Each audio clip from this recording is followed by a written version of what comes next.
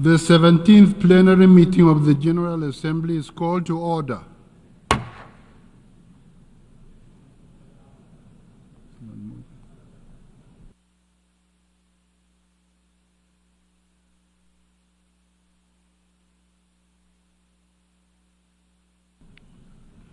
The Assembly will continue its consideration of Agenda Item 8, entitled General Debate.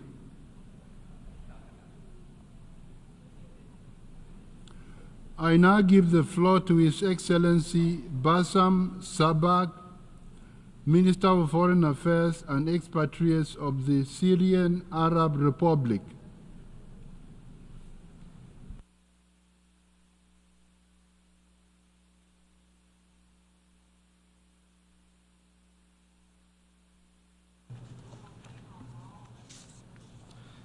Thank you, Mr. President. I congratulate you on your election as President of the General Assembly at its current session, and I thank your predecessor, His Excellency Dennis Francis, for presiding over the previous session. I also thank the Secretary General for the efforts exerted to fulfill his mandate under the United Nations Charter. Mr. President, ladies and gentlemen, as this session of the General Assembly is taking place, tensions internationally have reached a boiling point, and efforts to maintain international peace and security are confronted with real challenges and threats.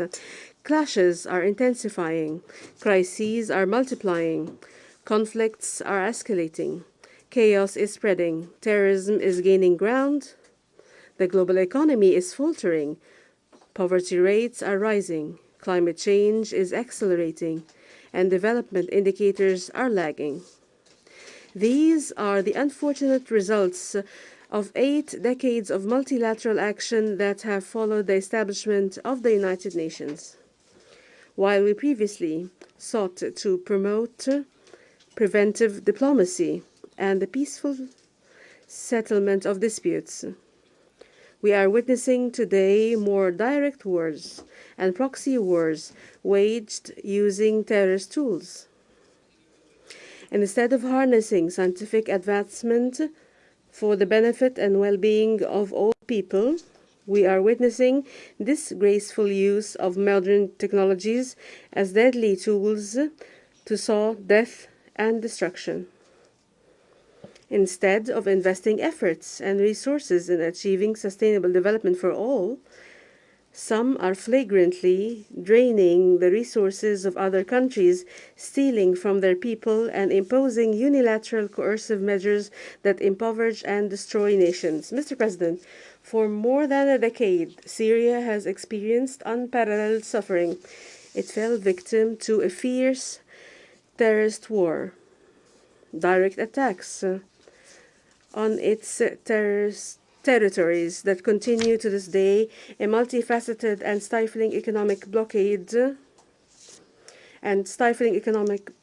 and an unprecedented political and media incitement campaigns. Billions of dollars were spent to erode the development progress that Syria has worked over decades to achieve.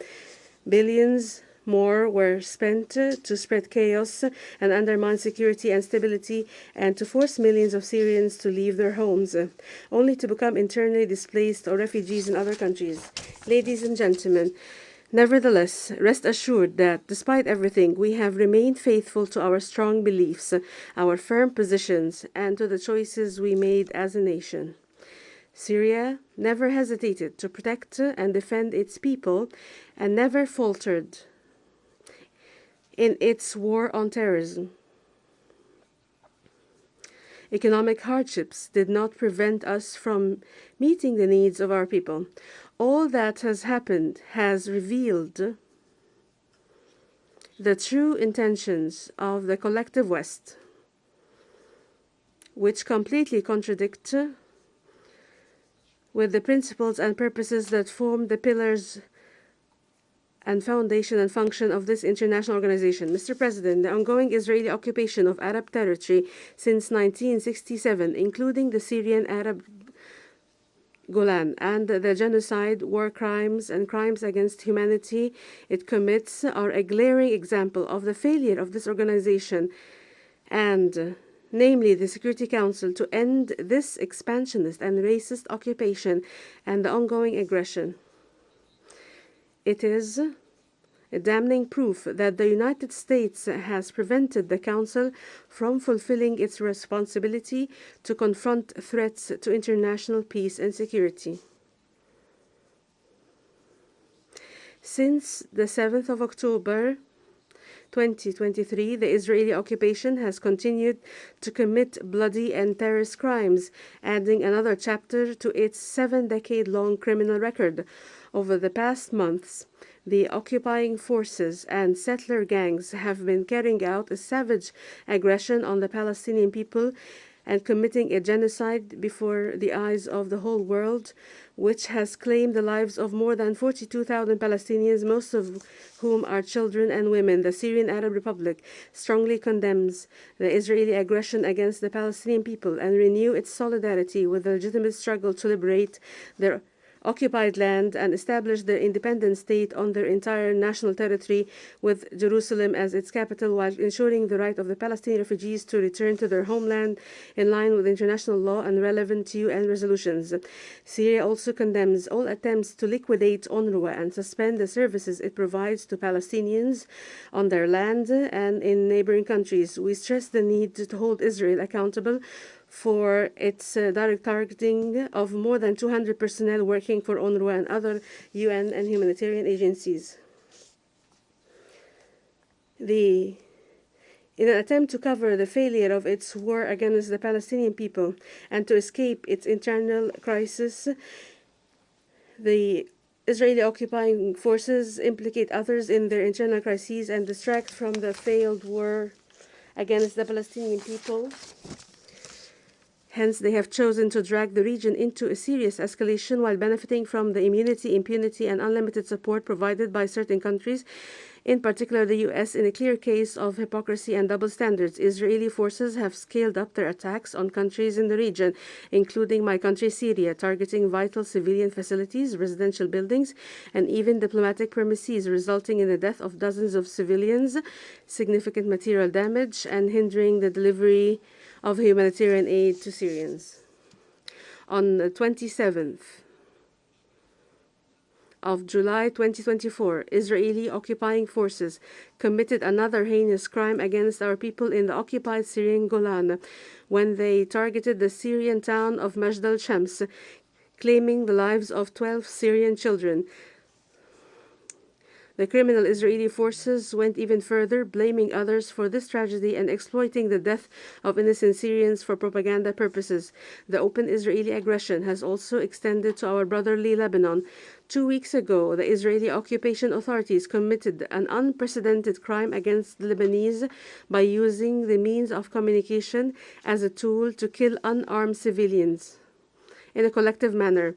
A few days ago, the Israeli occupation authorities targeted the southern suburb of Beirut with a treacherous and cowardly aggression, destroying an entire residential block using tons of explosive bombs to assassinate Hezbollah Secretary General Sayyid Hassan Nasrallah, who for more than 3 decades led an honorable Lebanese national resistance against the Israeli occupation.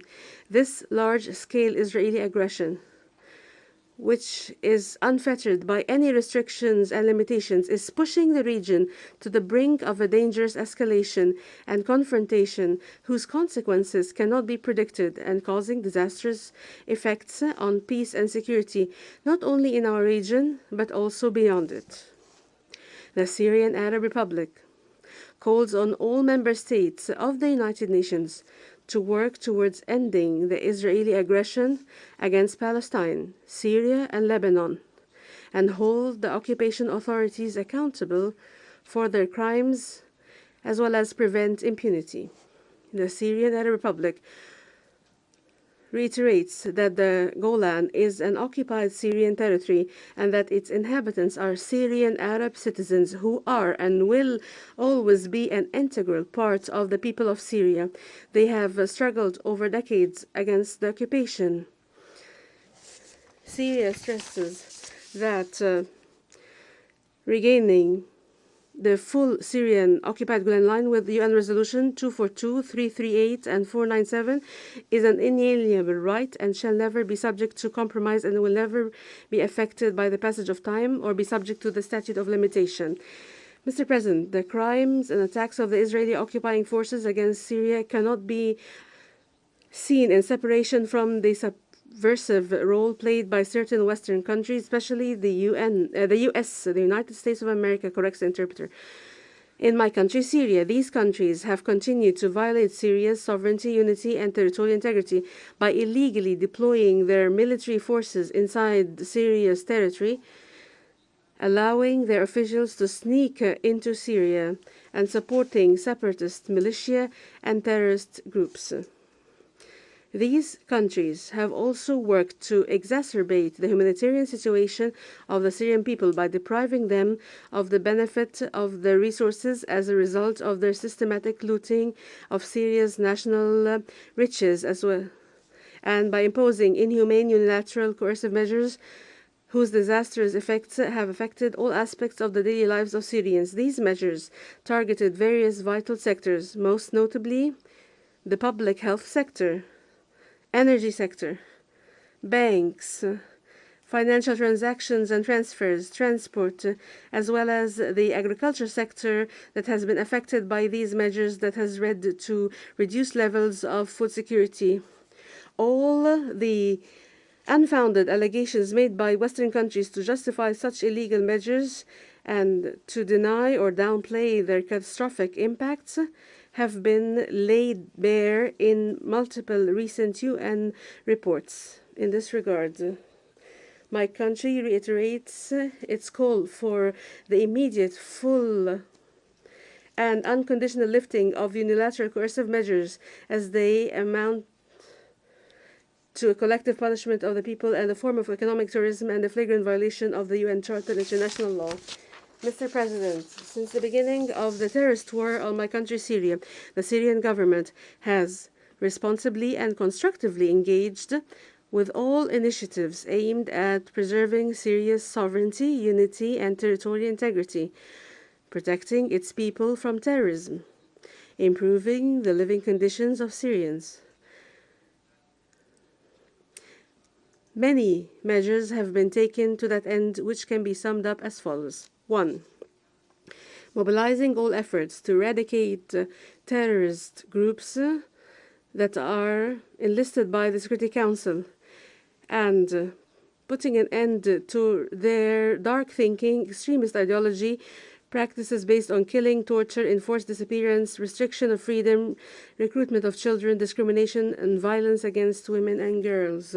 The Syrian government continues to confront the remaining organizations to end the suffering of Syrians, and we call upon all countries to repatriate their citizens currently detained in illegal centers in northeastern Syria to end and close them due to the danger they pose to them in the future. 2. Pursuing national reconciliation and local settlement agreements, where 23 amnesty decrees have been issued, which facilitated the social reintegration of those who had lost their way. The most recent of these was Legislative Decree number 27 of 22 September 2024. 3. Supporting humanitarian access by granting the UN multiple authorizations to use 3 border crossings to deliver humanitarian assistance to eligible Syrian civilians in northwest Syria, and by granting the necessary approvals for humanitarian deliveries from inside Syria, despite all of the attempts by terrorist groups to obstruct humanitarian access and steal or divert the aid. 4. Continuing the efforts of the Syrian state institutions to enhance their role and increase their efficiency by holding on time all constitutionally mandated entitlements and following up on the process of economic and administrative development and reform, and moving forward with efforts to modernize legislative structures, including those related to strengthening the rule of law, developing media work, social protection programs, and empowering women, protecting the rights of children and persons with disability, as well as implementing the strategic plan for gender equality and developing legislation regulating conscription. 5. Sparing no effort to support the dignified return of refugees and displaced people to their areas. An agreement was reached with the Office of UNHCR on several measures which are being implemented accurately. Discussions are also underway with a number of neighboring countries to launch innovative projects that allow the provision, which would be a model to assist and facilitate the return and accelerate it. 6. Openly engaging with all the efforts and initiatives made at the political level, including we have been taking part in the Astana meetings, which have achieved concrete results. The Syrian government is also in constant contact with the UN Special Envoy for Syria and is cooperating with him in line with his mandated role as a facilitator of a Syrian-led and Syrian-owned political process. 7. Committing to dialogue and diplomacy as a basis to a course for correcting relations with other countries. The Syrian government has positively engaged with the various initiatives put forward in this regard, in line with our firm belief that the interests of countries must be built on sound relations based on specific principles and clear grounds to achieve the desired objectives. In particular, mutual respect for state sovereignty and territorial unity, joint action to address threats to security and stability, and pursuing common interests without interfering in internal affairs. Ladies and gentlemen, as Syria is healing from the wounds of what it's been exposed and subjected to, it looks to the future with a sense of hope and optimism. However, the success of its efforts necessarily requires the collective West to stop politicizing humanitarian work and linking it to political conditionality. Donors need to fulfill their pledges in humanitarian funding and provide sustainable solutions for livelihoods and supporting resilience, including by working to strengthen early recovery projects and increase and the immediate, complete, and unconditional lifting of unilateral coercive measures. Mr. President, Syria reiterates its demand for a Middle East zone free of weapons of mass destruction, in particular nuclear weapons, and to compel Israel to eliminate its arsenal of weapons of mass destruction, join relevant international treaties and conventions, and place its installations under international monitoring. Syria expresses its support and solidarity with Arab countries, especially those facing challenging circumstances resulting from foreign interference, natural events, or climate change. Syria reiterates its support to the right of the Russian Federation to defend itself and to maintain its national security in response to the West's hostile policies and in rejection of the logic of hegemony and unipolarism. Syria also condemns the attempts to confiscate Russian financial assets. Syria expresses once again its full support to the Islamic Republic of Iran and its legitimate right to defend its national security and the peaceful use of nuclear energy, and we commend Iran's constructive and responsible approach in this regard. Syria renews its support to the One China principle and the stances of the People's Republic of China as it faces external attempts to interfere in its internal affairs and deems it necessary to defend its sovereignty and confront defend its sovereignty. Syria condemns the decades-long U.S. economic embargo on Cuba and rejects the issuance of the infamous list called the countries sponsoring terrorism. Syria calls for an end to the U.S. military drills and exercises on the Korean Peninsula as they contribute to raising tensions in this region. My country reiterates its solidarity with Venezuela in the face of the flagrant interference in its internal affairs and the hostile policies against it. Syria calls for the immediate lifting of all unilateral coercive measures imposed by Western countries on Russia, Iran, Venezuela, Belarus, Cuba, Nicaragua, and the DPRK, and Eritrea and others, as well as on my country, Syria. Mr. President, in conclusion, I would like to call on the countries of the world to summon the courage and make the right choice to guarantee a better present and future for present and future generations and save humanity from the scourge of all-out wars looming on the horizon by supporting the establishment of a more just and balanced through the reform of political and financial institutions to end the state of hegemony and unipolarity and better attempts to undermine the Charter of the UN and replace it with a so-called rules-based order. The Syrian Arab Republic, while looking forward to the current session of the General Assembly under your leadership to be able to fulfill the promise of its theme. We stress that success in translating this theme into a practical reality requires abandoning the policies of hegemony, exclusion, blockade, and collective punishment of peoples, and adhering to the Charter of Organization and respecting international law, multilateral diplomacy, and granting developing countries equal opportunities to advance their societies and achieve well-being, prosperity, and sustainable development for their peoples. I thank you, Mr. President.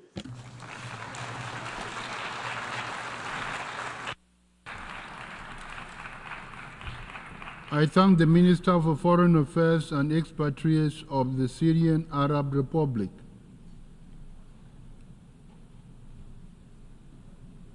I now give the floor to His Excellency Ludwig Valdrak Ludwig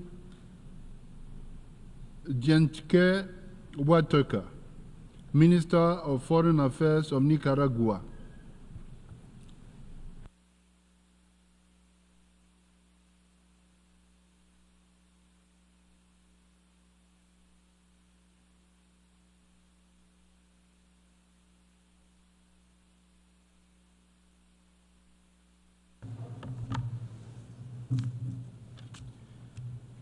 Gracias, señor presidente. Thank you, Mr. President. Ministers, representatives, after hearing so much analysis, the description of so much misfortune, so many calamities, and after hearing detailed descriptions of the Holocaust that afflict us as a human family, after watching so much intelligence sparkle before our eyes, we are left in silence, contemplating the void, because whilst we have knowledge, or whilst we think we have knowledge, we do not find, we cannot detect common responses to the weaknesses and pains that beset our society. There are no responses being found to the abuses, aberrations, the aggressions of global powers, to the unjust global order that from every angle seems to increasingly suffocate us.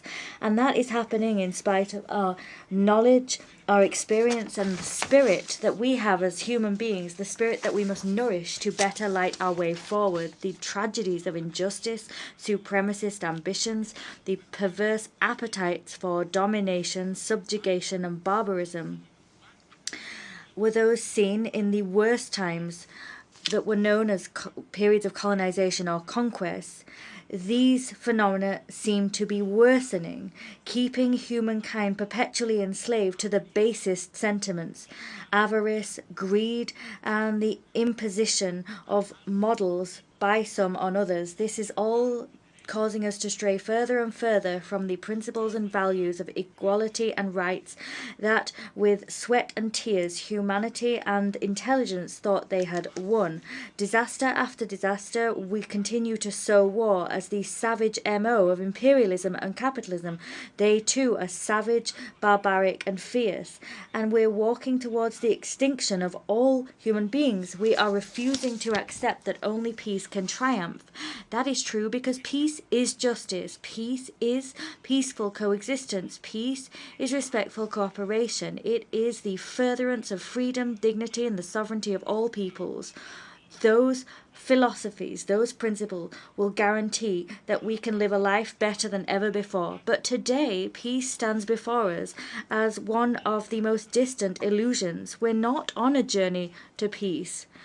And incidentally, we're not acquainting ourselves with this just and lasting peace that could place us on a path towards a world of brotherhood, happiness and solidarity. Every morning, in so many corners of our planet, we wake up to death and more death. We wake up to people being sacrificed on the bonfires of the insipid supposed superiority of some over others.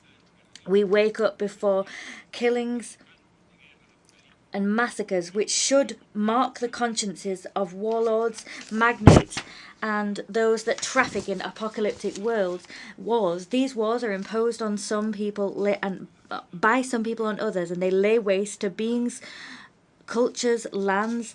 They crucify, and they do all of this to ensure that life meets their tastes, whims and interests. In these daily massacres, how much do we lose, particularly when it comes to the most deeply rooted human emotions that we have: love, brotherhood and hope?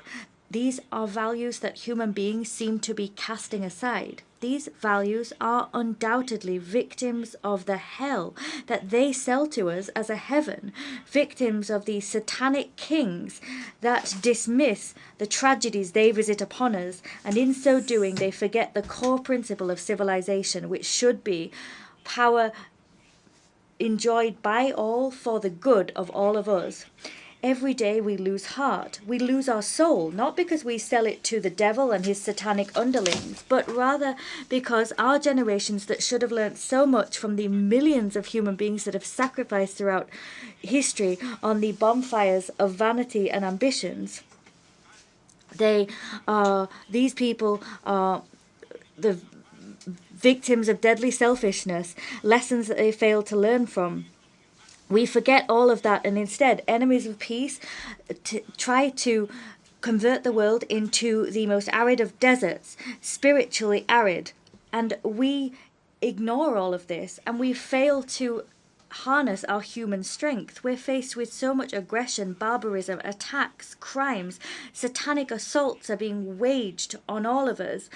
Evil seems to be trumping good. But in the face of all of that, peoples are left, those peoples that know how to fight, peoples of culture, spiritual experience, and dignity and national decorum. That is our great asset. That is our most invaluable heritage. That is the kingdom of God on earth. This is the beginning, the dawning of a new world, which is being born, rising from the ashes of anguish, suffering and pain. All of these things have been imposed upon us by sick minds that do not see, do not wish to see the arrival of this other good world. They continue to try and live in the past, centuries past, for their own benefit. They try to stay living in the old and blood-soaked world. How much pain, how many battles, how many chains, how much in slavery are we going to suffer? Because on the other hand, we have our human condition that goes from strength to strength, from truth to truth. We're increasingly waking up to the truth. We show more and more courage, more and more valor, and every day in the face of suffering we enjoy more glory. We see more and more victories of the truth, and our human spirit is prevailing, just as it must. No one can strip us of our certainty of a new world. No one can deprive us of the reality of a brotherly world, a world of understanding, solidarity, and respectful cooperation in the present and for the well-being of all. In the old world designed by the conquistadores, those conquistadores will remain with their ambitions thwarted, sad and alone. They will be condemned and rejected by those of us that have learned to revere love, learned to root out hatred and what it imposes upon us. We've learned to bury humiliation, indignity, and we've learned to dismiss terror, the fear that they use to pressure us and intimidate us, those as the evil of the earth. We will never yield. We will never bow to the enemies of peace or the enemies of common good. We will never be enslaved by selfishness and avarice, and we will never be blind to the atrocities committed by those who sow the mendacious narrative of their hypocritical acolytes, those that use artificial techniques and tactics, and who use technicolor film to sell us a childish world, a fictional world that pretend to be blind, deaf and mute, paralyzed. And we will never bow to those that acquit those that are guilty of so many crimes against humanity. We will not be silent, ever. We denounce and condemn the genocide that the government of Israel and its First World allies have committed, commit, and continue to commit against the glorious people of Palestine, against the courageous people of Lebanon, and against so many other brave, valiant, dignified people. None of us will yield to brutality. We are not silent. We will never be silent. We denounce and condemn the aggressions against Syria, Iran, and against all other great peoples in their struggles. We stand with our brothers on all continents. We will never be silent. We denounce and condemn the occupation and hijacking of the rights of peoples such as Haiti. We are not silent. We will never be silent. We denounce and condemn the systematic policy of extermination of cultures and rights that colonial imperialist powers visit upon peoples, governments, and countries who, like Cuba, Venezuela, Bolivia, Nicaragua, are members of the Bolivarian Alliance for the Peoples of our America. ALBA is a strategic unit with which we defend our sovereignty, independence, and legitimate models of institutions, our models of self-governance, and direct and participative democracy. We stand shoulder to shoulder with all countries and peoples affected by barbarism and the brutality which was unleashed and is being unleashed against our Mother Earth and our resources. That is causing what we know today as climate change. Climate change is none other than selfishness and the pillaging of our earthly resources.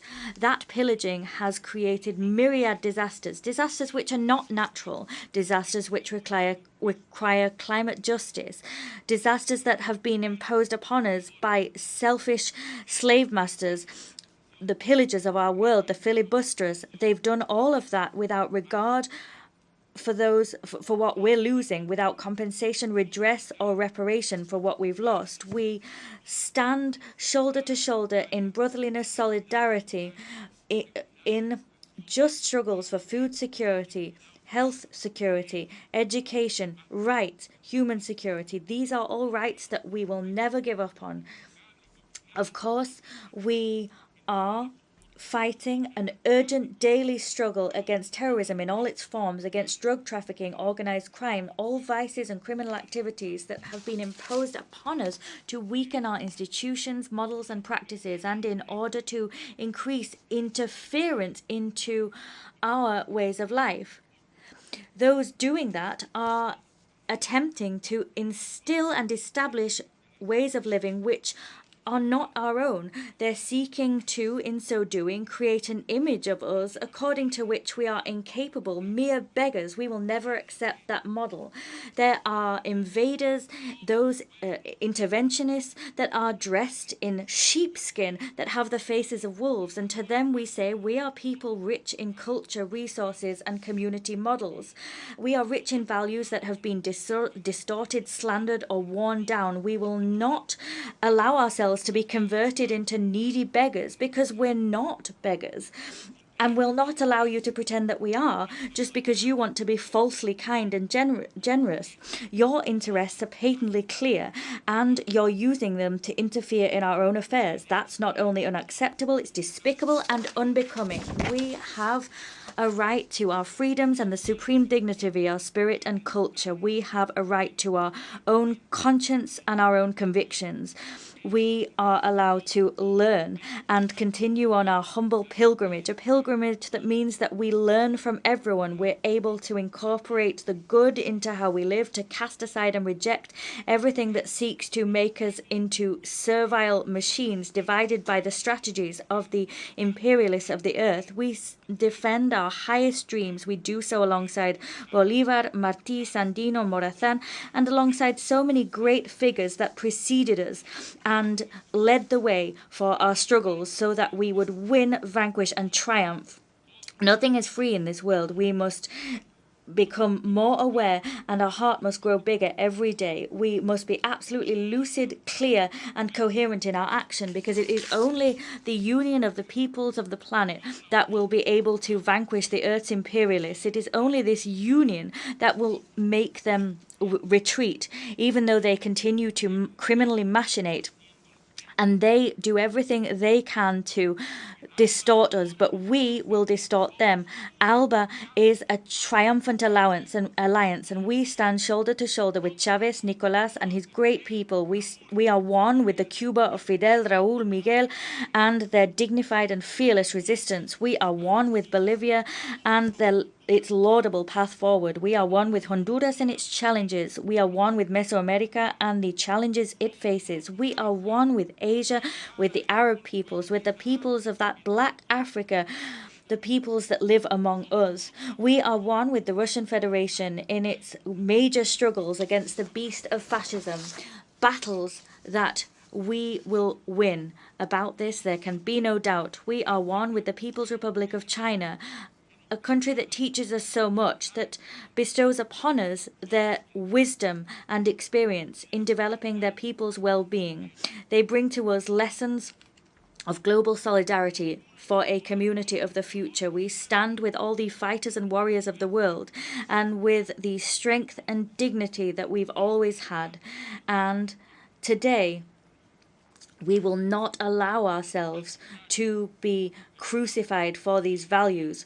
On the contrary, we will rise up with pride and happiness. We will fly our flags and standards proud, because we know that humanity and the human spirit must conquer all. We will prevail. It is only by prevailing that we will spread and preserve the highest, loftiest values of the humanity that we all inhabit. Our Nicaragua is blessed, dignified, always sovereign, Christian, socialist, solidarity-based, and from that Nicaragua, we embrace you all of you in this world that want peace, affection, respect, rights, and well-being. We will always stand together, and together we will go forward. We'll build upon the legacy of our victorious General Augusto Sandino, and we will do so with the poetry of our great Rubén Darío in mind. And here I quote, "A great flight of crows stains the blue sky. A 1,000-year-old breath threatens plague. In the Far East, men are being murdered. Has the apocalyptic Antichrist been born? Omens have been witnessed and wonders seen. The return of Christ seems imminent. The earth is pregnant with pain so deep that the dreamer, imperious, lost in thought, suffers all the anxieties of the heart of the world. Executioners of ideals afflict the earth, locking up humanity in a shadowy pit, along with the brutes of hatred and war. O Lord Jesus Christ, why do you take so long? Why wait to spread your hand of light over these wild beasts, and make your divine banners brilliant in the sun? It rises suddenly, pouring out life's essence over so many crazed, sad, or hardened souls, so in love with darkness as to forget your sweet dawn. Come, Lord, show us in all your glory. Come with trembling stars and the dread of cataclysm.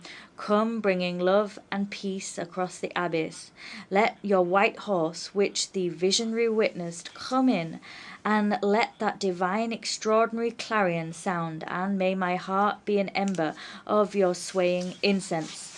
Today, we remember the Nicaraguan father, priest, ambassador of the dignity and decorum of our peoples, Miguel de Escoto Brockman. He fought and he bequeathed upon us the responsibility to fight for the remodeling of the United Nations so that the United Nations could serve the cause of debate and the struggle for justice, the right to harmony and happiness of the peoples. The United Nations as an instrument belonging precisely to nations themselves, an instrument to denounce, condemn, reject, and repudiate all abominations and aberrations perpetrated against all of us. It is an instrument to encourage good, affection, to root out evil, opprobrium, and hatred in our relations. Our relations, our ties, should be those of brotherly coexistence. Peoples of the world, go forward. The earth must be the paradise of all of humankind. The world will be different and better. That's what we're working for. That's why we are united. And that is what we believe in. Allow me to bring to you the affection of all of Nicaragua's people, that of President Commander Daniel Ortega and Vice President Rosario Murillo. Many thanks indeed.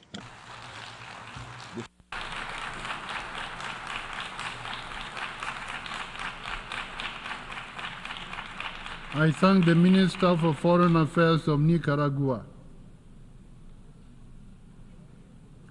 I now give the floor to His Excellency Osman Saleh Mohammed, Minister for Foreign Affairs of Eritrea.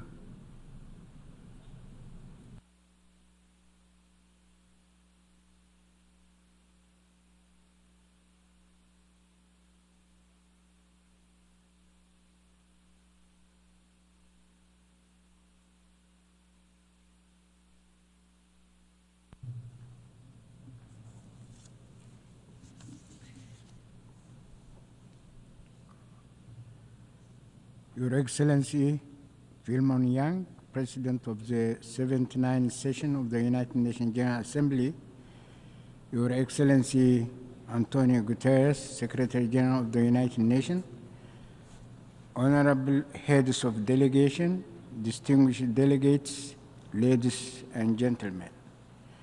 Mr. President, allow me to join previous speakers to congratulate Your Excellency for your election to the presidency of the 79th session of the United Nations General Assembly.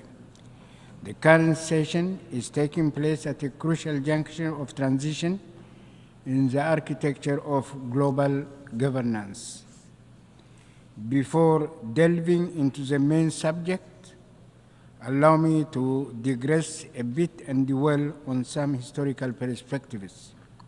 As it will be recalled, maintenance of global peace was indeed the overarching mantra and proclaimed objective when the League of Nations was established 1 century ago in January 1920 in the immediate aftermath of the First World War. But in spite of the lofty pronounced objectives, the League of Nations could not fully measure up to the noble task and deter the eruption of the Second World War. 25 years later, in October 1945, the United Nations was solemnly established to prevent another world war and guarantee durable global peace, but it again, our global community was plunged into the era of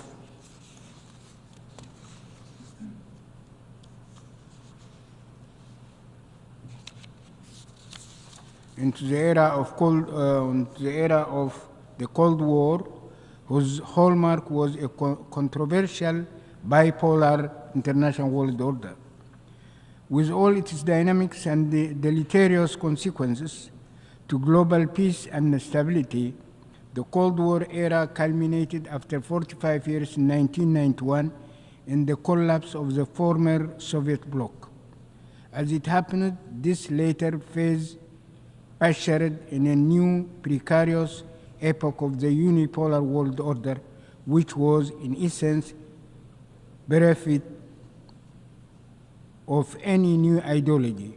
As a matter of fact, the new dispensation represented a retrograde relapse to and revival of centuries-old colonialism and slavery indeed the resources and wealth of others, were usurped to mollify the insatiable greed of the few through force and other tools of repression. The manifestations of this policy are myriad and include pronounced policies of containment by the architects and proponents of a unipolar world order in the European theater, and especially reckless acts in Ukraine. Provocative containment policies against China pursued in Asia for analogous objectives and considerations. Trends that these policies portend to global peace.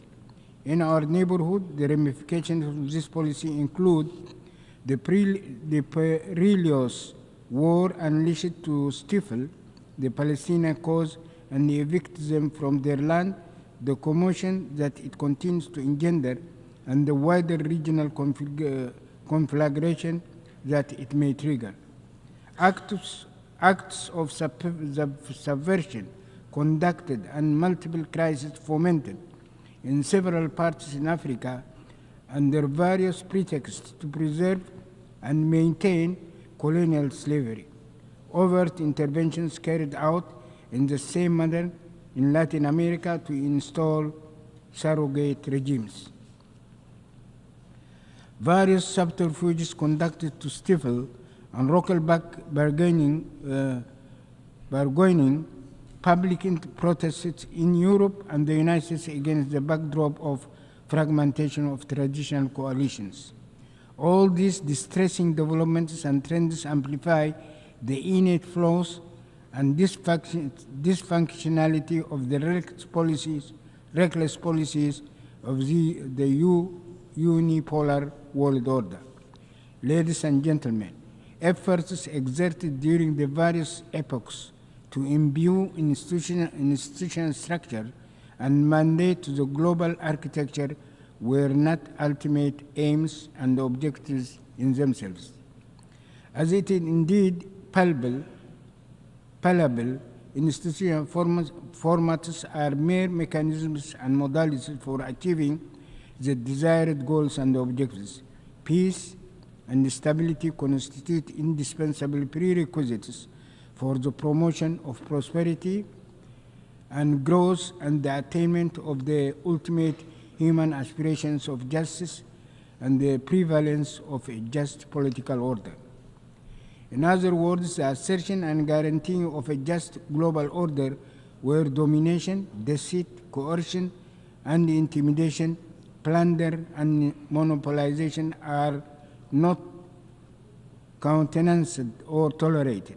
The unequivocal aspiration of the peoples of the world in the past 100 years were precisely the crystallization through the League of Nations and later the United Nations of a just global order.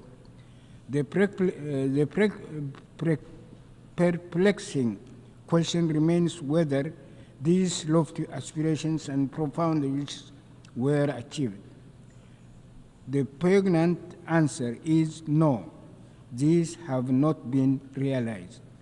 On the other hand, the logical corollary to failure is not despondency, but redoubled and more vigorous commitment and resilience in order to achieve the cherished objectives and goals.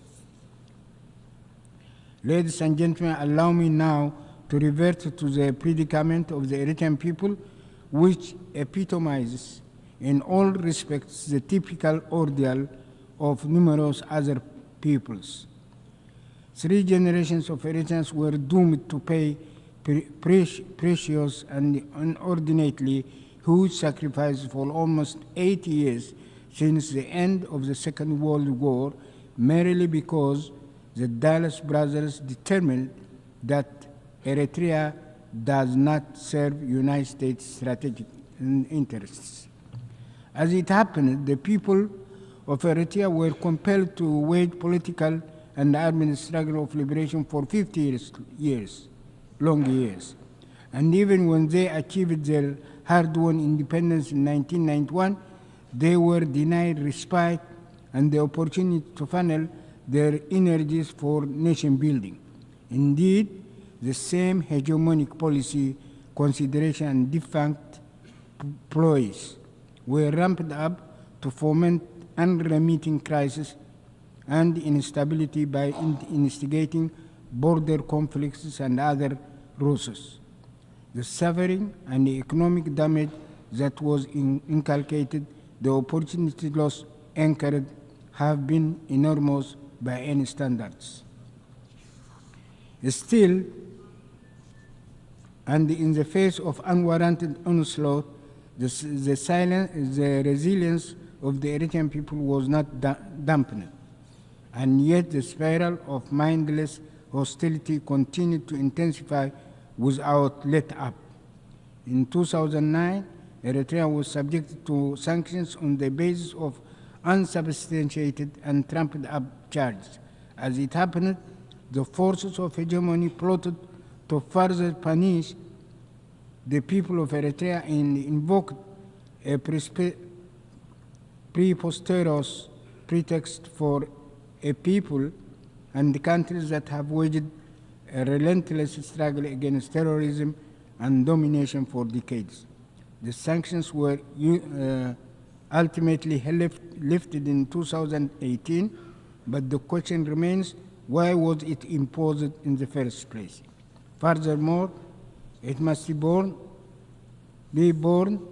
in mind that illicit unilateral sanctions, futile demonization campaigns, as well as subversive acts to instigate conflicts in the region still continue unabated. Ladies and gentlemen, the ordeals meted out to the people of Eritrea is only the tip of the iceberg. The tribulations imposed on other peoples in Africa, Latin America, Asia, Europe, and the Americas are severe indeed. In the event, we urge for the categorical lifting of the unilateral coercive measures and sanctions imposed on countries like Eritrea, Zimbabwe, Venezuela, and Cuba, imposed including the 60 years long embargo against Cuba and its unjust placement on the dubious list of state sponsors of terrorism. Meanwhile, we need to pause and ask what is the relevance and the impact of the fundamental principles enshrined in the United Nations Charter against the backdrop of the law of the jungle that the hegemonic powers are bent on imposing. This precarious reality amplifies the imperative and the urgency for the peoples of the world to strive with higher vigor, fortitude, and enhanced solidarity than what has transpired for 100 years, to install a global order that guarantees peace and stability. This is not an opinion that can be left to circumstances. The forces of hegemony must also be made accountable for their crimes for the dispensation of justice. Let me conclude my brief address by reiterating our best wishes for success in our current endeavors. I thank you.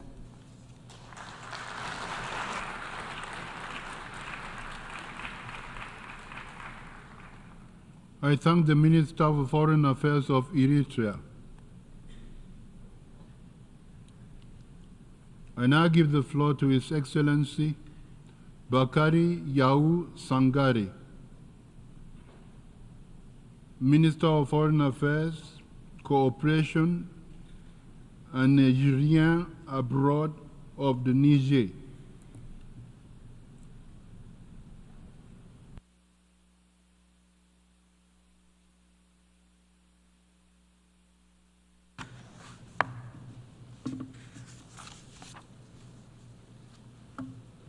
Bismillahirrahmanirrahim. Monsieur le Président. Distinguished President, distinguished heads of state and government, distinguished heads of delegations, ladies and gentlemen. Je voudrais tout d'abord At the outset, I would like to warmly congratulate Mr. Philemon Yang on his election as President of the 79th session of the UN General Assembly. I also would like to express to his predecessor, Mr. Dennis Francis of Trinidad and Tobago, my sincere thanks for his outstanding work during his mandate, despite the turbulent global context. Unfortunately, I will not go any further in my congratulations, and you'll understand why. Ladies and gentlemen, exactly 1 year ago, in this same hall, from this very same podium, my country, Niger, was unjustly and unjustifiably deprived of its right to speak. That wasn't the worst of it.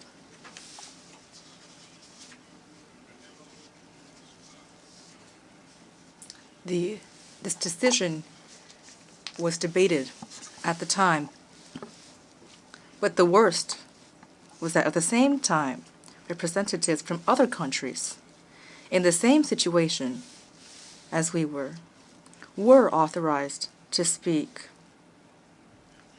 And they were even received with honors by the Secretary General of the United Nations.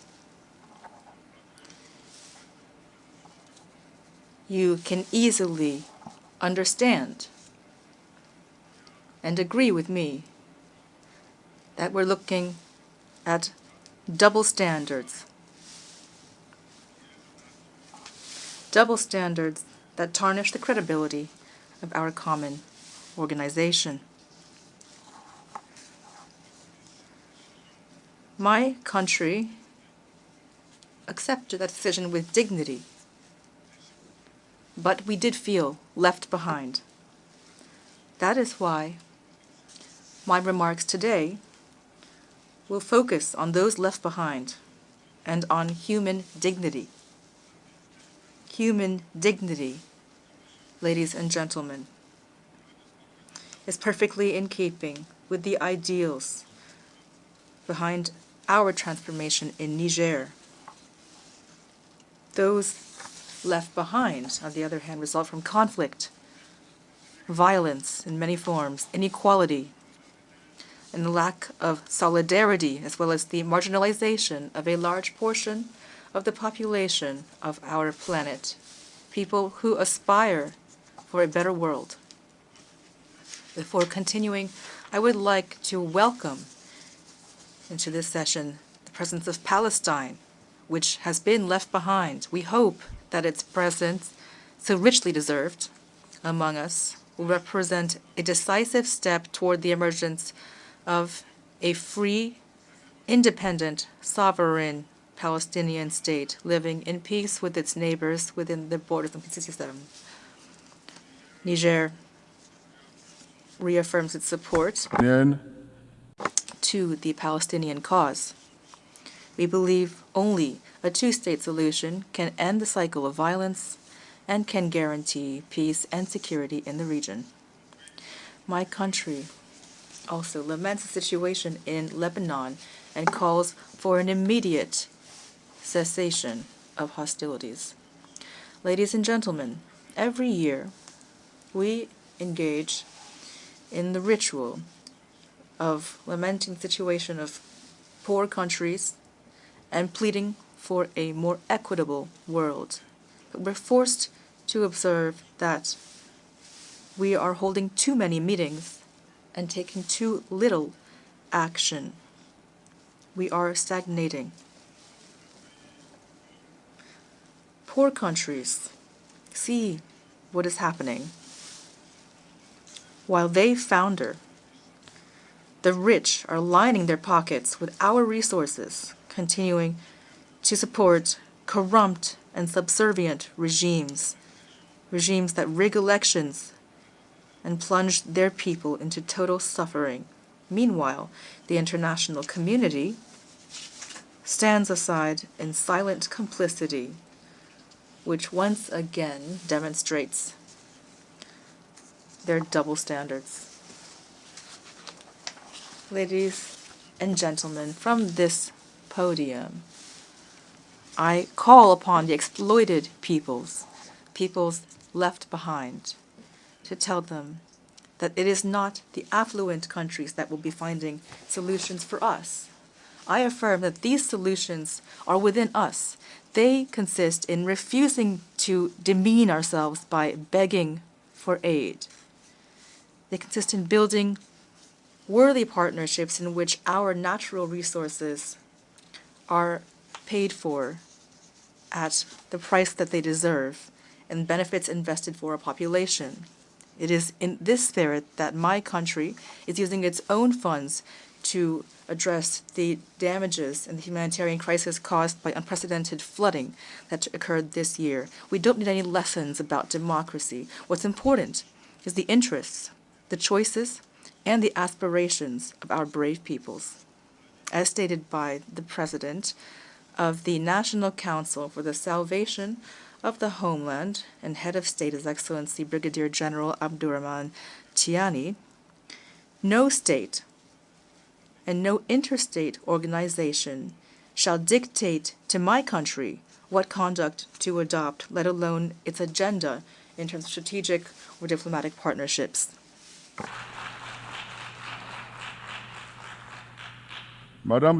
Ladies and gentlemen, as you know, the Sahel region, for more than a decade now, has been suffering a severe security crisis that jeopardizes the very existence of its states and which represents an ignominious attack on international peace and security.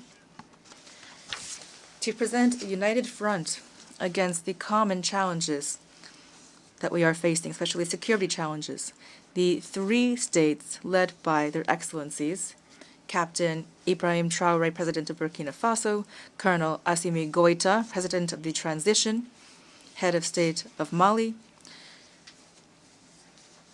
and Brigadier General Abdurrahman Tiani, President of the National Council for the Salvation of the Homeland, Head of State of Niger.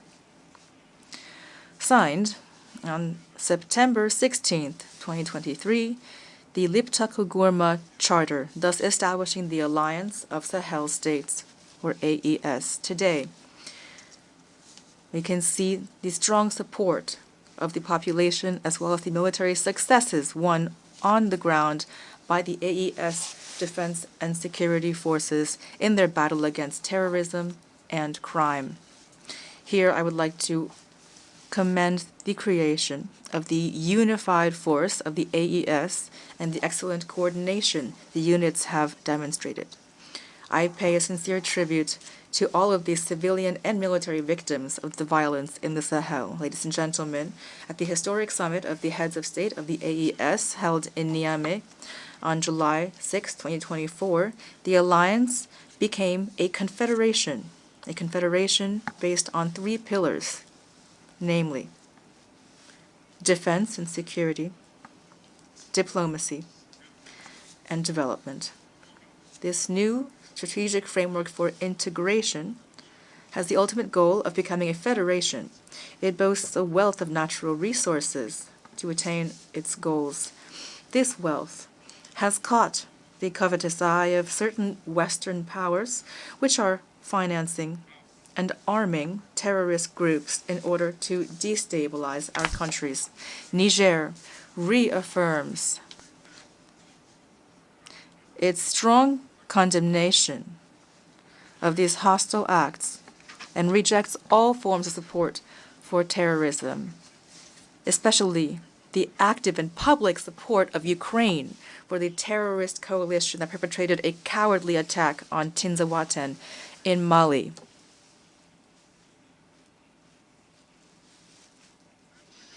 Here I also would like to condemn the subversive actions a new strategy of recolonization espoused and pursued by France, which trains, finances, arms, and provides intelligence to the terrorist groups of the Sahel. It provides food and lodging to its local lackeys, some of which occupy the diplomatic premises of Niger in Paris in flagrant violation of the Vienna Convention of 1961 on diplomatic relations. So far from halting the momentum underway in the Sahel, these attempts at destabilization are only strengthening our country's resolve to forge ahead as we pursue our goals. In spite of all these adversities, the AES caravan goes on. Mr. President, the Confederation of Sahel States is now, as much as some might be displeased by it, a new geopolitical deal which will fully play its role in the international arena while respecting the sovereignty and the freedom of choice of its partners, as stated by His Excellency Colonel Assimi Goïta, President of the Confederation of the AES, on the first anniversary of the alliance. Quote, "In our spirit of independence and regained sovereignty, we remain open to cooperation with brotherly and friendly peoples, based on fraternity and mutual respect." Ladies and gentlemen, on the national level, the inclusive vision of the President of the CNSP and Head of State, Brigadier General Abdurrahman Tiani, is based on 4 strategic pillars as follows: bolstering security and social cohesion, promoting good governance, developing production bases, and accelerating social reforms. These pillars aim to ensure the security, political, and socioeconomic sovereignty of our countries. They inform all of the actions of the state and its partners to pave the way for a structural transformation of the Nigerian economy and to improve the population's well-being. To guide this transformation, especially in the mining and oil sectors, my country is willing to sign partnership agreements with foreign investors based on the principle of win-win cooperation and while respecting the dignity of our peoples, which have until now been left behind. The goal is to make the Sahel a region of peace and prosperity, as affirmed by President Tiani. In closing, I would like to thank our brotherly countries, our friends, Burkina Faso, Mali, Togo, Morocco, Turkey, Russia, China, Iran, and all others who have supported Niger as it transforms itself. I would like to conclude by asking the diaspora of our countries, wherever they may be, to continue to pray for God to protect the AES, to protect our peoples and our governments. Long live solidarity between peoples. Long live the AES Confederation. Thank you. I thank the Minister for Foreign Affairs, Cooperation, and Nigerian abroad of the Niger. I now give the floor to His Excellency Karamoko Jean-Marie Touare, Minister of Foreign Affairs, Regional Cooperation, and Burkinabe abroad of Burkina Faso.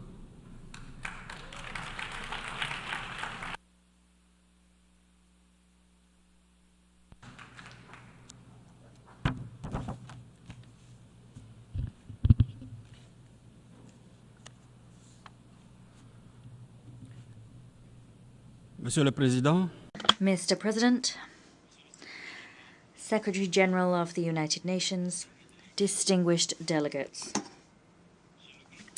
I have the great privilege and the honor of conveying to you, on behalf of His Excellency Captain Ibrahim Traoré, President of Burkina Faso, Head of State, the brotherly and friendly greetings of the valiant people of Burkina Faso, a people who, in the face of adversity, namely the heinous acts of aggressors and enemies of peace, machinations and interference in its many forms, a people that, in spite of all of the above, have developed a resilience to continue its glorious journey towards inclusive social and economic development. I'm also delighted to bring to you, on behalf of the people and government of Burkina Faso, my warm congratulations, Mr. President, on your brilliant election to steer this 79th session of the General Assembly. I also wish to convey the congratulations of my delegation to Mr. Denis Francis, your predecessor, for the achievements garnered over the course of his mandate in an international context marked by deep division. Secretary General, Burkina Faso quite rightly appreciates the work done by the UN system and its partners under your leadership, work that they continue to do on the ground to support my government's efforts. In this connection, indeed, my country is delighted at the choice of the theme for the 79th session of the General Assembly, which calls us to action. It is leaving no one behind, acting together for the advancement of peace, sustainable development, and human dignity for present and future generations. How evocative that title is. By referring to that theme, allow me first of all to convey to you the aspirations of all strata of Sahelian society in general and the aspirations of Burkina Faso's people in particular. One account reads as follows: I am a peasant from Burkina Faso. I look to protect traditions and customs. I passionately farm my land that's been bequeathed to me by ancestors to feed my family and guarantee their well-being. I want to live free, proud, and in dignity. Another account reads: I am a woman, a mother, a dignified descendant of the Yenaga Gwimbi Ouattara princesses. Like other brave Sahelian women, I have an unparalleled strength of character. I would give my life to guarantee that my children, my brothers and sisters, and my compatriots can survive and thrive in a society of peace and love. I wish to live free, proud, and in dignity. Another account reads: I am a young Burkina Faso citizen. I am a farmer, a livestock rearer, a trader, a civil servant, an artist, a craftsman, a student. I am a young person. I am one of the young people from many regions with many different backgrounds. I come from a brave group of young people, a strong, struggling group of young people, and I am committed to contributing to Burkina Faso's development. I wish to live free, proud, and in dignity. Another account: I am a child. I might be a girl or a boy from towns or villages, internally displaced person sites. I want to live free, proud, and in dignity. Someone else: I am a young citizen of Burkina Faso living abroad. I am a conscientious, courageous, honest worker from the land of honorable people. Far from my beloved homeland, I wish to enthusiastically fight for the stability and peace of my country and my sub-region. I want to live free, proud, and in dignity. Another account: I am a soldier from Burkina Faso, Mali, Niger, or a volunteer for the defense of the homeland, a husband, a mother, a son. I took an oath to defend my homeland, and I will sacrifice myself on the battlefield to protect my co-citizens against all danger. I wish to live free, proud, and in dignity. I am contributing to the development of my sub-region. Mr. President, these aspirations are the beacons which guide my government's action.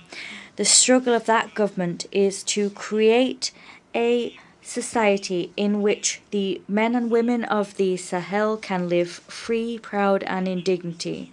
The theme of our session is one we highly appreciate because it is so relevant. In reality, it unveils a concern as crucial and long-standing as the United Nations itself, a theme which is tackled by almost all of the debates that occur here. What the theme really conveys is that now we're no longer simply thinking about what to do or how to do it. What we need to do now is give life to our speeches through tangible actions. We must go beyond words and finally take action to usher in a fairer world rid of prejudice and stereotypes which seek to treat certain peoples or certain parts of the planet as second class. Treat them as people doomed to wait in the prisons of isolation and scorn, waiting for handouts, living at the mercy and whims of great powers that claim to be the only ones able to indicate the path that others must follow, and they dictate how others must live. We must focus our efforts on the common goals of our organization. An organization whose primary goal is to promote the well-being of peoples by guaranteeing that they can live in peace and security. This urgent and overriding need to build a new world together and work together to create a fairer world is entirely valid in the current context. A context dominated by protracted crises, complex conflicts, and unequal economic governance, which further divides states and exacerbates differences between people. The consequences of such division are human tragedy. This disastrous state of affairs is the result of a multilateralism standing at a crossroads, a multilateralism which is exhausted, a multilateralism whose reputation has been neutered time and time again by predatory actions by certain member states who've decided that they are the masters of the world, and as such, they've built their foreign policy on subjugating and exploiting other states. We need to be properly concerned by this issue because the harmony and the cohesion of our world is at stake. For that reason, Burkina Faso would like to take this opportunity to once again appeal to reason, to the wisdom of all of us. We'd like to appeal to the powers of our world to prioritize an inclusive global governance which is rid of hegemonizing visions. And if we can do that, the UN's glory will once again be restored. Mr. President, restoring the integrity of our territory by ensuring our people can live safe and enjoy their property, remodeling political, administrative, economic and financial governance so that they can further the ambitions is one of our people can further their ambitions is one of our goals. We also need to usher in reforms and development initiatives which will lead to shared prosperity and economic and social progress which is sustainable. These are all areas of focus of our president, Captain Ibrahim Traoré. And with his leadership and far-sightedness, we shall prevail. The people of Burkina Faso has decided to affirm and embrace its sovereignty, putting an end to its subjugation. It has demonstrated extraordinary resilience, just as all the people of the Sahel have done.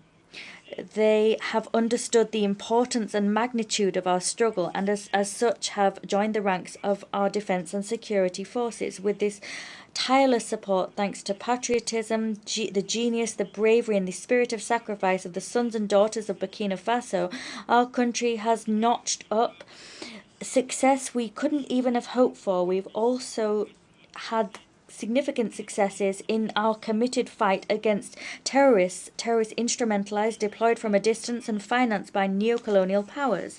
Here I wish to pay a much-deserved tribute to civilians and members of our military who have fallen on the battlefield, and I bow down before their memory. Mr. President, we're seeing strategic reforms and visionary reforms where our troops are concerned. We've built their capacity. We've reorganized our fighting forces on the ground. And in so doing, we've increased our means of our resources to act. And that has been our salvation, because ultimately we have won back all of the areas that were overrun by criminals and their allies. Turning now to statistics, almost 70% of our territory is now under state control. That compares to 40% in 2022. That turning tide has allowed displaced persons to return. Schools have been able to reopen in less than 2 years. Our taking back of our territory has allowed more than 700,000 people to return to their villages. That action has allowed almost 1,500 schools to reopen their doors, offering the opportunity to so many pupils to return to school and continue their studies. They've long yearned for that time to come. These results compel admiration and spark great hope. They've been made possible by the endeavours of our defence and security forces, by the patriotic commitment of our volunteers for the defence of the homeland, and by the staunch support of the diaspora and the outpouring of solidarity they've showed. This patriotic mobilisation of all of our society has allowed us to collect some 99 billion CFA, that is $165 million, in 2023 alone. That far exceeded initial estimates. In other words, you can see here how determined our people are to finance and wage a struggle against terrorists and their allies. Mr. President, at this very moment, we are notching up successes in our offensive against obscurantist forces, against their acolytes that have a questionable, shady reputation. At the same time, we're seeing that we are the victims of a defamation and smear campaign being waged against our soldiers. They are being accused of violating human rights without the slightest smidge of evidence being brought forward. This propaganda has been cobbled together and aims to lower the morale of Burkinabe patriots and to sabotage their legitimate struggles. And that's happening quite simply because the acolytes of chaos have not yet understood the dynamic underway. They haven't yet understood our desire to free ourselves of all paternalism and condescending guardianships. My country would like to take this opportunity to convey its deep gratitude to all countries and sincere partners who have supported us in our glorious journey towards inclusive social and economic development. Here, I'd like to invite all UN member states to pay no heed whatsoever to this media smear campaign, which, and this is patently clear, is none other than the expression of the distress of terrorists and their sponsors, because they have been thwarted. I'd also like to reassure you of the professionalism and stellar conduct of our defence and security forces. That has been demonstrated through their participation in peacekeeping operations and recognised time and time again at this very podium. The ongoing training and examination of our defence and security forces and volunteers in international humanitarian law guarantee that our professional conduct is unimpeachable when it comes to respecting human rights. Mr. President, we all seem to agree that we need to combat international terrorism. And as such, my country is deeply concerned by the support which state entities seem to be granting to terrorists. This sponsoring is something we have decried time and time again. Some people say that it's a simple matter of perspective, but this sponsoring has been brought before the eyes of the world recently through the paradoxical attitude shown by Ukraine, a member state of our organization. Indeed, Ukraine has unambiguously confirmed its involvement in the terrorist attacks which claimed the lives of members of the Malian Defense and Security Forces in Tizawaten in Mali last July. Ukraine has confessed that it supports international terrorism, particularly in the Sahel, and as such, this country has shone a light on the subversive activities it wages in the Sahel, following in the footsteps of other states who have made betrayal their bread and butter. We reiterate our staunch condemnation of these acts of aggression and this apology for terrorism, which violate the United Nations Charter and the relevant international conventions. These particularly serious events reveal desires and whims which have time and time again peppered the history of our continent: balkanization, the killing of leaders, interference in the domestic policies of African states, and with the ultimate aim of getting hands on our resources. What means to achieve these nefarious ends range from the manipulation of national leaders and regional and sub-regional organizations, the waging of proxy wars, as is the case in Sahel and Ukraine, and other countries financing and arming terrorists with total impunity. I am vindicated in this interpretation by the worrying proliferation of military bases in our sub-region. And this interpretation also explains how it is that criminal gangs are coming into possession of sophisticated weapons. That this is a new type of terrorism, and as such, the stability and very foundations of our states and our organizations are imperiled. So we need to take resolute action.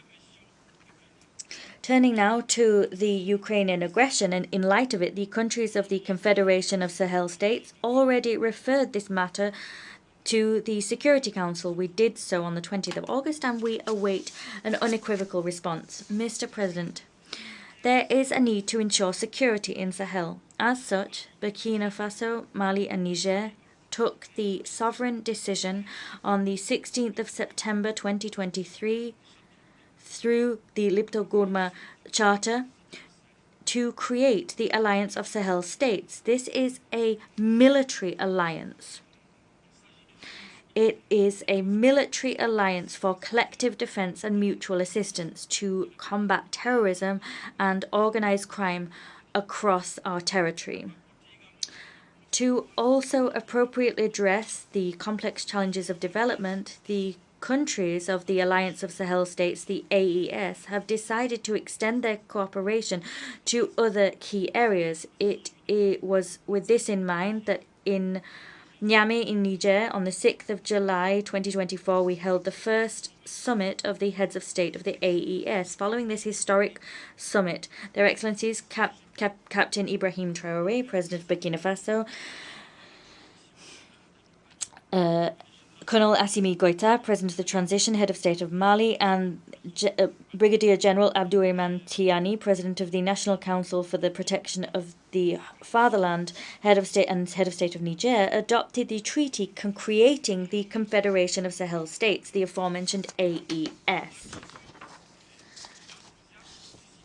The enthusiasm sparked by the creation of the AES can be explained by the fact that sub-regional institutions and mechanisms have proven unable to respond to the legitimate security concerns harbored by our people. The creation of this organization will be our salvation, and its primary aim is to protect the people of the Sahel, who've already been dealt such a heavy blow by the security and humanitarian crises. Deadly measures have already been taken by others to exacerbate their suffering in this regard, and that's why they place such hope in the AES. This session calls upon us to leave no one behind, and nevertheless, the international arena, alas, remains marked by increasingly rife tensions which seriously threaten peace and security, and the UN is standing impotently by. We've always called for diplomacy to prevail in order to peacefully resolve disputes. We remain convinced that by ensuring that the spirit of the UN Charter prevails, we will manage to extinguish the flames of tension wherever they occur and however fervently they may burn, in Africa, Europe, Middle East, Asia, or America. With this in mind, In the vein of the United Nations Charter, Burkina Faso reiterates its support for the political process underway in Western Sahara, led under the aegis of the UN Secretary-General with a view to reaching a mutually acceptable and negotiated solution as recommended by the relevant resolutions of the Security Council. In the Middle East, Burkina Faso reaffirms its solidarity with the Palestinian people that are in the midst of an unprecedented tragedy. The two-state solution, having Israel and Palestine living side by side with good neighborly relations, remains the only objective alternative that Burkina Faso continues to support. We accept Palestine as a member state of this organization, and that stance is a natural continuation of our beliefs. There is unspeakable suffering being visited upon the most vulnerable peoples by unilateral coercive measures which are imposed by states. These must be forbidden if we wish to give real meaning to and achieve the goals of this current session. Consequently, we call for the immediate lifting of economic, commercial, and financial sanctions imposed upon certain states. The only thing these states have done wrong is seek freedom for their peoples. That's the case of Cuba. It's also the case for the Bolivarian Republic of Venezuela, Nicaragua, Iran, and many other countries. Turning to development issues, Burkina Faso wishes to recall that however worthy they may be, development initiatives taken here by the United Nations will have no chance of succeeding if everyone does not get involved and show good faith. In terms of our organization's reform, it is time for the African continent to fully participate in the UN Security Council in accordance with the African position reflected in the consensus agreements that produce that position. Giving Africa its rightful place would cement the universal nature of the UN and repair the historic injustice which continues to be done to Africa. Mr. President, to conclude, I wish to make it clear that Burkina Faso has deep faith in the UN. However, this organization must take action with full respect for the sovereignty of member states, for their strategic choices and their fundamental interests. In the Sahel, we're seeing renewal and hope burn bright, and that has been born of the AES Confederation. We remain convinced that this new sub-regional community, which is not taking aim at any country or any people, can contribute, working together with sincere partners to move forward without any hypocrisy and fight against terrorism and insecurity in the Sahel. May God bless Burkina Faso. May God bless the AES Confederation. May God bless Africa. Fatherland or death, we will prevail.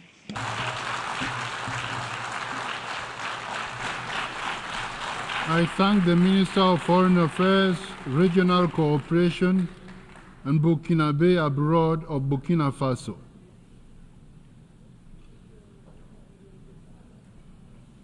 I now give the floor to His Excellency Jean-Claude Gakoso, Minister of Foreign Affairs, Francophonie, and Congolese abroad of the Congo.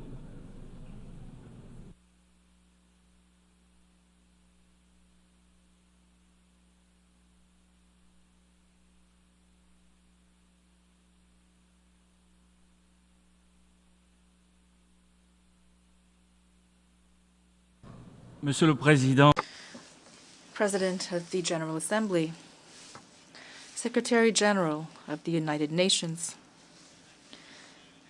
distinguished heads of state and government,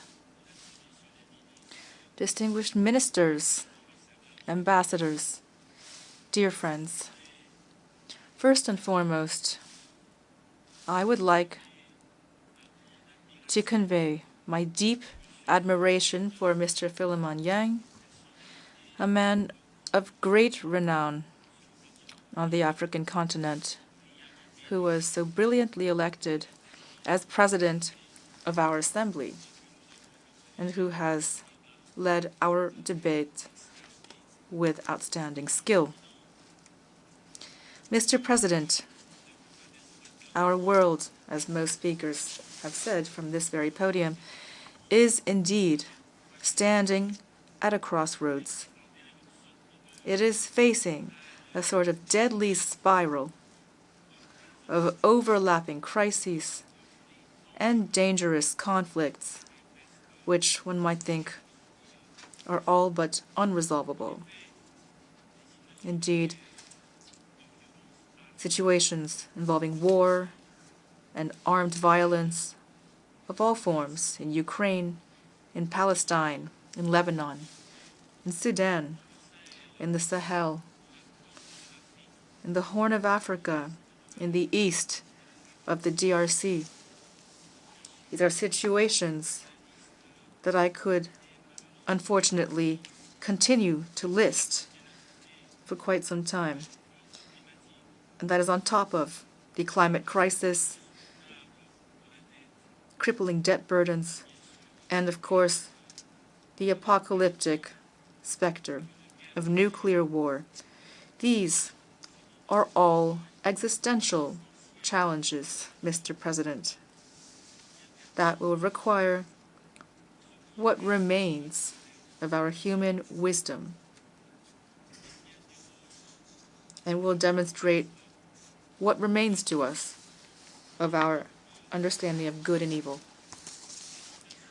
All these situations, all of us in this hall know it, are profoundly revealing at the same time that they are enthralled to human vanity. They faithfully reflect the irrepressible desire of some of us to dominate absolutely and to possess absolutely. This is an insidious vice,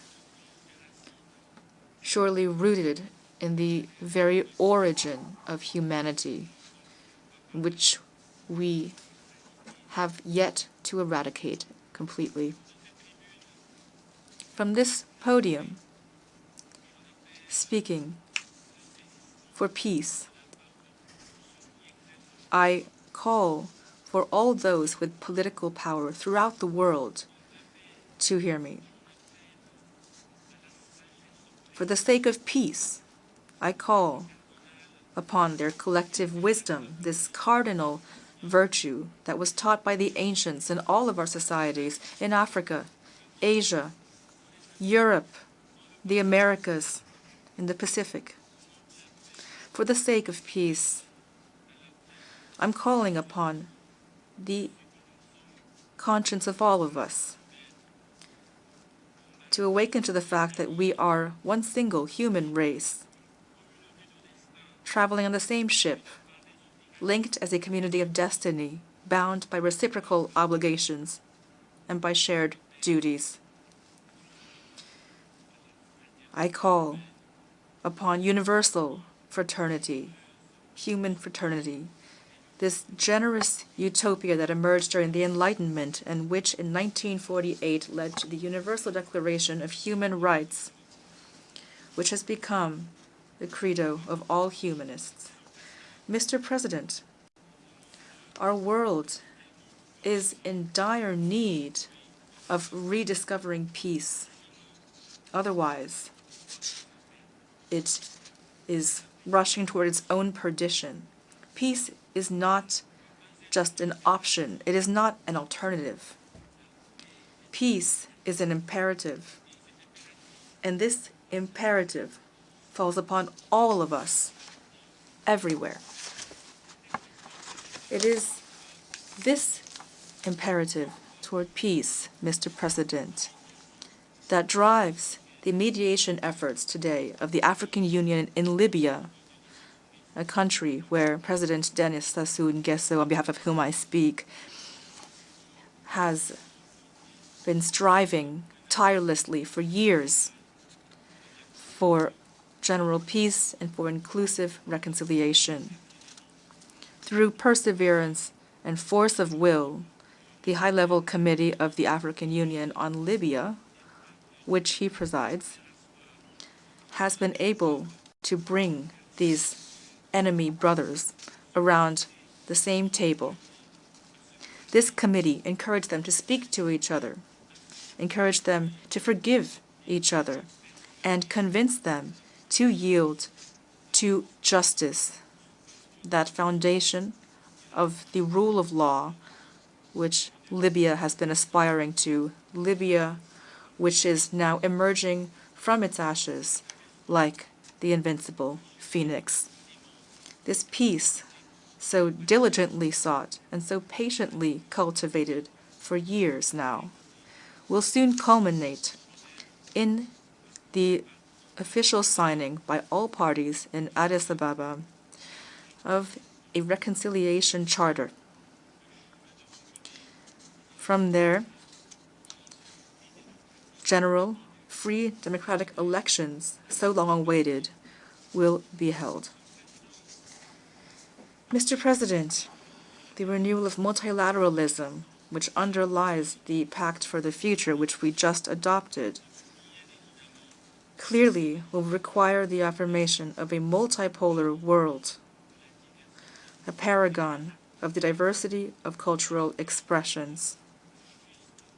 It will require a just, stable, equitable world in which all peoples can coexist on an equal footing without discrimination based on race, tradition, or religion. Whence the urgent need to reform international institutions that emerged after the Second World War, beginning with the UN Security Council, which must reflect our modern cosmopolitan world through a more just representation of the world's peoples.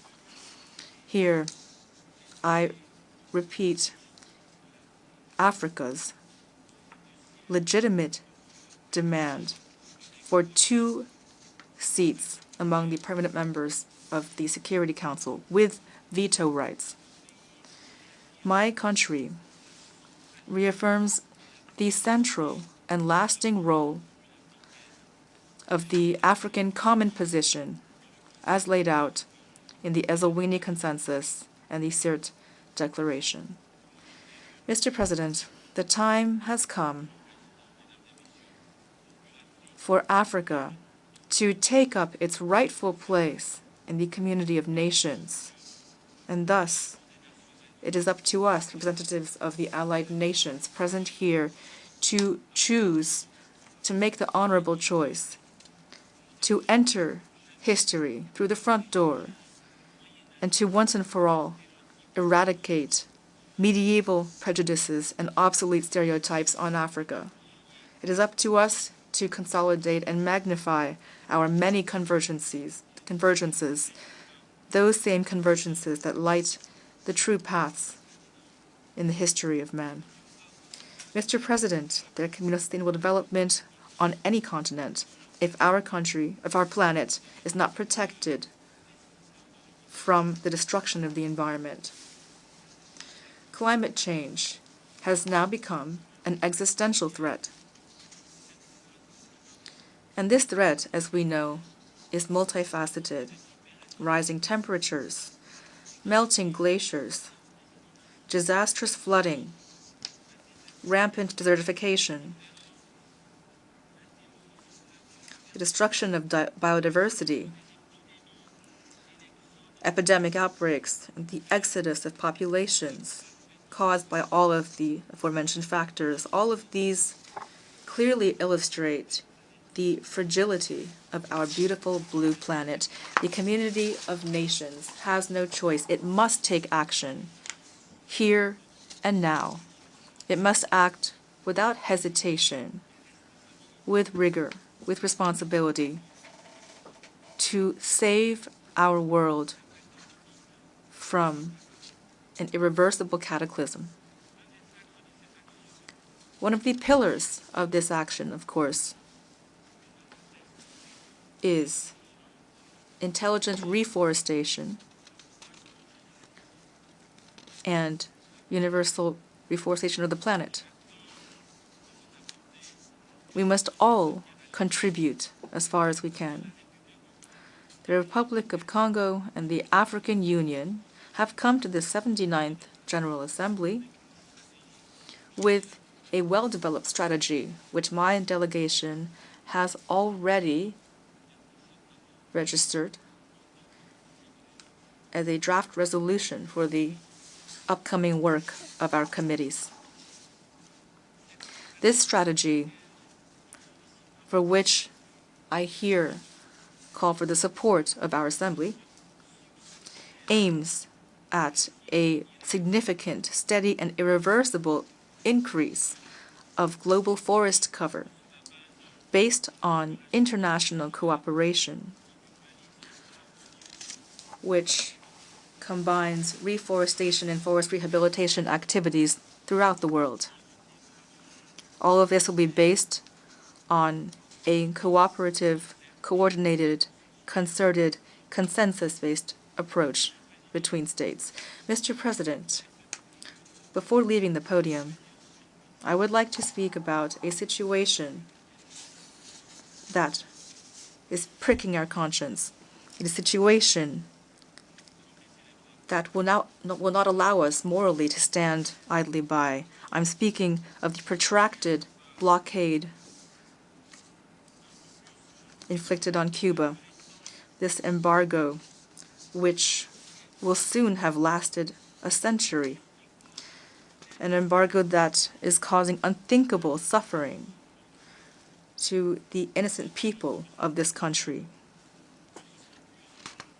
Mr. President, this embargo, which many Americans themselves find archaic, this embargo should long ago have been simply abolished.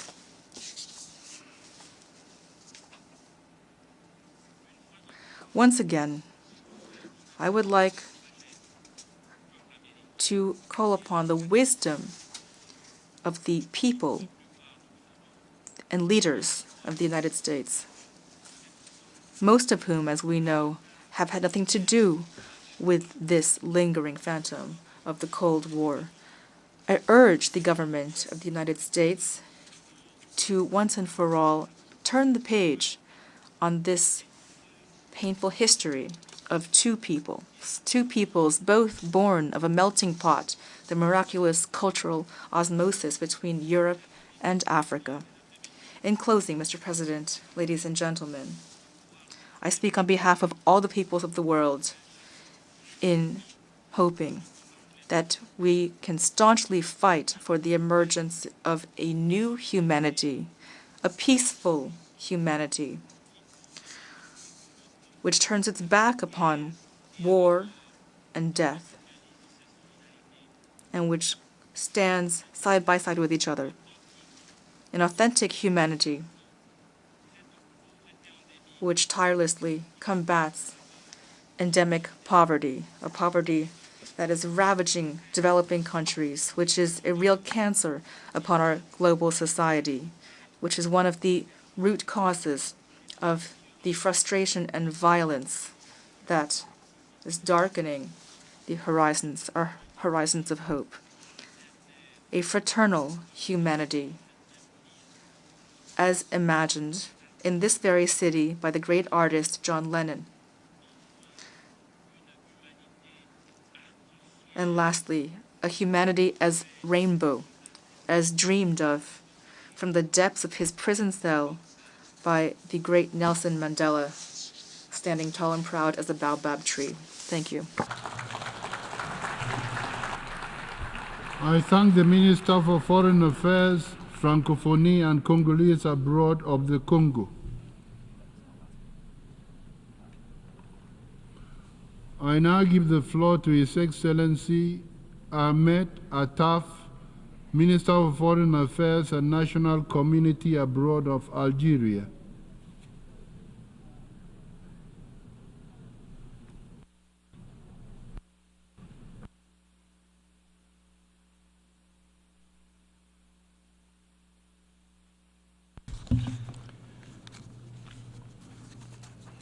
شكرا. Thank you, Mr. President. We are once again meeting at the United Nations, and our world is at a critical, sensitive, and dangerous juncture. a juncture characterized by the accumulation of conflicts, crises, wars, and a widening gap of development disparities between the North and the South, as well as worsening climate change and environmental risks of all kinds. A juncture that reveals the magnitude of the shortcomings that have afflicted the collective security system in light of the tendency to resolve differences by force and the excessive and selective use of unilateral punitive measures. The failure to fulfill the commitments undertaken and the disregard for international legitimacy, as well as the increasing polarization and accompanying absence of the role of the Security Council, and the erosion of multilateral international action as a whole. Last but not least, it is a juncture that puts at stake the entire system of international relations,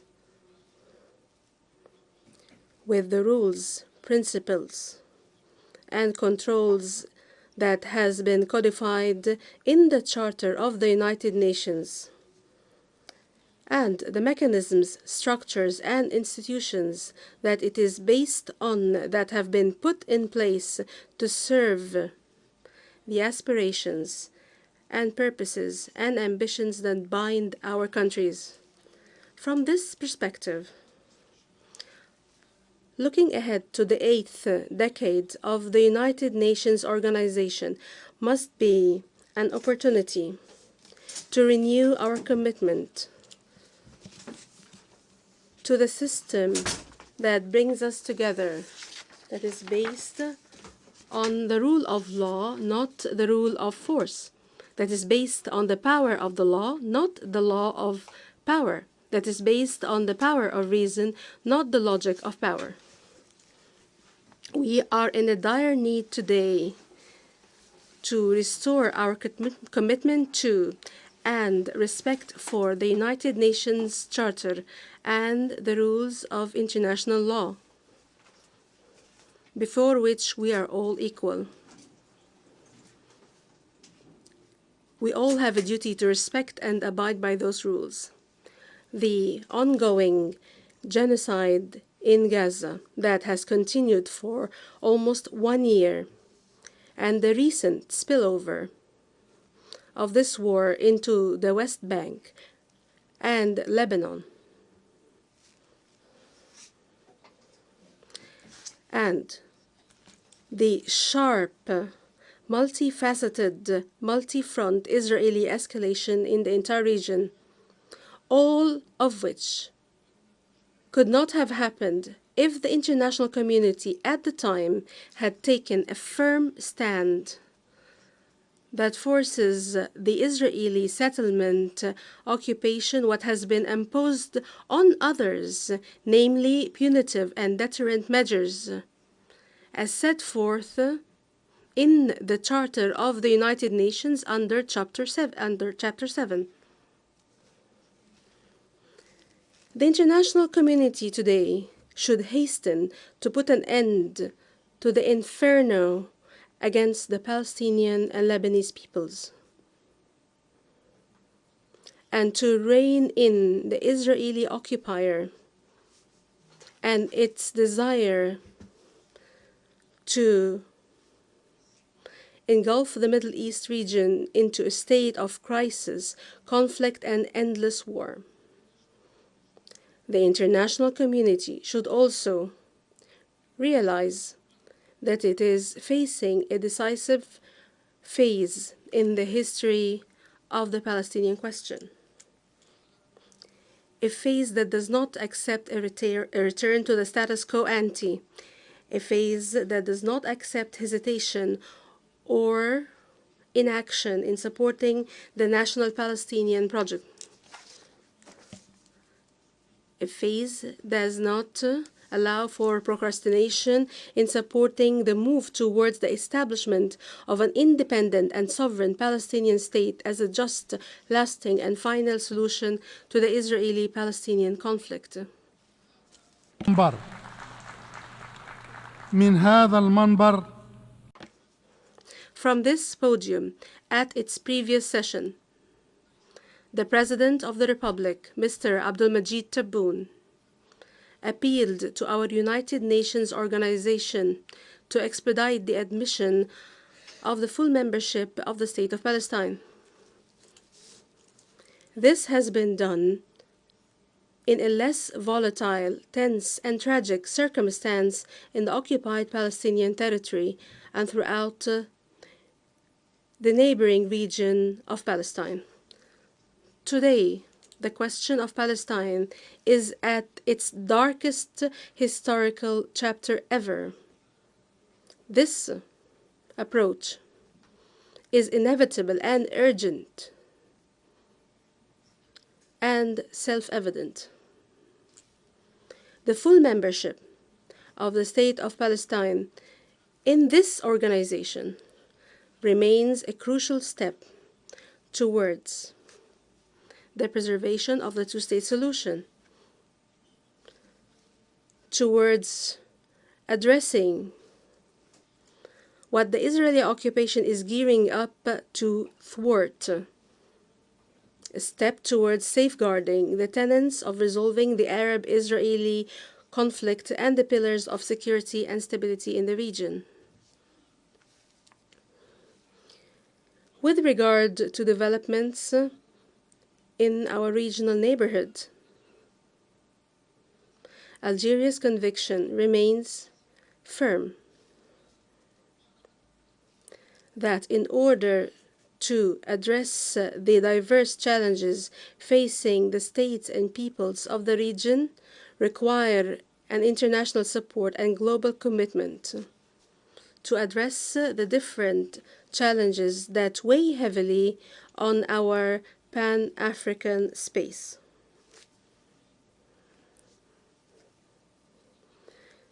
This is fully the case for the Sahel region.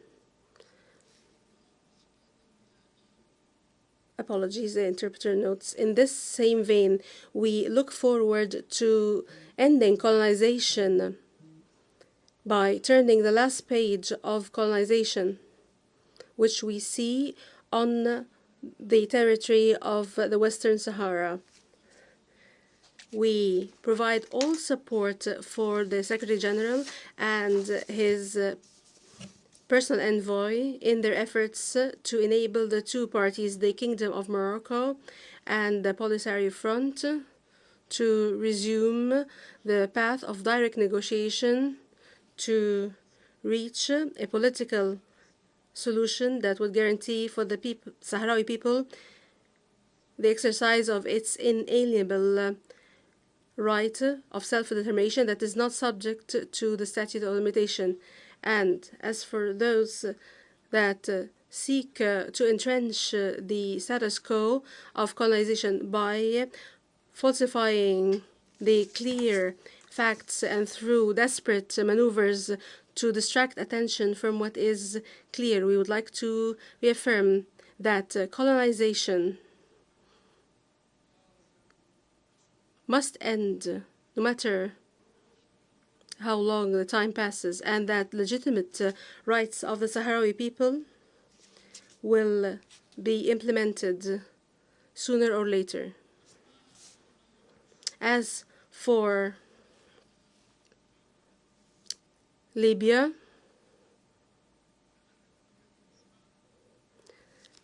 Algeria calls for the expeditious addressing of the scourge of foreign interference, which is sowing discord in that brotherly country and fueling clashes and conflicts among its people. Only then can our Libyan brothers come together on a consensus that begins to achieve the goals of national reconciliation and fosters a trend towards the organization of fair and free and transparent elections. All of this in the service of the high purpose that we desire from the bottom of our hearts, which is the unification of Libya, its people, its territory, its government, and its institutions.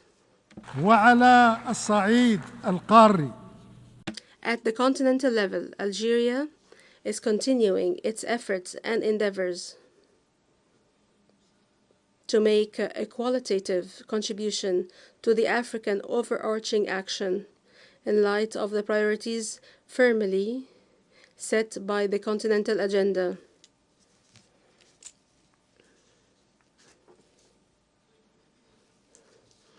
Africa, first and foremost, looks forward to the activation of African-led solutions, as well as development and implementation to put an end to conflicts and to address the different crises and conflicts afflicted that the different peoples and countries of the continent are afflicted by.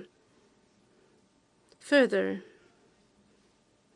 Africa looks forward to addressing economic development and join the revolutions in artificial intelligence, digitization, and renewable energy. Third, Africa is looking forward to advancing its strategic priorities, which are at the heart of the reform of international financial, monetary, and banking institutions, to improve African representation at these institutions, as well as the structural reform of global indebtedness, as well as international financing that is appropriate to the requirements of development at the continental level. 4. And finally, Africa looks forward to correcting the historic injustice imposed on it at the Security Council and enabling it to occupy its rightful place at this central body of the United Nations, as it has recently joined the G20 as a permanent member. With the same commitment at the continental level, Algeria continues its endeavors to establish a balanced, beneficial, and meaningful partnership in the Sahel region, which is currently undergoing a fragile situation as countries in that region are suffering from an escalation of political unrest and an increase in the threat of terrorism and the absence of sustainable development, as well as the spread of the phenomenon of climate change. Algeria, in the face of all this, reiterates its solidarity with the peoples and countries of the Sahel region. We stress our firm belief that our security and stability and prosperity is part of that of the security, prosperity, and stability of its neighboring African region. لقد تفوه ممثل دولة. A representative of a country from this region and from this space have, in brazen language, attacked my country with base language that should not be dignified with a reply. A reply of this level should not be becoming of this noble podium. This base language, impolite language, will not be met by my country except by a polite language, one that truly reflects our loyalty and sincerity to the deep-rooted, unwavering bonds and deep-seated desires and links in the region, which cannot be shaken by transit circumstances and the triviality of those who are behind it. بلدي إرادة صلبة. My country has a firm and long-standing will, and our hands are extended to our brothers as we seek to build with our brothers a Sahel edifice that enjoys security and prosperity. Algeria today is taking firm steps on the clear path set forth by our President Abdelmajid Tebboune to enhance political stability and institutions and to build a strong and diverse economy that would end our dependence on the oil sector and to promote the social character of our state and as a solid legacy of our noble revolution of liberation. This approach has yielded its first results in the consolidation of the country's security and stability and consolidation of its democratic course, particularly during the recent presidential elections, as well as by laying the foundations for a comprehensive economic renaissance, which has restored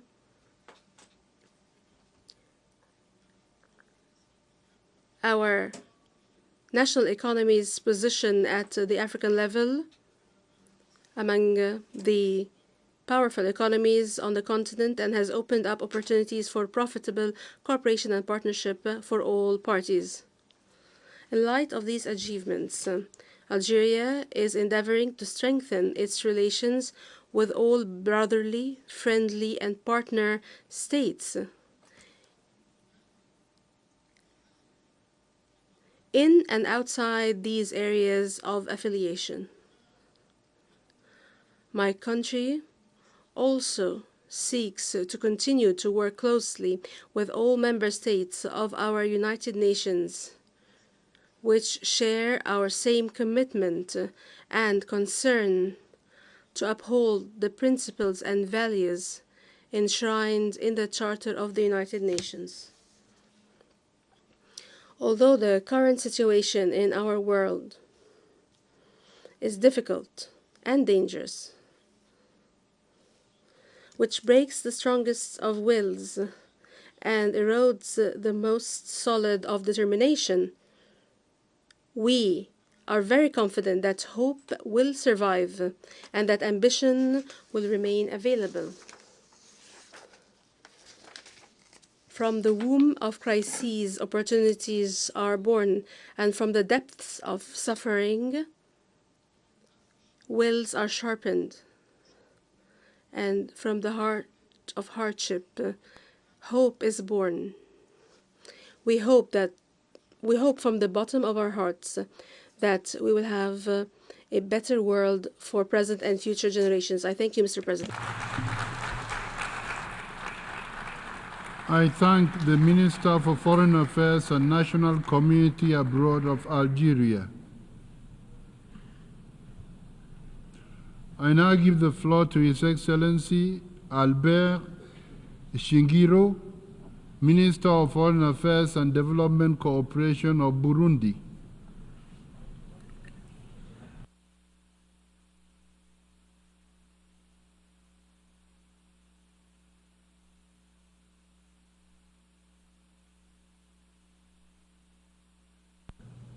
Monsieur le Président, Mr. President, Excellencies, ladies and gentlemen, heads of state and government, Excellencies, ministers, dear colleagues, Mr. Antonio Guterres, Secretary General of the United Nations, distinguished guests, ladies and gentlemen, all protocol observed.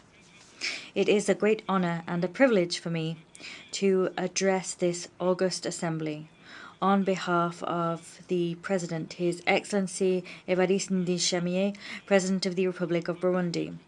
He wasn't able to be with you this morning, and he entrusted me with the task of representing him here to bring to you the voice and position of Burundi regarding the global challenges facing today's world. Allow me now, Mr. President, to convey to you my warm congratulations on your brilliant election to the presidency of this session. Your wisdom, Mr. President, your long and rich political and diplomatic career, your qualities as a keen listener, and your experience as a seasoned negotiator are, for us, all things that will guarantee the success of this session. You can always count on the full support and cooperation of Burundi as you discharge your mandate, Mr. President. Mr. President, your predecessor, Ambassador Denis Francis, deserves just as much admiration and recognition because he discharged his mandate with devotion, skill, and brilliance during the session that we have just closed. Allow me also, Mr. President, to pay equally deserved tribute to the Secretary General of the United Nations, Mr. Antonio Guterres, for his service to humankind, service rendered through his courageous action, still underway to make the United Nations an organization close to the peoples of the world despite the complex global arena in which the organization works. Mr. President, the theme chosen for this session, namely leaving no one behind, acting together for the advancement of peace, sustainable development and human dignity for present and future generations, is particularly fitting given that today's world is hurtling full throttle towards fragmentation, and we're seeing values of peace, solidarity, and mutual comprehension being called into question. This fragmentation seems to go hand in hand with a new form of radicalization, which is drawing member states further and further away from reaching an understanding about how to address the global challenges facing us in a spirit of compromise and mutual trust. Today, more than ever before, Mr. President, it would seem that the majority of us act as if we were alone in this world. We act as if others did not exist or did not count. Solidarity has become a rare commodity at the very moment where we need it the most. Positive values are being eroded throughout the world, and yet we know that all conflicts, be these direct or proxy conflicts that the world has experienced, are born of the same seed. That is the denial of others, others' interests, whether those interests, that identity, be cultural, religious, or civilizational. In other words, all conflicts arise from the loss of trust, geopolitical jostling, and deliberate misinformation. All of these polarize countries and paralyze societies in a situation which is increasingly worrying. As is only right and proper, Mr. President, my country staunchly condemns all of those who wish to impose their points of view, their practices, or their values or schools of thought upon others. Using the diplomacy of might is right, we condemn all of those who attach political conditions to development aid, whilst at the same time, Mr. President, forgetting that the world is multipolar, that difference in diversity is a driving force for development, economic growth, and the very thriving of our societies. If embraced as the asset that it is, diversity in all its dimensions is a mine of opportunity, possibilities, and a source of great inspiration. Many points of view, in all their richness, experiences, and practices, create a wealth of ideas, knowledge, understanding, and tools to accept the other. All of these can significantly increase a society's ability to prosper, to understand the various points of view in today's world, and allow us to consequently live in peace and in harmony with our environment, be this our immediate neighborhood or further afield. As you know, Mr. President, cultural diversity and the diversity of values are a powerful lever to create ties that are stronger than our differences. Cultural diversity brings people together and as such supports social cohesion, peace, security, and peaceful coexistence. Despite its unifying power, the unifying power of culture, the last 20 years have been marked by a growing instrumentalization of culture and values in order to sow tension and division. Precisely because it is so heavy with meaning and intrinsically bound to people themselves, cultural diversity and the values which we hold dear have increasingly been placed on the front line of conflicts and used as a tool of division, even a weapon of war, used first and foremost, Mr. President, to subjugate weakened societies, particularly in the most fragile regions of our world. This narcissistic exploitation of culture and values has contributed to extending crises and conflicts, but it's also led to human rights being eroded, namely economic, social, and cultural rights. Today, more than ever before, narrowing the divide between cultures, values, and civilizations is urgent and necessary in order to establish peace, stability, solidarity, and allow inclusive development which leaves no one behind. Mr. President, the world that we live in today needs now more than ever before a consensus-based approach to major challenges such as the conflicts which continue to rage, natural disasters, climate change which is worsening, poverty and inequality which are omnipresent, mistrust and discord which are dividing the world. Our spirit of compromise is fading, international solidarity is losing momentum, and of course there are the Sustainable Development Goals which are very far indeed from being achieved. In terms of its role in building a better future and a global order based on the rule of law, a peaceful, equitable, prosperous and solidarity-based world, Burundi, my country, continues to pursue its ambition of building relations of friendship and cooperation based on the principle of sovereign equality and the principle of mutual trust. Our goal is to make Burundi a country that is a friend of all and an enemy of no one. Mr. President, Burundi is a true advocate of multilateralism, a multilateralism in which all countries, whatever their size, level of development, have a role to play in addressing the challenges of our time. You yourself, Mr. President, and our Secretary General already said as much, quite rightly indeed. In this regard, Burundi opposes unilateral measures imposed by certain stakeholders. These measures can unravel and destroy social fabric in the countries and societies targeted. Turning now to the implementation of UN Agenda 2030, Mr. President, if nothing is done to reverse current trends, we are slowly heading towards a situation where we fail to uphold the promise that we made to humankind in 2015 in this very same hall. We stand only 6 years from our deadline. The Secretary General's report on the SDGs and their achievement clearly demonstrates that only 17 to 18% of the SDGs are on track to be achieved. Almost half have seen only scant or moderate progress. More than a third have seen no progress at all, or progress has even been undone. In the face of such an alarming situation, we the people have no time to waste. We need to act together and quickly to save future generations who will judge us by our actions or by our inaction as appropriate. Mr. President, it is crucial that the international community step up efforts to address the various challenges and meet the needs that exist, with particular effort being made to assist countries in special situations such as LDCs, landlocked developing countries and small island developing states.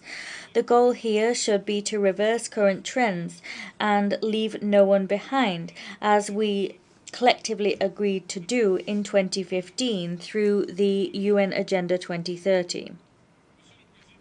Mr. President, nationally, Burundi, like all other nations, is working night and day to significantly improve its people's quality of life. The people of Burundi firmly believe that the only path towards genuine political independence involves economic independence. And to achieve that, Mr. President, the government of Burundi, under the leadership of the President of the Republic, has implemented an ambitious vision, but a feasible one. That vision looks to make Burundi an emerging country in 2040 and a developed country in 2060.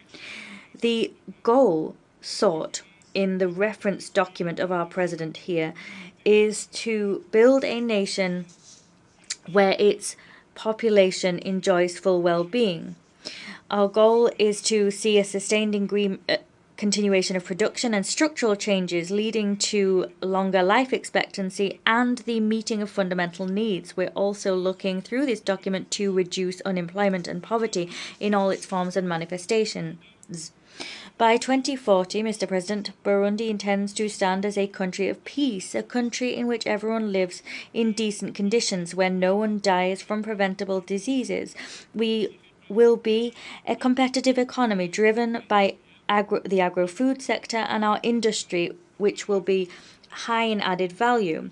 Will also be driven by mining for the benefit of our people, and all of this will be done whilst protecting our natural environment and by paying due attention to equity and gender balance. Burundi will always stand on the side of solutions, and we reiterate our commitment to the peaceful resolution of disputes throughout the world, using tools which preventive diplomacy makes available to us, namely dialogue, cooperation, joint work, and negotiation. You are, of course, aware, Mr. President, distinguished delegates, that no developing country, or rather, says the Speaker, no development is possible without development, and peace cannot be possible without development. Peace without development is a mere pipe dream. Peace and development are two sides of the same coin. The terrorist threat, Mr. President, and the dangers linked to violent extremism have increased greatly in number in recent years, and this is having an ever more bitter impact at a local, regional, and international level. In the face of this existential threat, Burundi has committed to continuing and strengthening its cooperation with other nations to prevent and combat terrorism and violent extremism. We're doing this by making a substantial contribution to peace operations and counter-terrorism operations, namely in Somalia, Central Africa, and in the east of the DRC. Our goal is to support these three brotherly countries in their legitimate efforts to restore state authority across the full extent of their territory. Mr. President, the climate crisis is pummeling our planet before our very eyes, and sustainable solutions are taking their time because of a lack of financing and climate action in order to help the countries of the global south to face this three-pronged planetary crisis, namely climate change, pollution, and biodiversity loss. Burundi, like all other nations in the sub-region, is increasingly affected by climate change, despite the fact it contributes only minimally to global greenhouse gas emissions. The frequency of adverse climate phenomena such as floods, landslides, droughts, the rising levels of Lake Tanganyika are all demonstrations of how we're facing climate change. These events are affecting agricultural cycles, causing harvest loss, food insecurity, and the erosion of local ecosystems. We're calling for quicker progress to be made to allow countries gravely affected to receive green financing to limit the adverse effects of climate change on the implementation of the SDGs. Mr. President, in order to do its part to stop climate change, Burundi, like other nations that signed the Paris Agreement, made a commitment through its nationally determined contributions document. A commitment to incorporate environmental protection, building resilience to climate change and food security into national policies and the vision of Burundi as an emerging country in 2040 and a developed country in 2060. As you are aware, Mr. President, climate change do not only have an impact on our physical environment, it also affects the health of our people. With that in mind, Mr. President, Burundi has established healthcare measures and public health measures and incorporated these into our climate change mitigation plan. And we beat the record set in the recent report of the Global Alliance for Climate Change, because we're now at the top of the list in terms of countries that have given the most attention to their population's health in their mitigation plans. Mr. President, several initiatives to protect and restore landscapes have also been taken, namely a far-reaching national reforestation program called Ewu Burundi Arambaye, or Covered Burundi in French. This plan looks to promote agroforestry and the tracing of forest cover, and this plan seeks to involve all sectors of society. I'd like now to look at human rights, one of the challenges to be addressed. For Burundi, dignity, as referred to in the theme of this session, begins by promoting and protecting human rights. These are universal, indivisible, interdependent, and inextricably linked. My country, Burundi, firmly believes that human rights must be strengthened and fully incorporate the fundamental principles of universality, transparency, impartiality, non-selectivity, non-politicization, and objectivity, as well as the rejection of two standards as a principle.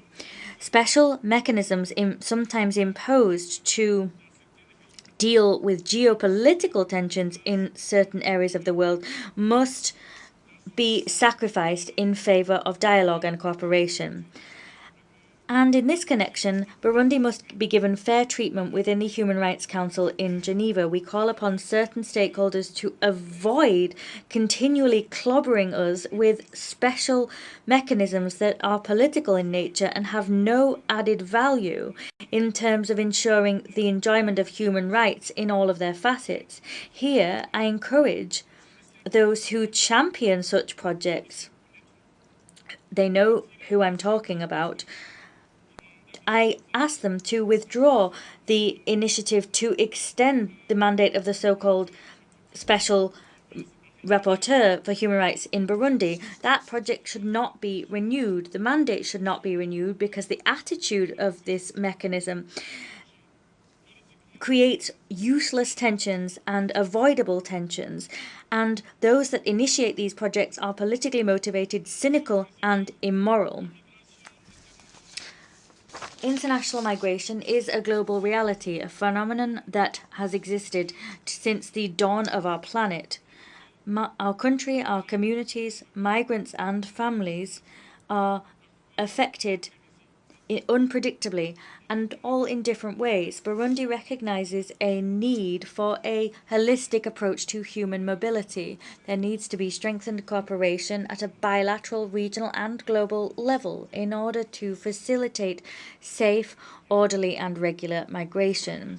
Nationally, Mr. President, Burundi is currently in the process of signing cooperation agreements with countries of destination for labor migration. This cooperation-based approach aims to ensure legal, social and human rights protection for migrant workers, and it also aims to significantly curb human trafficking.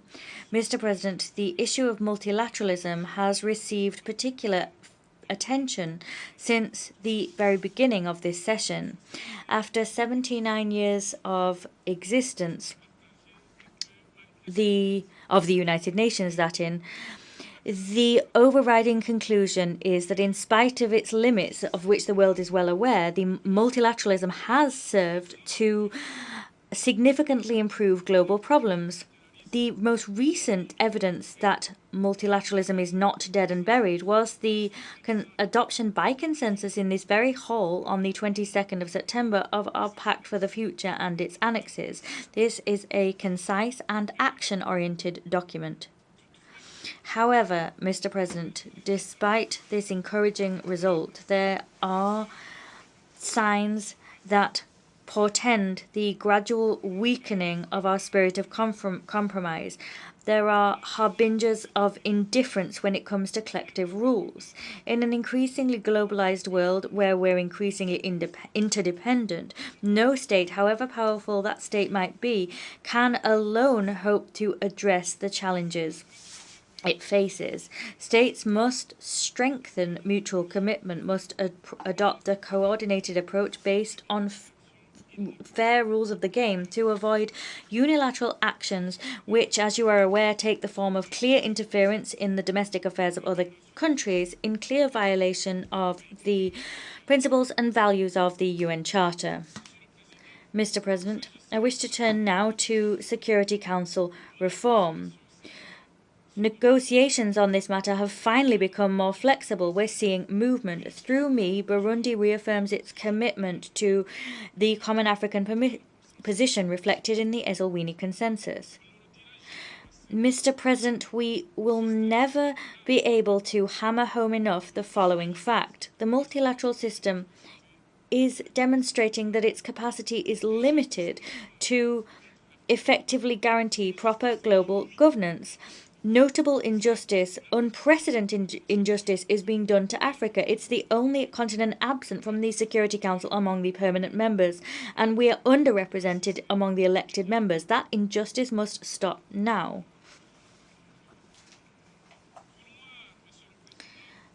The desire to perpetuate the exclusion, Mr. President, of more than 1,200,000,000 inhabitants from the table around which we take our major decisions is quite simply unacceptable. Mr. President, universal, equitable, and affordable access to information as well as to information infrastructure is also one of the major challenges of our age. The Internet can be a tool to bring peoples and spaces together, and that's why it was designed. However, the spider web, as we seem to call it, prioritizes rich countries, whilst at the same time developing countries have low levels of internet connectivity. This is particularly true in Africa. Today in our world, our trade and our exchanges are becoming increasingly digital, Mr. President, and as such it's vital that all countries have access to internet, including AI, that is revolutionizing our world. There is a growing gaping gap between the countries of the global north and the global south, and that's meaning that many people in the global south are losing out on social, scientific, and economic opportunities. Leaving no one behind is one of the pillars of the UN actions. And so, as a matter of absolute urgency, this digital gap must be closed in the interests of current and future generations. Mr. President, I would be remiss if I did not inform this august assembly and that our country is committed to implementing the theme of our assembly, that is unity in diversity, to bring communities to a state of peace, sustainable development, and ensuring that everyone can enjoy human dignity. That is our commitment. I thank you.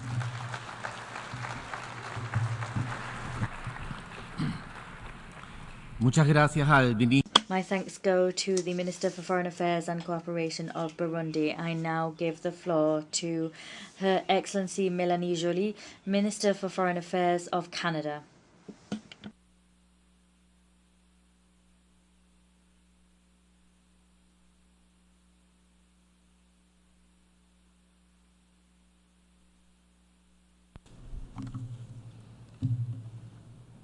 Monsieur le Vice-Président, Mr. Vice President, distinguished colleagues, it is an honor for me to take the floor before you today on behalf of Canada and the Canadians. I'd like to underscore that I am meeting with you here on the traditional territory of the Lenape people. This recognition is important because today in Canada we are celebrating the National Day of Truth and Reconciliation, during which we recognize and commemorate the Indigenous peoples who were here before us and continue to live among us. We recognize the pain caused by decades of abuse, negligence, and racism. Here as well, we would like to commit to doing better and to rectifying the errors of the past so we can move forward together. is a country based on the rights and freedoms that are enshrined in our constitutional charter. A core reason Canada is a prosperous society is that beyond offering the freedom to pursue a better life for you and your family, it is also a way for us to provide freedom from the barriers that prevent you from enjoying a better life. Freedom from fear, violence, intimidation, and discrimination. Freedoms that foster a sense of inclusivity and belonging. Freedom that protects the vulnerable and builds stronger communities. Far too often, though, some of the loudest voices claiming to speak for freedom are the ones trying to redefine that word for their own purposes. They claim freedom as an excuse to do as they wish without any regard for the freedoms of others. This is certainly not how we should define freedom. They hide behind the word to tell us everything is broken, to spread disinformation and parrot the lines fed to them by those who wish to interfere in our elections and undermine our democracy. They weaponize the term freedom to further marginalize those in the most vulnerable situations, to justify spreading hate, and even deny people their right to make choices about their own bodies, including limits on reproductive rights. At the end of the day, through all of the noise, what they really mean to say is freedom for some, not freedom for all. Often, the people who claim to speak for freedom are the same people who want the government to decide who people can love, who they are, or even what they can wear. We see it in our country. We see it around the world. At the international level, we see it when groups or countries declare that international law doesn't apply to them. In Afghanistan, we see it taken to its extreme as the Taliban continue to impose inhumane rules against women and girls, banning them from being in public so they are invisible, robbing young girls of the fundamental right to an education. How is that respecting human dignity? How is that protecting the best interests of their people? They need to be held accountable. Last week, Canada joined Australia, Germany, and the Netherlands with the support from 22 other countries to take steps to hold Afghanistan accountable under the Convention on the Elimination of All Forms of Discrimination against Women. The Taliban cannot make international law disappear through simple decrees. Canada is a country that values freedom from oppression, not the freedom to oppress others. There should be nothing controversial about protecting human rights, including the dignity of all men and all women alike. On Haiti, the world cannot sit idly by as people suffer.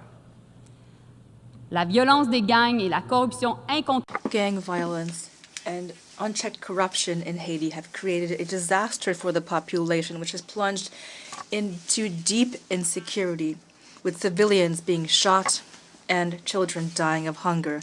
Canada has always maintained that this crisis must be resolved by Haitians, for Haitians. Therefore, the Presidential Council for the Transition and the Government of Transition is striving to restore order, but they can't do so alone. The Haitian people needs a multinational support and security mission that works together with the Haitian National Police, not only to help the police restore order, but also to meet the population's basic needs. That is why Canada has invested more than $100 million to support that mission.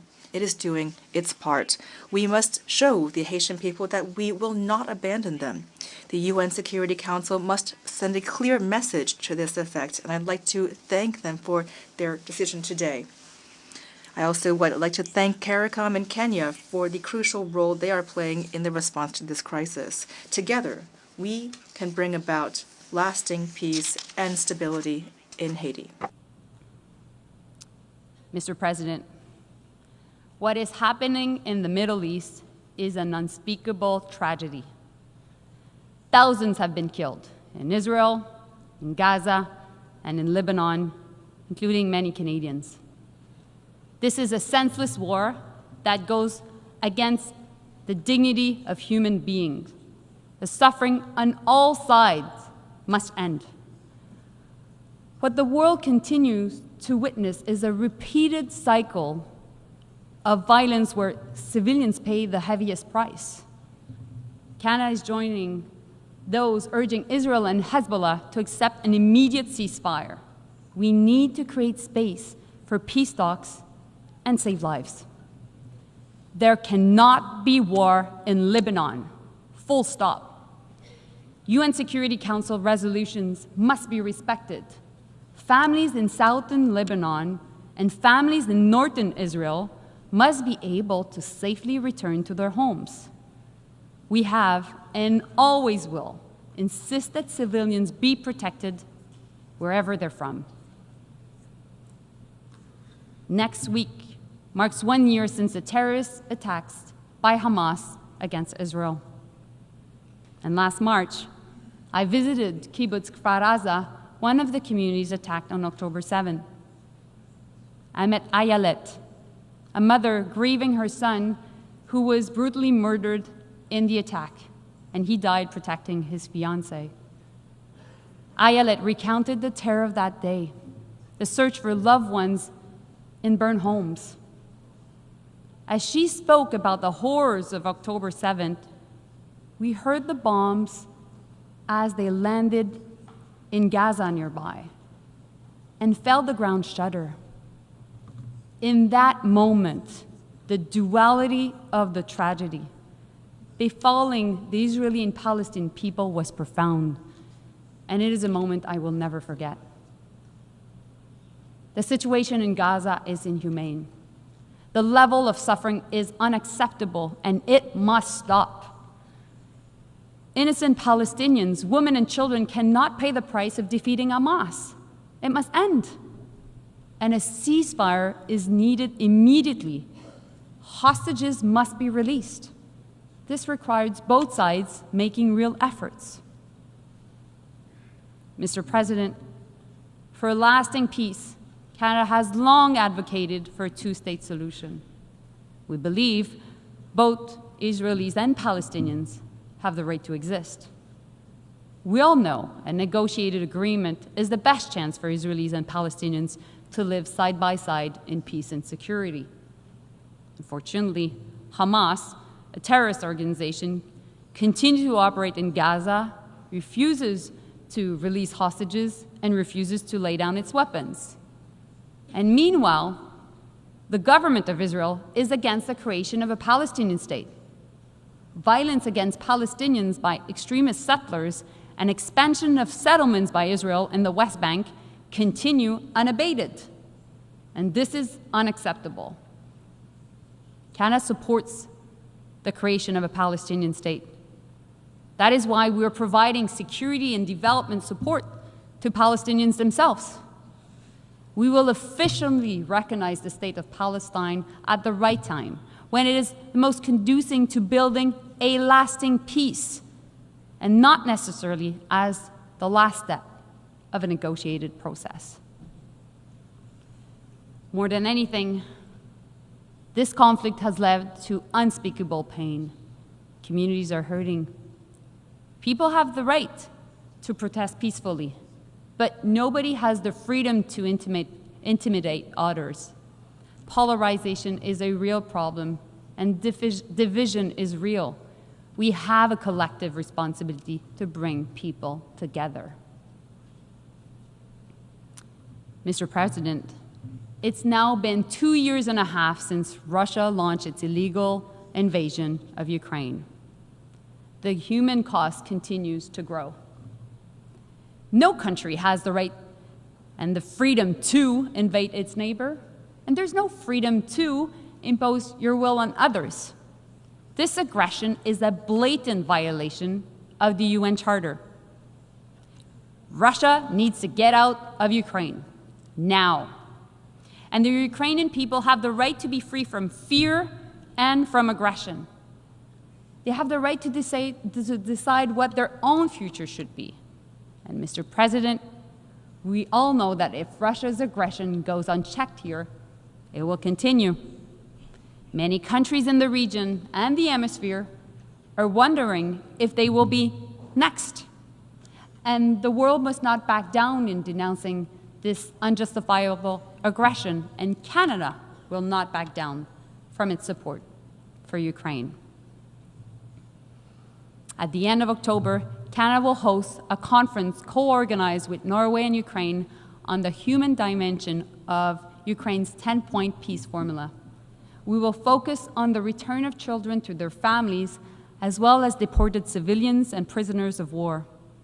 Everyone, those affected by this war, is entitled to freedom from violence and from being forced from their home. Monsieur le Président, Mr. President, the issues I've just spoken about have to do with massive challenges, and this institution has a key role to play to bring us toward solutions together. The UN's detractors accuse it of being unable to resolve the problems that the world is facing today.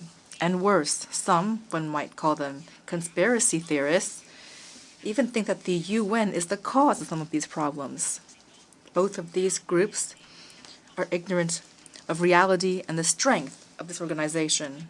The UN is a unique platform allowing us to come together and speak to each other on an equal footing, to try to reconcile our differences, sometimes profound, through discussion and through seeking consensus. And that is why Canada supported the adoption of the Pact for the Future during the Summit of the Future held last week. The Pact is a starting point, allowing us to work together to ensure the lasting place of this organization. The UN is not perfect, true, but progress is possible. As said by Secretary General, we simply cannot build a future for our grandchildren with a system built by our grandparents. So let us build that future together. Mr. Vice President, for almost 80 years now, no woman has occupied the post of Secretary General. That is unacceptable. Last week, I had the great honor, together with my colleague from Jamaica, to host in Toronto about 15 women ministers of foreign affairs from throughout the world. Our intention is clear. The next leader of this great institution must be a woman.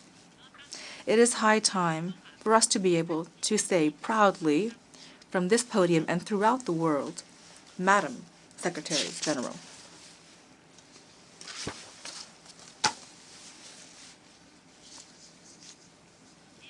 And I will say the same thing for the post of President of the General Assembly. Mr. Vice President, with all due respect, which you inspire in me as well as the President, I hope that next year delegates will be speaking to a Madam President, and I think that many of us here today share that desire.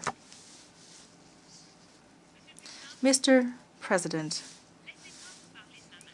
let me speak to you about my mother. She will be so pleased to know that I'm speaking about her here at the United Nations.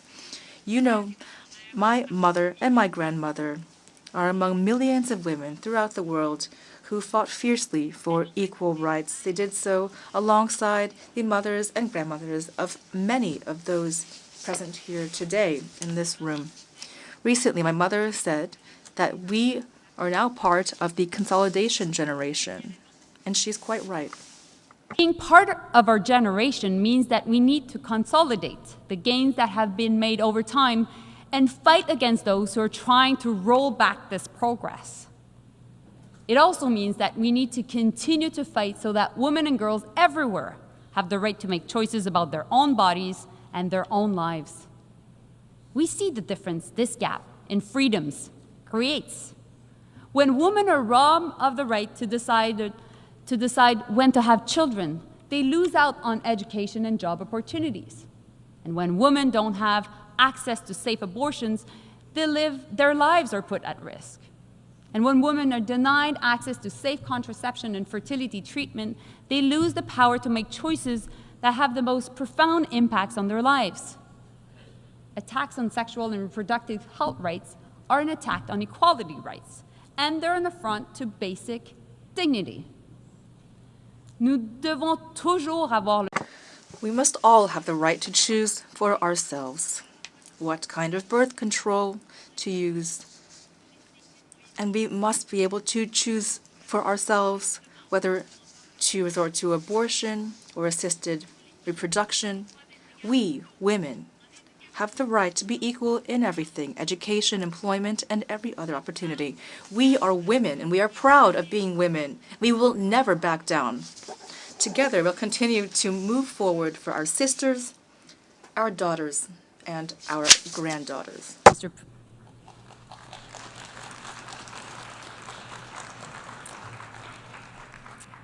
Mr. President, 2 years ago, I stood here and said countries around the world were faced with a choice. And we still have that choice today. We can choose a world where rules can be broken by the powerful, bringing us back to darker times of tension and conflicts. Or we can choose a world to uphold human rights, opportunities for all, peace and prosperity, where people work together to solve problems. Canada will work with partners to move us beyond this moment of crisis. A new future is being shaped. We must not fail. Thank you. Merci.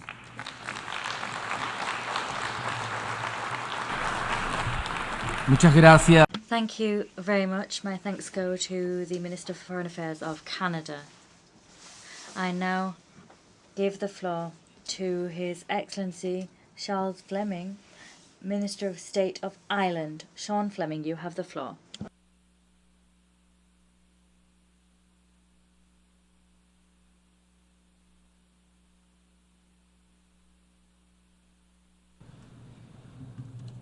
President of the General Assembly, distinguished heads of state and government, Secretary General and Excellencies, we gather here at a very important moment. World leaders have agreed a pact for the future, which charts a way forward to meet the challenges facing us as a global community. To do so, we must honour existing commitments, including the Sustainable Development Goals and the 2030 Agenda, and be ready to adapt to new and emerging challenges. It requires us to address the interlocking crises of climate change, conflict, hunger, injustice and underdevelopment. And it requires us to protect the means to achieve progress. For generations, the multilateral system, with the UN Charter at its heart, has driven our best advances. I believe we have a shared responsibility to bring about a world in which each of us can thrive in safety, dignity and peace. We are accountable to those who will follow us, and accountable to each other to uphold the UN Charter, to stand up for international law, to ensure the peaceful settlement of disputes, to defend the universal and indivisible nature of human rights, and to pass on to the next generation a functioning multilateral system. Mr. President, the rules-based international order and the international human rights system are our greatest assets in achieving and sustaining peace. Human rights provide a common binding framework. We believe every state has a duty to support and strengthen the international human rights regime and to defend it where it is challenged. That is why Ireland is seeking membership of the Human Rights Council for the period 2027 to 2029. We are doing so because we deeply are committed to human rights.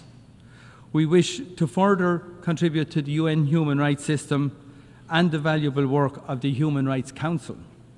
We hope that we can count on the support of many of you in this room here today who share our belief in the values and principles we have collectively established.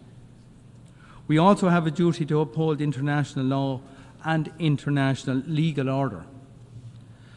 Ireland is fully committed to supporting the essential work of the International Court of Justice and calls on all states to abide by its rulings. Ireland is also wholly committed to the international criminal justice system.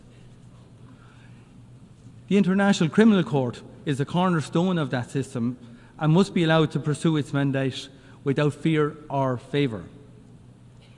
We strongly condemn all attempts to intimidate or threaten the ICC, its officials, or those cooperating with the court. There can be no impunity for the most serious crimes of international concern. Mr. President, we're seeing a global backlash against the human rights of women and girls. The gender persecution in Afghanistan stands out for its cruelty and must be denounced. In too many parts of our world, we see hard-won progress threatened and even reversed. We cannot accept this. Our commitment to gender equality must be non-negotiable. We must also address the unacceptable rise in attacks on the right to life, liberty and security of LGBTQI people in all corners of the world. And we must unequivocally condemn all forms of racism, intolerance and hatred, including anti-Semitism, anti-Muslim hatred and the persecution of Christians. Mr. President, we are already seeing the destructive impact of climate change. It is clear that climate change is the driver and multiplier of instability and conflict. Ireland worked hard to address this during our recent term on the Security Council. Climate change threatens each and every one of us. From small island developing states in the Pacific and the Caribbean and elsewhere to countries in Africa, Asia and Latin America. Those who have contributed least to climate change are among the most vulnerable to its impacts. This is an enormous injustice. As we approach COP29, we must do everything we can to reduce fossil fuel emissions. As a fellow island state, Ireland is working to support adaptation and loss and damage activities. We need collective action at speed and at scale to avert the most catastrophic impacts of the climate crisis. Ireland and our EU partners will play our role. At the UN last year and again at the Pact for the Future, we have recommitted to the Sustainable Development Goals. Now we need to act with urgency as progress on these targets falters. Ireland's international development budget is at record levels and per capita. We are one of the strongest providers of humanitarian assistance on this planet. We are firmly committed to global solidarity and to reaching the furthest behind first. We will maintain our focus on action to end hunger and malnutrition, and especially the needless global scandal of child wasting and stunting. We will remain champions of gender equality and the empowerment of women and girls. Mr. President, we face the very real prospect of a regional war in the Middle East. I am deeply concerned at the spiralling violence and the situation in Lebanon. Hezbollah has long been a malign actor in the Lebanon and in the region. We have consistently condemned its attacks. But massive and ongoing Israeli airstrikes on densely populated areas are causing indiscriminate death of civilians and destruction on a vast scale. Hundreds of thousands have been forced to flee. A ground war would be truly catastrophic. All parties to conflict have an obligation to abide by the international humanitarian law. There can be no exceptions. I call on all parties to immediately de-escalate, to step back from the brink, and to exercise restraint. And I call on all states that have influence, including Iran, to use it constructively. We need to create the space for political and diplomatic solutions and to ensure urgent humanitarian assistance can get to those in desperate need. The violence must stop now.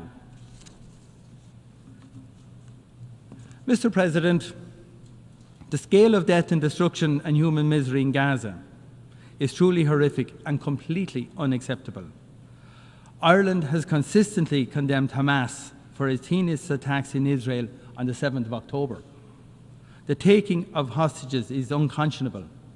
However, Israel's response has been and is completely disproportionate. We need an immediate ceasefire and hostage deal, followed by a massive surge of humanitarian aid into Gaza. Instead, we are seeing an alarming escalation of the conflict in the West Bank and now in Lebanon. The violence and killing must stop.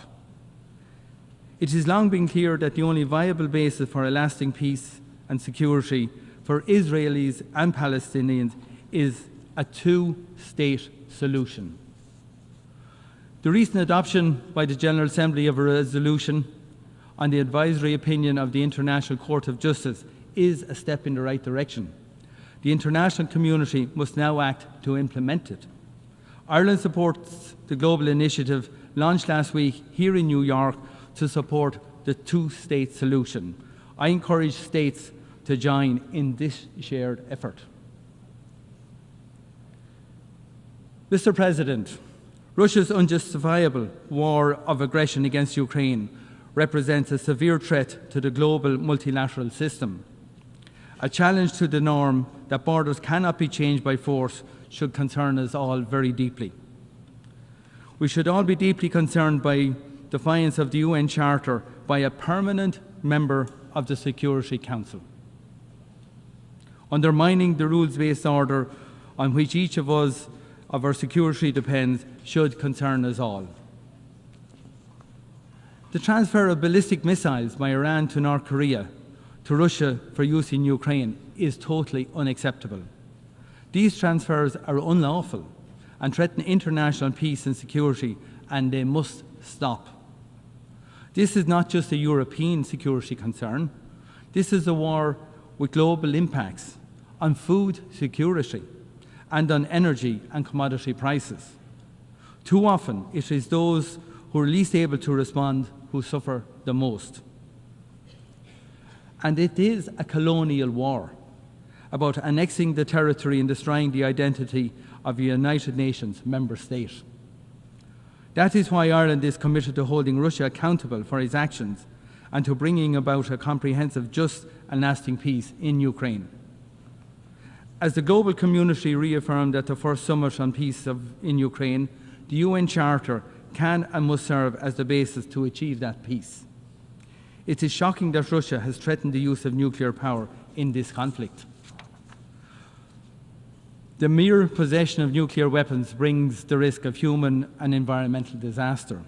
That is why Ireland will propose a resolution to this General Assembly to further our collective scientific understanding of the dangers of these weapons.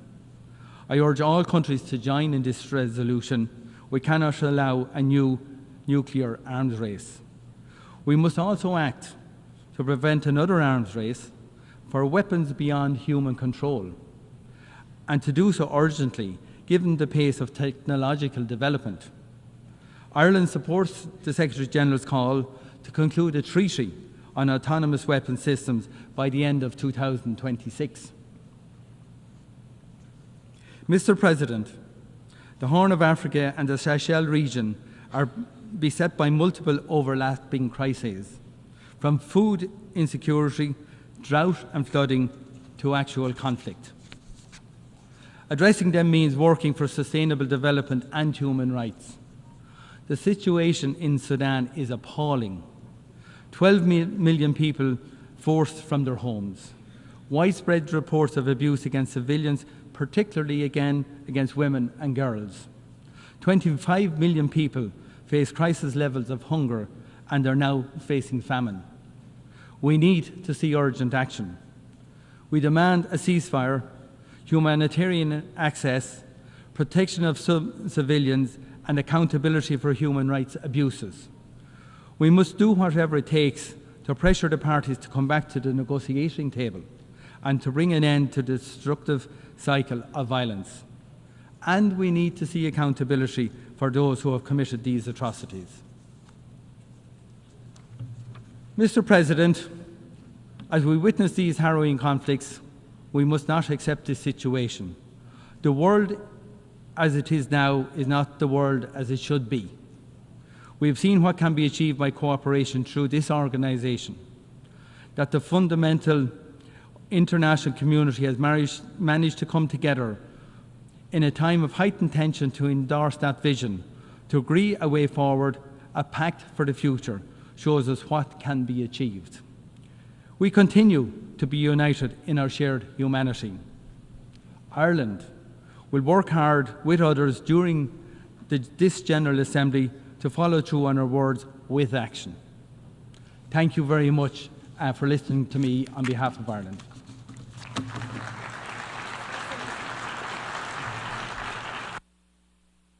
Muchas gracias al ministro. I thank His Excellency the Minister of State of Ireland, and I now give the floor to His Excellency Mr. Manuel José Gonçalves, Deputy Minister for Foreign Affairs and Cooperation of Mozambique.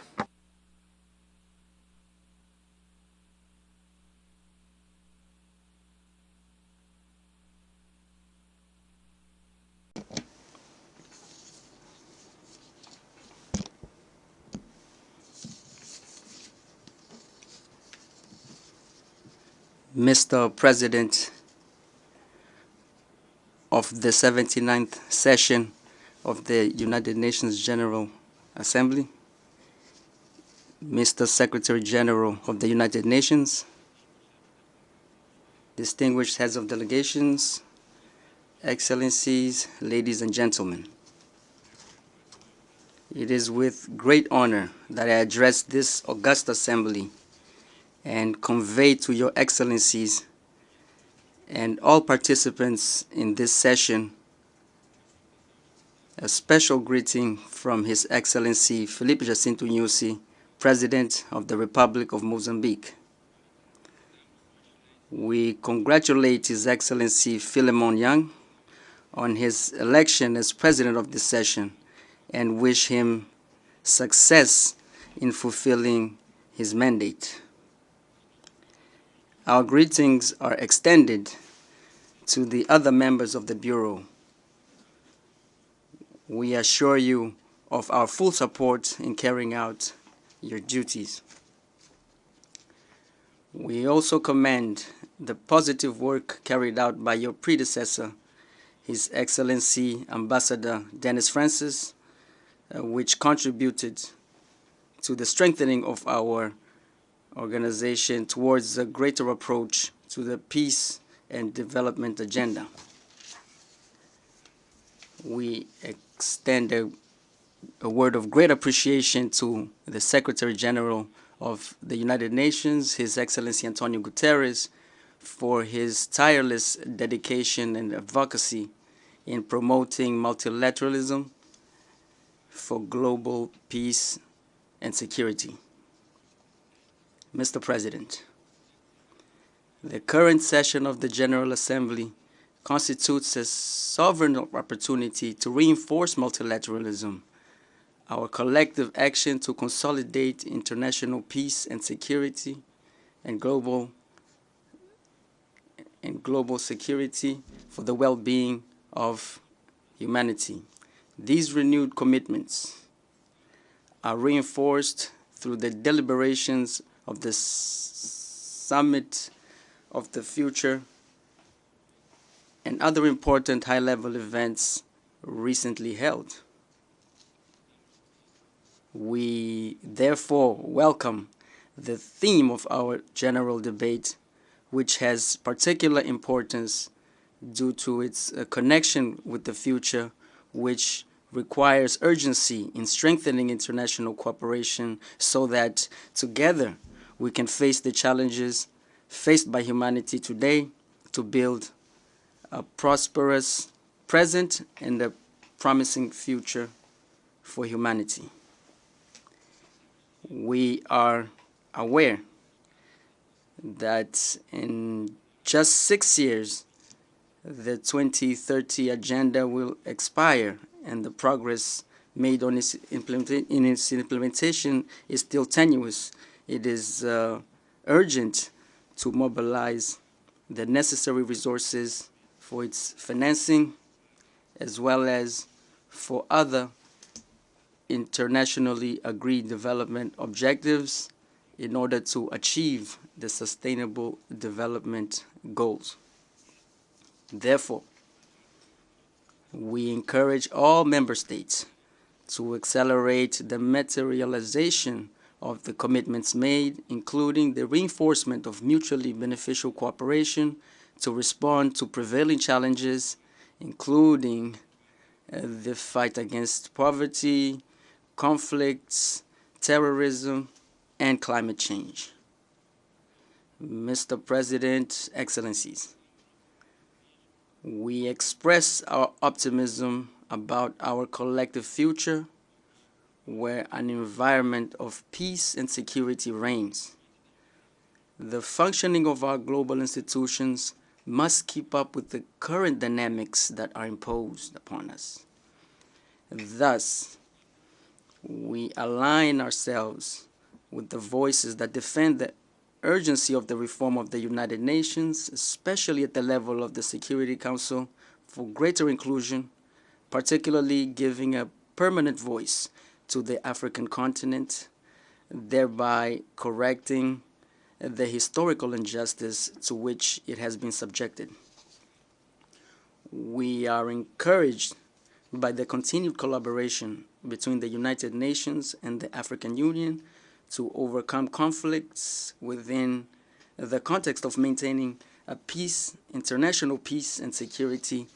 Resolution 2719, adopted by the United Nations Security Council on 21 December 2023, is a significant milestone for African Union-led peace support operations. It strengthens collaboration between the United Nations and the African Union, promoting greater regional and national ownership of peace initiatives. We hope that it will effectively ensure access to adequate, predictable, and sustainable financing required for the operations of the African Union. We believe that this collaboration will contribute to giving greater strength to efforts to prevent and resolve conflicts towards a prosperous and peaceful Africa, the Africa we want, as established in Agenda 2063 of the African Union. Mr. President, Excellencies, the concert between nations has been feasible throughout these times due to the collective observance of the sacrosanct objectives and principles of the Charter of the United Nations, including the defense of the right to self-determination of peoples, respect for the sovereignty and territorial integrity of states.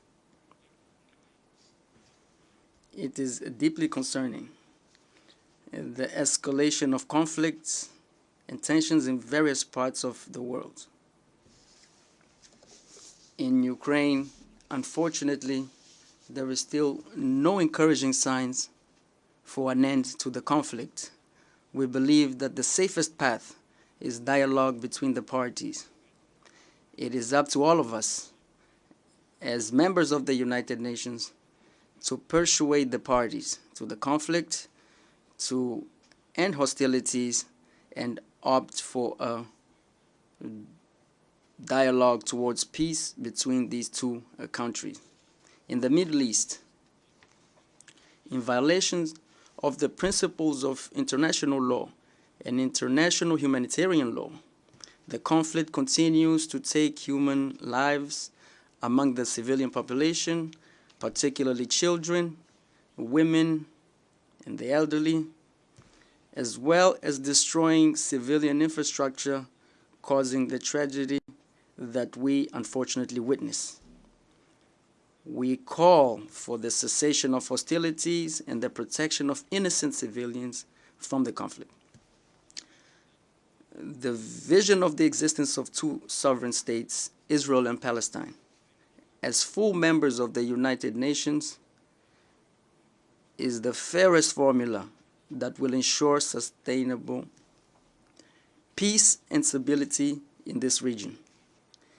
In Africa, we are also concerned about the conflict in Sudan, which has killed thousands of innocent civilians, including refugees, causing an unprecedented humanitarian disaster. We reiterate our calls to the parties to the conflict to end hostilities and the need for dialogue in order to restore peace and stability. Mr. President, the use of sanctions and other unilateral coercive measures does not contribute to the preservation of peace, security, and sustainable economic and social development. Unilateralism is contrary to the multilateralism enshrined in the Charter.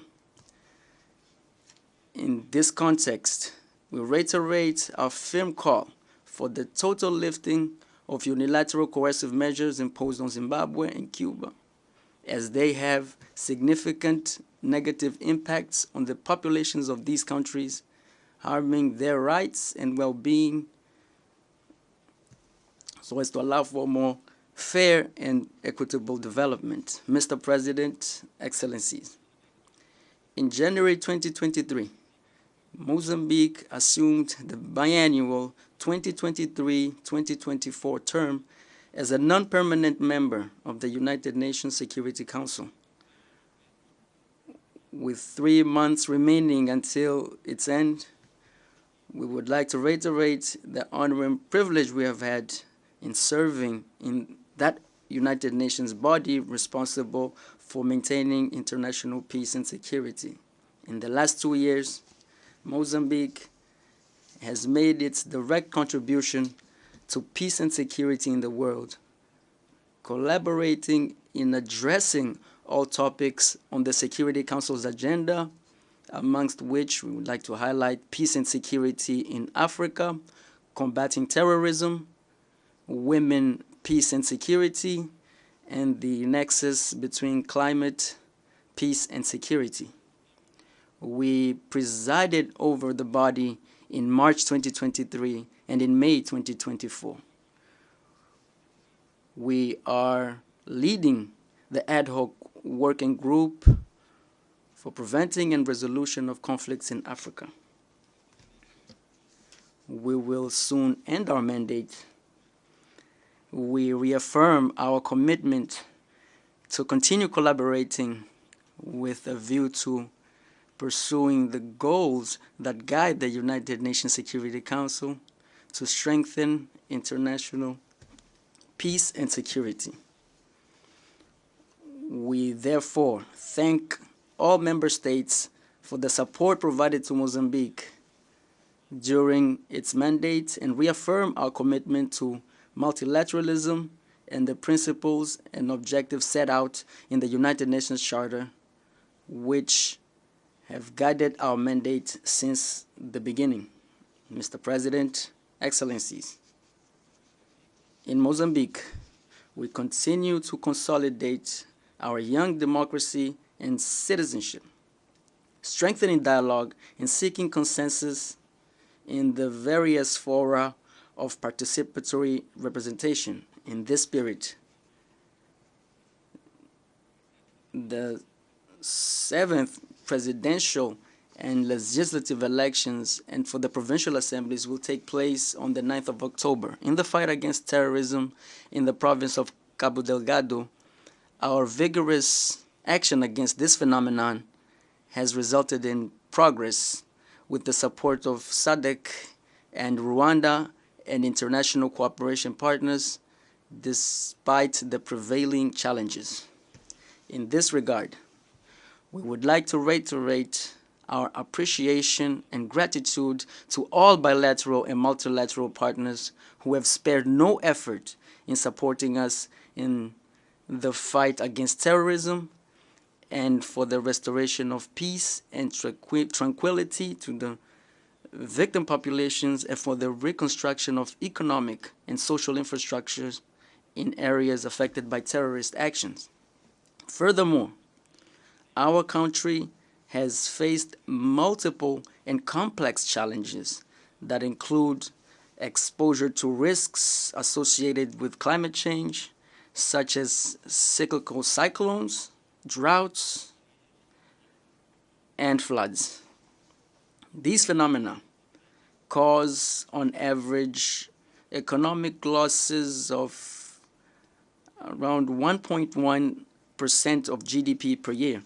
Mr. President, Excellencies, finally, we reiterate the commitment of the government of the Republic of Mozambique to international peace and security, which are essential factors for the well-being of humanity and a prosperous world. I thank you very much.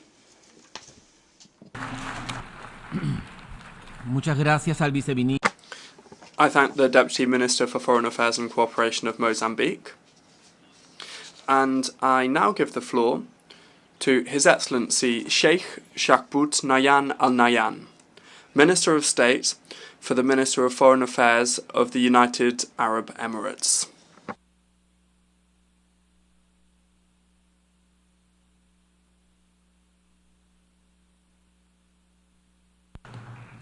Assalamu alaikum wa rahmatullahi wa barakatuh. May the peace, mercy, and blessings of God be upon you.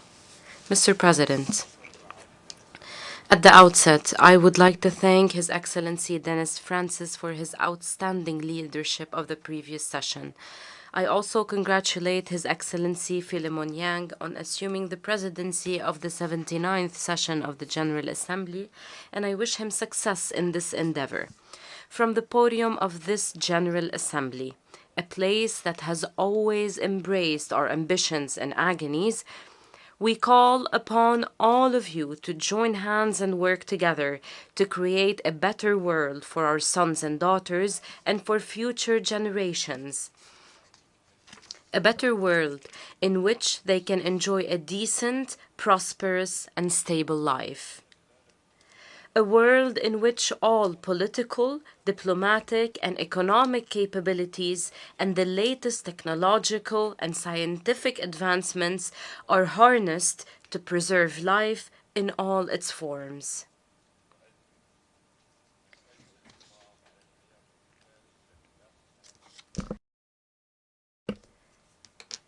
In the United Arab Emirates, we have focused on this vision. We have unleashed the wheel of progress in every field, from development, economy, and education to technology and industry. Since its inception, the UAE has adopted a transparent foreign policy based on credibility and building balanced relations with all countries. This includes supporting regional and international efforts aimed at achieving stability and reducing escalations, encouraging dialogue and building bridges, as well as resolving crises instead of merely managing them. As our world stands at a dangerous crossroads, we must redirect the compass of our international action to focus on a set of fundamental and non-negotiable principles. Most importantly, we must stand united in the face of contentious issues, support all peoples without applying double standards, ensure the protection of civilians, uphold the rule of law, as well as commit to human rights and respect the principles of good neighborliness. Returning to these basic principles has become more urgent than ever, particularly with the serious violations committed in conflicts raging in our region and around the world. These violations have deepened human suffering, erased decades of progress, and caused widespread displacement, creating massive refugee crises. This has also increased the burdens on concerned and neighboring countries, particularly with the ongoing bloody wars on the Gaza Strip, the wars in Sudan and Ukraine, and the crises taking place in Yemen, Syria, Libya, Sahel, Afghanistan, Myanmar, Haiti, and other countries. It must be recalled that even wars have rules. Parties must respect international law, including international humanitarian law. In Gaza, an immediate and lasting ceasefire must be reached. Rapid, full, and unimpeded access of humanitarian assistance at large scale must be allowed, and the hostages and detainees must be released. The relevant Security Council resolutions must also be implemented. We must act wisely in response to the rapid developments threatening our region. It is evident that what we have warned about is now unfolding beyond our control. We regret to see the war spread to Lebanon, at a time when we were hoping for an announcement about reaching a deal to end the war on Gaza. It is unacceptable to ignore the decisions and advisory opinions issued by the highest judicial body of the United Nations, namely the International Court of Justice. This includes the provisional measures issued by the court regarding the war on Gaza. In this context, we call for maintaining the security and safety of people. We must safeguard regional and international stability, including the security of international navigation, trade routes, and energy supplies. This is especially crucial in light of continued attempts by terrorist and extremist groups to exploit people's suffering for their own political goals. In the Sudan, the warring parties must stop the fighting immediately and permanently, and allow unhindered and sustainable access to humanitarian assistance across borders and conflict lines.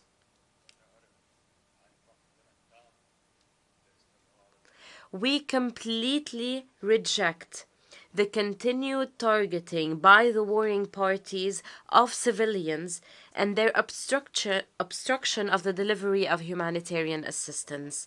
We strongly condemn the blatant attack launched by the Sudanese armed forces on the residence of the ambassador of the United Arab Emirates in Khartoum on the 29th of September 2024. in flagrant violation of the fundamental principle of the inviolability of diplomatic premises and of international conventions and norms, particularly the Vienna Convention on Diplomatic Relations. We call on the warring parties to engage seriously in peace talks. In this regard, we emphasize the importance of building on the positive outcomes achieved in the meetings of the Working Group of the Aligned for Advancing Life-Saving and Peace in Sudan Group, ALPS. We commend all initiatives aimed at finding a comprehensive solution to the crisis. We must all continue working with regional and international partners to alleviate the suffering of the Sudanese people to ensure a safer and more prosperous life for them. In Ukraine, the impacts of the ongoing war have transcended seas and continents. Therefore, it is imperative to find a peaceful solution to end this conflict, which has increased global polarization, created refugee and prisoners crises, and affected global food security.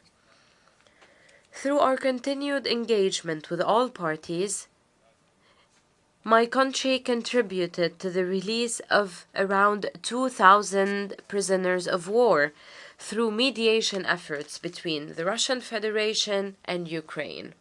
We continue to push for dialogue and de-escalation, and we support recovery and reconstruction. As we speak of resolving protracted crises, we must reiterate our full support of Morocco's sovereignty over the Moroccan Sahara region, as well as for the Autonomy Initiative to maintain the territorial integrity of the Kingdom of Morocco. Mr. President, in numerous crises, my country refused to allow the international response to be obstructed by growing global polarization or obstacles imposed by warring parties.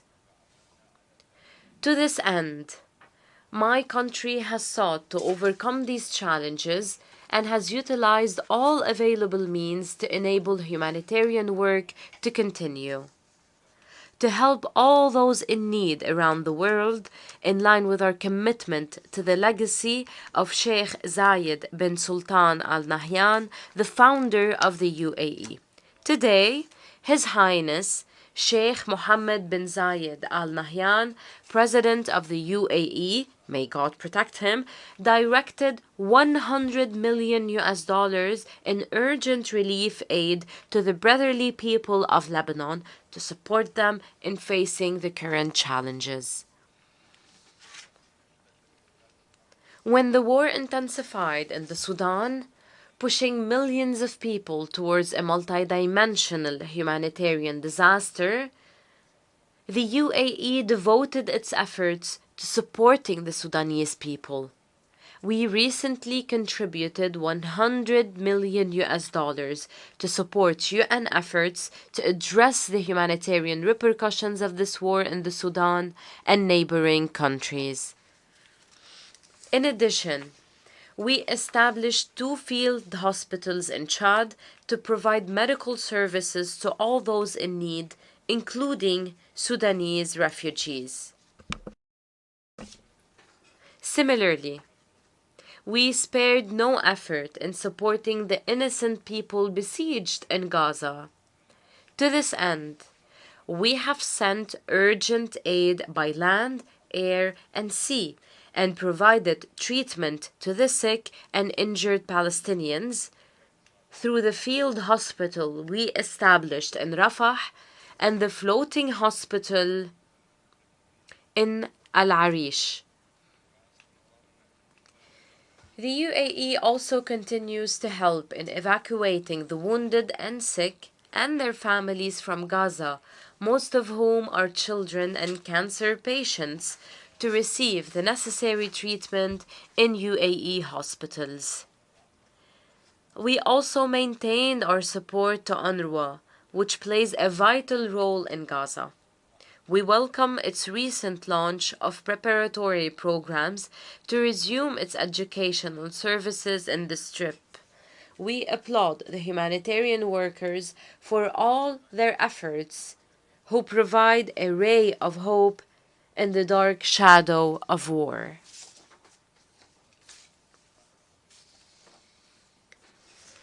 If we want to bring an end to the 7-decade-long vicious cycle of the Palestinian issue, then we must take concrete steps towards the establishment of an independent Palestinian state with East Jerusalem as its capital, based on the two-state solution. We must also consider the establishment of a temporary international mission in the Gaza Strip upon an official request from the Palestinian government to address the humanitarian crisis, re-establish security and law, and reunite Gaza and the West Bank under a reformed Palestinian Authority. This would enable the Palestinian Authority, after it is reformed, to take firm steps towards reaching a comprehensive and just political solution for the Palestinian issue.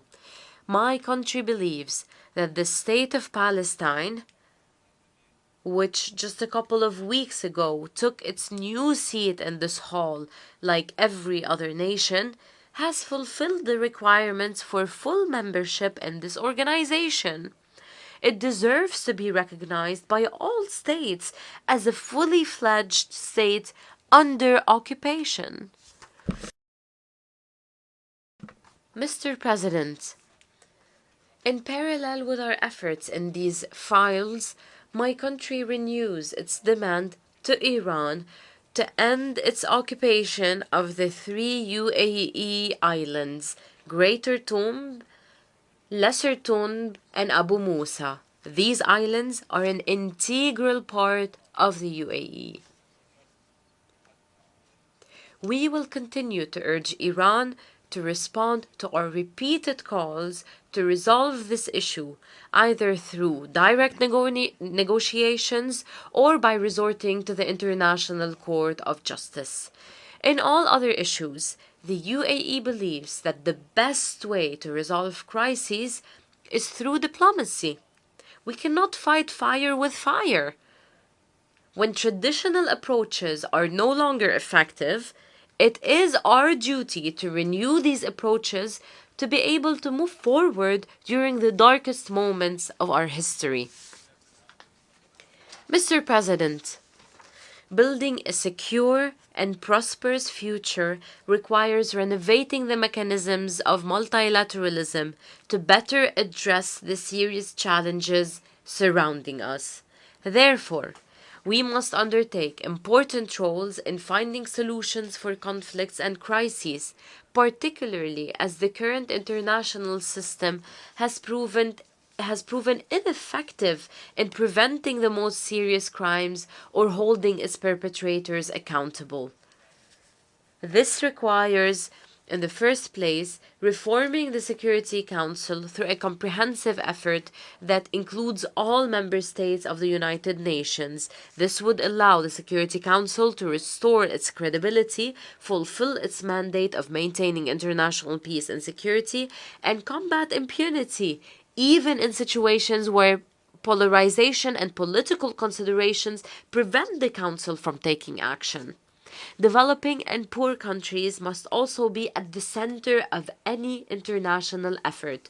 We also must ensure that women and young people are empowered to play their critical and meaningful roles in all aspects of collective action. While we are preoccupied with addressing the current reality, we must not lose sight of the importance of crisis prevention efforts. The deadliest wars in history did not break out overnight. They were a result of extremism, hate speech, and intolerance accumulating over years, if not decades. This requires taking concrete steps to uphold the principles of tolerance and peaceful coexistence and coordinate regional and international efforts to extinguish the sparks of conflict before they even start. Furthermore, collective action is the only way to address the challenges threatening the future of humanity and our planet, including climate change. The outcomes of the 28th session of the United Nations Climate Change Conference, hosted by the UAE, demonstrated what we can achieve when we work together.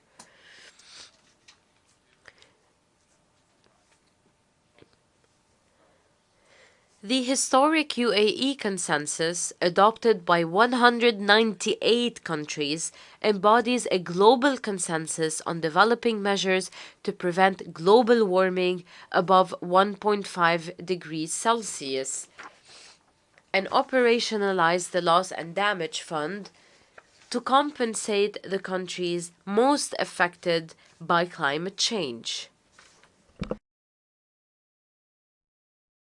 We will continue to cooperate with everyone to support climate action and clean and renewable energy solutions, including through the Troika of the Presidencies of the Conference of the Parties initiative with Azerbaijan and Brazil to provide a concrete response that contributes to the achievement of the objectives of international climate agreements. We will also continue our efforts to address the issue of water scarcity and provide sustainable clean water for all, including through the UN Water Conference, which we intend to host in the UAE in 2026 in partnership with Senegal. Our other initiatives in this field, most notably, our other initiative in this field is most notably the Mohammed bin Zayed Water Initiative launched this year.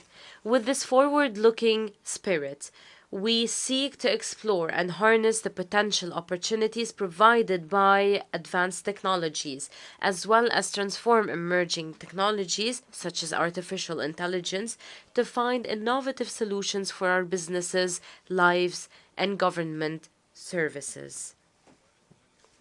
We believe that international attention and investments should be directed towards these technologies to accelerate sustainable development and achieve transformative shifts in addressing the challenges we face in different fields.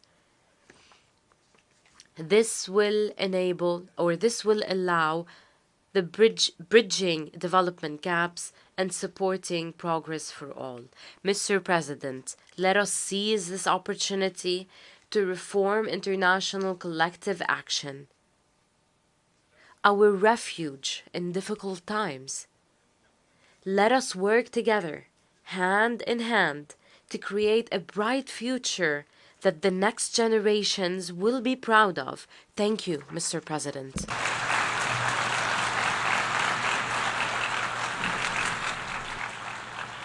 Muchas gracias. I thank the Minister of State for the Ministry of Foreign Affairs of the United Arab Emirates. I now give the floor to His Excellency Peter Mohan Maitre Perez, Head of the Delegation of Sri Lanka.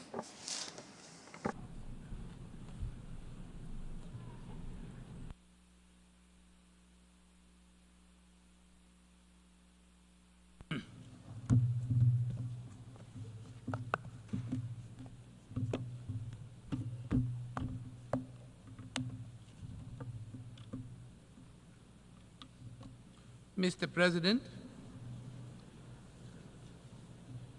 Excellencies, distinguished delegates, ladies and gentlemen. Sri Lanka felicitates His Excellency Philomene Young of Cameroon on his election as the President of the 79th session of the United Nations General Assembly. Mr. President, against the background of global turmoil, setbacks and transformations, the aspirations of this year's Assembly for a better global future resonate with those of the people of Sri Lanka. On the 23rd of September, following a transparent and peaceful electoral process and a dignified transition in keeping with our decades of democratic practice, His Excellency President Anura Kumara Dissanayake was sworn in as the 9th Executive President of Sri Lanka. The people of Sri Lanka have vested in him the mandate to realize the people's aspirations for the future and to build a sustainable foundation for future generations. His Excellency President Dissanayake has outlined to the nation his determination to put in place a united Sri Lanka and a transformed ethical political culture. A political culture echoing the wishes of the people. His future trajectory combines nation building based on public trust in governance and in the political system through accountability, integrity, and the elimination of waste and corruption. In the words of His Excellency President Anura Kumara Dissanayake, quote, "We are launching a unified Sri Lankan nation that respects diversity, fully ending an era of division based on race, religion, caste, and class." Close quotes. In order to achieve these objectives, the government has recognized that it is crucial to reinforce stability and confidence in the economy and stimulate growth. The government will work within commitments to reach macroeconomic stability through the framework of international financial institutions and in negotiations with sovereign and private external stakeholders. The government is acutely aware of the hardships that have been faced by the people in the process of economic transition. Measures will therefore be put in place to generate greater resources for enhanced public expenditure and welfare to raise the living standards of our people with equity and justice. Mr. President, the recent vote for change by the people of Sri Lanka presents us with a renewed opportunity, and we are determined to succeed, including with the support of our friends in the international community. Mr. President, despite our consensus on the Pact of the Future, this year's UNGA takes place at a moment of profound global crisis on multiple fronts. In the Middle East, we are closer to wider regional conflagration than when we convened last week, and the humanitarian suffering in Gaza gets worse by the day. The achievements of the SDGs now appears beyond our reach, and we are off target on the Paris climate goal to limit the temperature increase to 1.5 degrees centigrade above pre-industrial levels.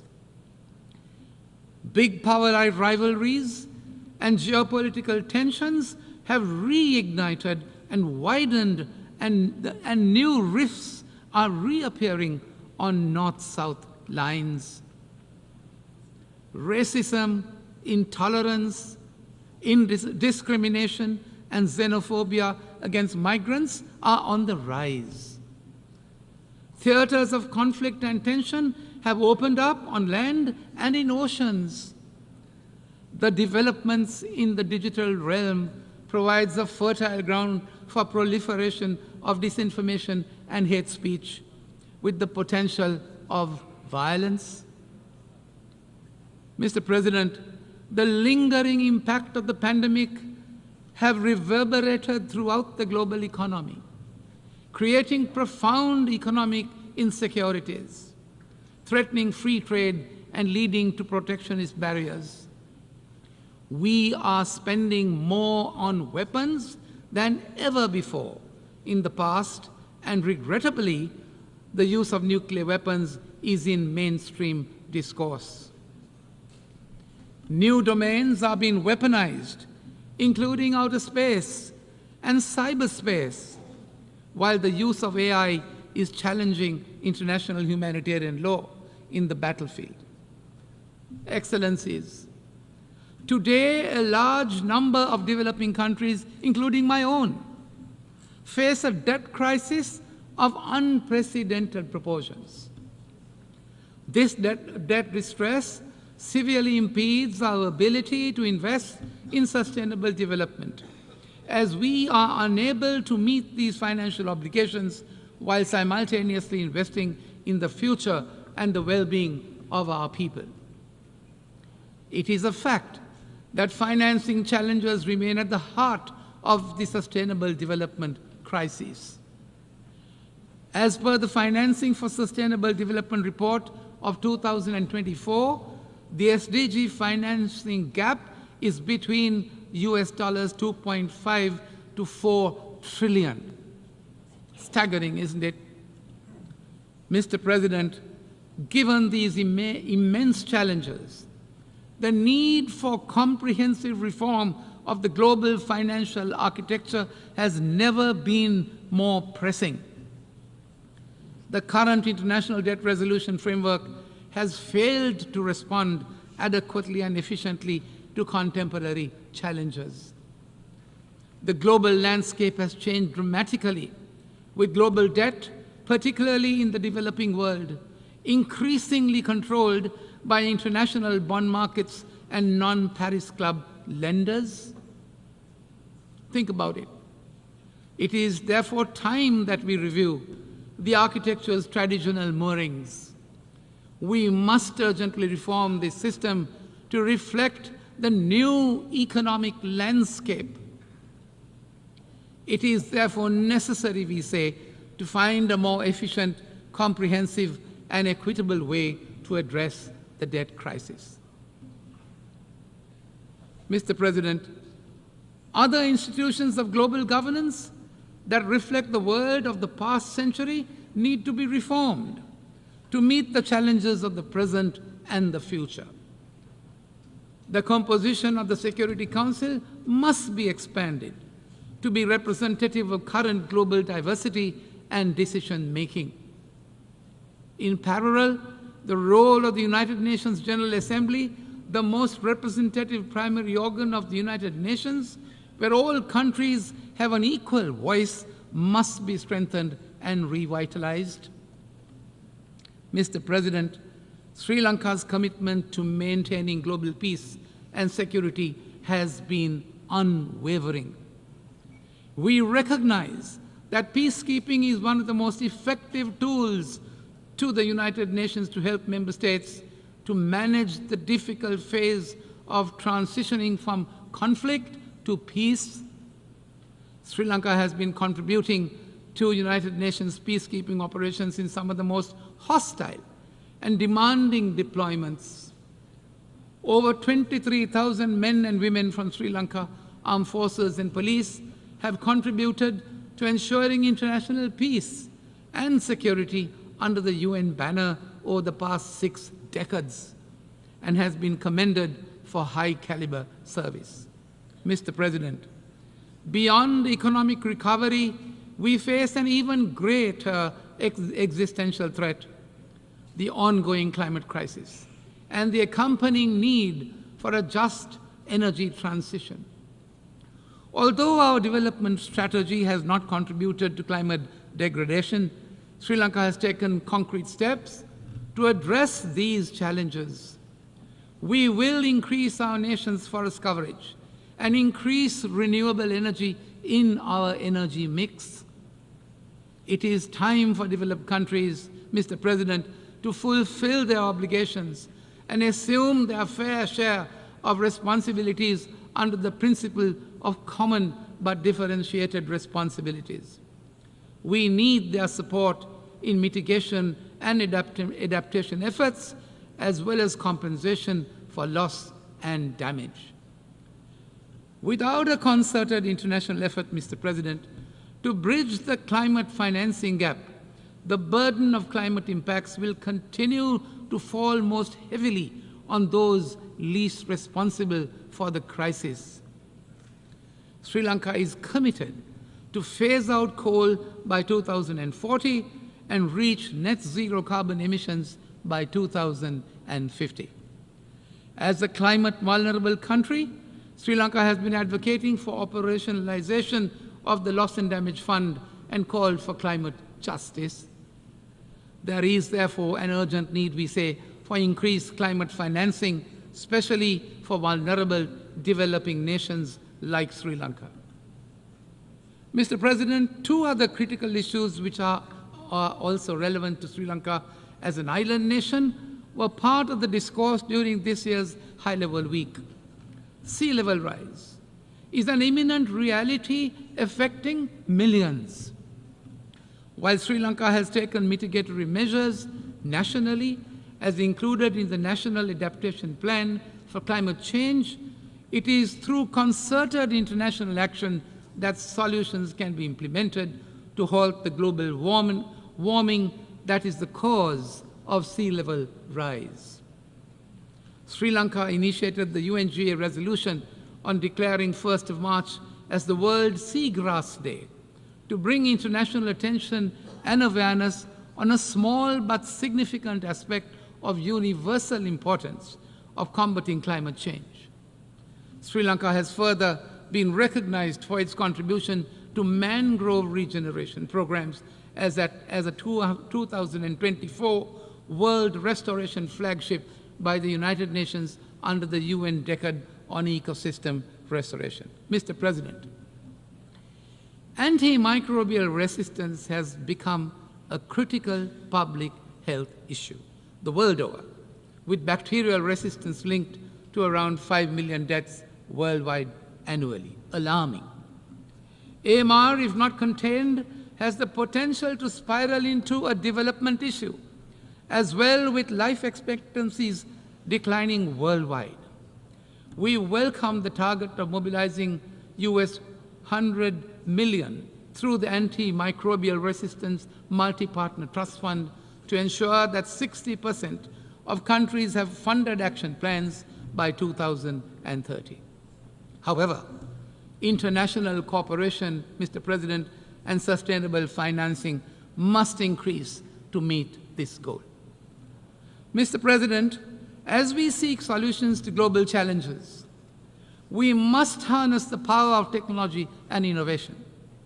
Digital technologies and artificial intelligence offer unprecedented opportunities to accelerate sustainable development.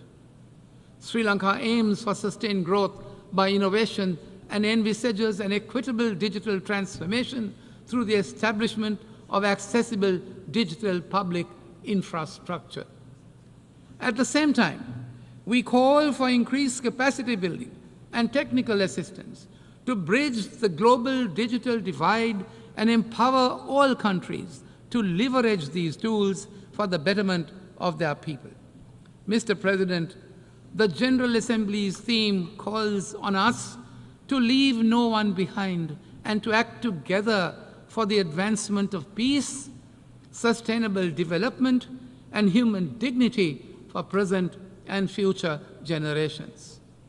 In Sri Lanka, 38% of our total population is youth, which is the most capable and dynamic resource that can contribute to our future development.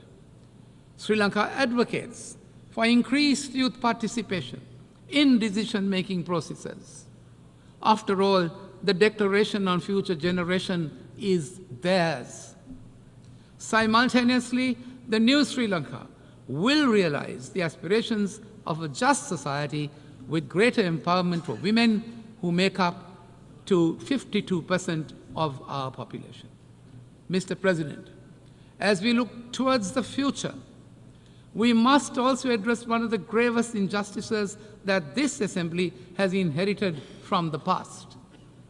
Sri Lanka has repeatedly voiced its concern over the dire humanitarian situation in the occupied Palestinian territories.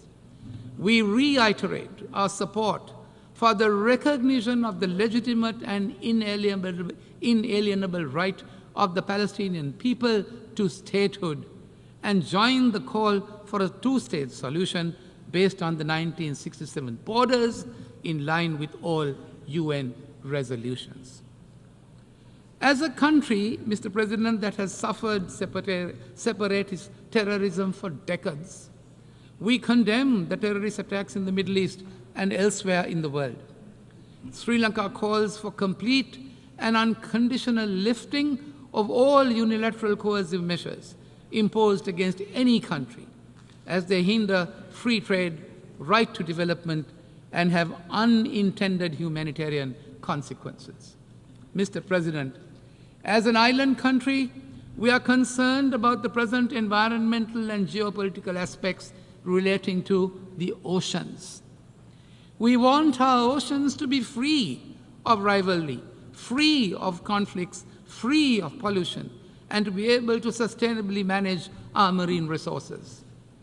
The UNCLOS, with its cohesive and universal nature, provides us with a say in shaping the global maritime system. Sri Lanka remains committed to the balance and collaboration embedded within the treaty, enabling freedom of navigation and sustainable use of the oceans, respecting the sovereignty of the coastal states. Mr. President, we must recognize that global challenges demand global solutions. In our interconnected world, no country can solve these complex problems in isolation. We must strengthen our international institutions, enhance knowledge sharing, and foster strong relationships.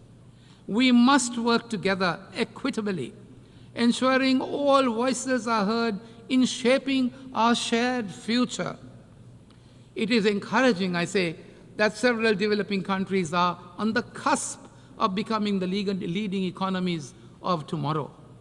We must bolster South-South cooperation to foster economic growth, social progress, and sustainable development among us. However, South-South cooperation is not a substitute, we appreciate, for the responsibilities of the Global North as set out in the Addis Ababa Action Agenda and the Paris Agreement.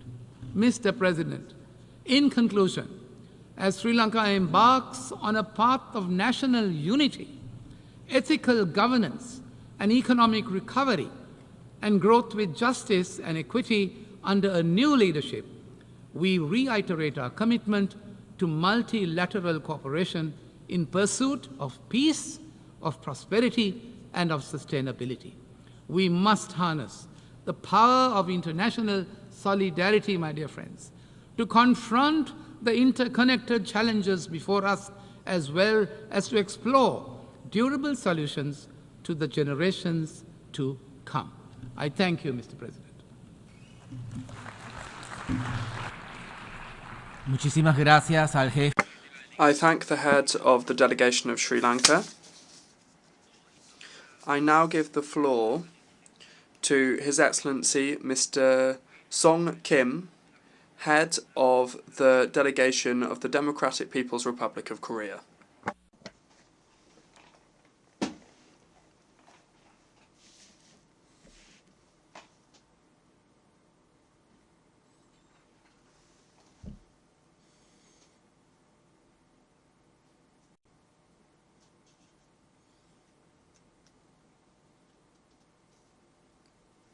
Mr. President, Mr. Secretary General, distinguished representatives, allow me first of all to congratulate you, Mr. Philemon Yang, on your election as President of the 79th session of the UN General Assembly. I am confident that your able stewardship will lead this session to an excellent fruition. Mr. President, the current session of the UNGA is convened at a time when the existence and development of humanity is faced with unprecedented serious crises and challenges. armed conflicts and bloodshed continue unabated in various parts of the world, with the situation in Gaza still going on for almost a year, taking the lives of the tens of thousands of innocent civilians and creating the most appalling humanitarian crisis since the World War II. To make matters worse, ever-worsening abnormal weather conditions like extreme high temperature, drought, torrential rain, and flood cause massive human and material losses, coupled with such problems as food and energy crisis, unemployment, and poverty and social inequality. In addition, confrontation, bloc forming, and unilateralism prevail over the spirit of cooperation, unity, and multilateralism, which run through the UN Charter, thus creating obstacles to tiding of international crisis. Therefore, I expect that this general debate, true to its theme and spirit, will serve as a significant occasion in overcoming the challenges and crises threatening humanity's existence and development, defending the UN-centered multilateral system, and promoting peace and advancement of the present and future generations. Mr. President, I consider it important for each and every UN member state to fully discharge its responsibility with a view to overcoming present crisis and promoting social progress and better standards of living as stated in the UN Charter. From this viewpoint, I'd like to outline the principled stand of the DPRK government and its efforts directed to achieving socio-economic development, defending regional peace and stability, and realizing international justice.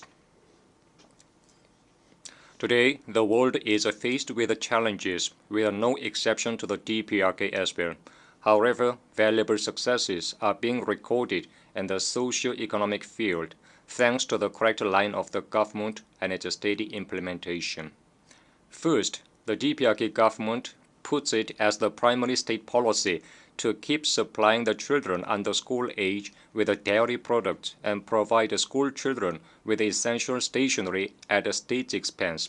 As a result of the strenuous execution of the policy, we witness continued improvement in the quality of childcare and education.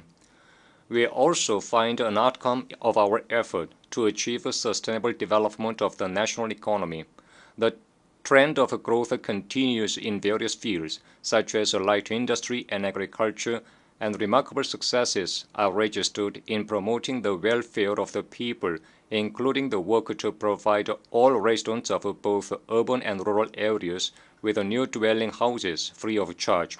In particular, the DPRK government newly adopted the policy for regional development and is paying primary attention to its practical implementation. The DPRK government's regional development policy aims to effect epoch-making enhancement in socio-economic, material, and cultural standards on a nationwide scale by bridging the gap between the capital and provincial cities, between urban and rural areas, and develop all sectors and regions of the country in a balanced and simultaneous way within a 10-year time frame. This will be an effective contribution of the DPRK to the attainment of the SDGs on achieving sustainable development for everyone, ensuring no one is left behind. The DPRK's regional development policy is firmly assured of its feasibility as it is based on scientific accuracy and justness. In 10 years' time, the world will witness a completely changed development of the DPRK. Mr. President, aforementioned work for socio-economic development in the DPRK is never done in a peaceful and normal security environment.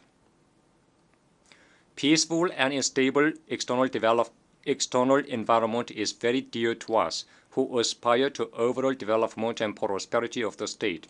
And yet, the security threat forced upon us from the outside is all the more increasing with the passage of time.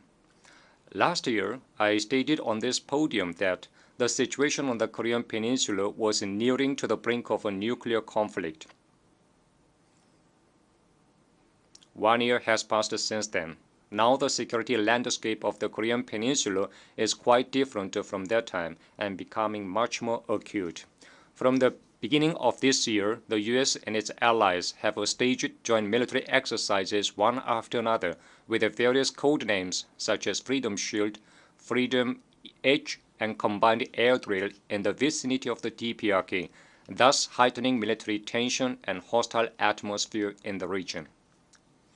Much more serious is the fact that the anti-DPRK nuclear war machine, Nuclear Consultative Group, engineered by the US and ROK last year, is now in full operation, and simulation nuclear war drills are conducted to put into practice an actual attempt to use nuclear weapons against the DPRK. Joining here are the member states of NATO, which is an outside force beyond the region and an exclusive military bloc. They are strengthening military cooperation with the US and ROK, abusing the signboard of a UN command, which should have been dismantled decades ago in accordance with the UNGA resolution. They are stirring up military confrontation still further by deploying warships and aircraft in the hotspot region of the Korean Peninsula. Such being the case, they blame us for threatening them and the peace and stability of the region and beyond with the nuclear weapons. Then who had developed and used nuclear weapons against humanity for the first time in history? Who has introduced nuclear weapons into the Korean Peninsula in the last century and posed a nuclear threat to the DPRK over the century? Who on earth is talking unhesitatingly about the end of regime of a sovereign state and maintaining first use of nuclear weapons against the DPRK as its national policy? It is not that the DPRK's position of nuclear weapons makes the U.S. hostile towards us. The truth is that the U.S. hostility and nuclear threat to the DPRK for over 70 years compelled us to make a historic decision to possess nuclear weapons. Our nuclear weapons were just made and exist to defend ourselves. As such, any talk about our nuclear threat only proves a conceived hostility towards the DPRK. The security environment of the Korean Peninsula is bound to be intricately complicated through to the next generation as well, unless the U.S. and its followers change their confrontational and aggressive nature. Under such circumstances, it is an indispensable exercise of sovereign rights for the DPRK to maintain powerful strength capable of defending national security interests and guaranteeing peaceful development. The situation on the Korean Peninsula has not entered into war, even though it is fraught with extreme tension. It is totally attributable to our country's powerful war deterrence, which helps stave off threat of aggression and keep the balance of power in the region. Therefore, we continue to increase our war deterrence capabilities, not only from our obligation to ensure national security, but also from our mission to maintain peace and security in the region and beyond. Comrade Kim Jong-un, president of the State Affairs of the DPRK, said that we can choose either dialogue or confrontation, but we should go further in getting ourselves fully prepared for confrontation. This is the review and conclusion drawn from the 30-year-long DPRK-US relations, he said. When it comes to the right to self-defense, a legitimate right of a sovereign state, we will never go back to the point in the far-off past. When it comes to the national prestige, we will never bargain over it with anyone, for it was gained through the bloody struggle of the entire Korean people. Whoever takes office in the United States, we will only deal with a state entity called the U.S., not the mere administration. Likewise, any U.S. administration will have to face the DPRK, which is different from what the U.S. used to think. Mr. President, it is the invariable external policy of the DPRK government to champion justice and peace, aspire after progress and development, and promote friendship and solidarity. This is also the idea running through the UN Charter. From this viewpoint, the DPRK government stands strongly against the acts of dividing international political arena into two camps with unlawful double standards, giving precedence to their hegemonic interests and disturbing peace and stability. At present, many factors obstruct attainment of the SDGs set forth by the UN. The most critical among them are the high-handedness, arbitrariness, and double standards of the US and certain UN member states. Since October last year, the indiscriminate massacre by Israeli authorities has claimed more than 40,000 Palestinian civilian lives in Gaza Strip, including many children and women, and thus exposed a nation to a complete extinction.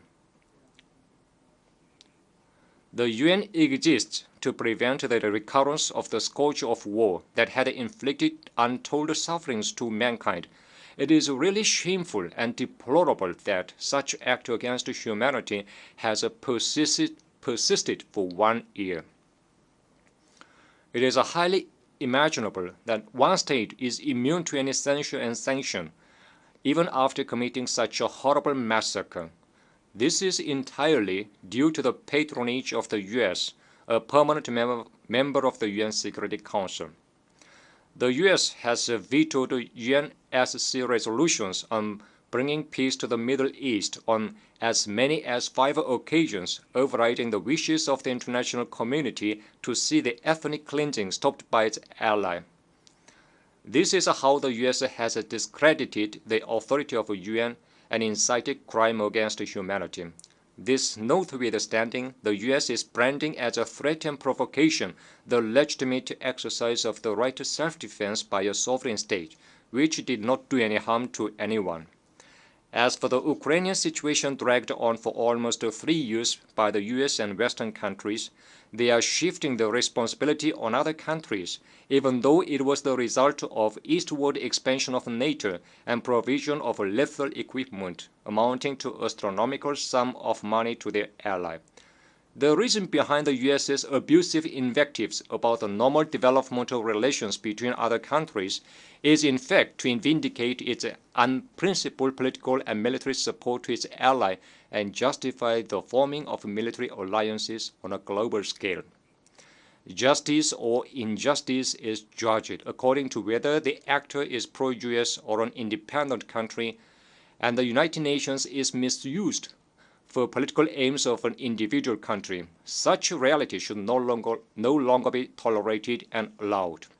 I once again express a serious concern with a strong denunciation over the fact that peace and security in many parts of the world are seriously threatened, and the spirit of the UN Charter is debased by the arbitrariness and high-handedness of a single arrogant permanent member state of the UN Security Council.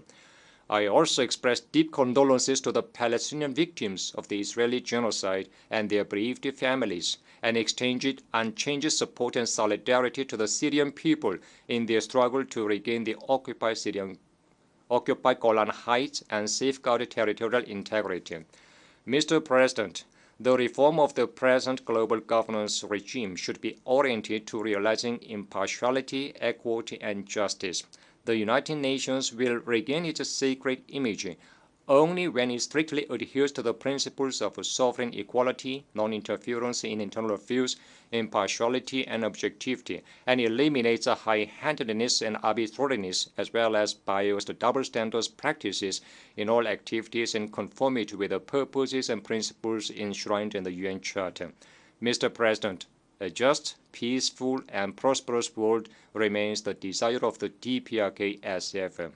It is the consistent stand of the DPRK government to make positive efforts with independence against imperialism as its immutable first national policy to realize international justice based on the respect for sovereignty, non-interference in internal affairs, equality, and mutual benefit, and establish a new international order.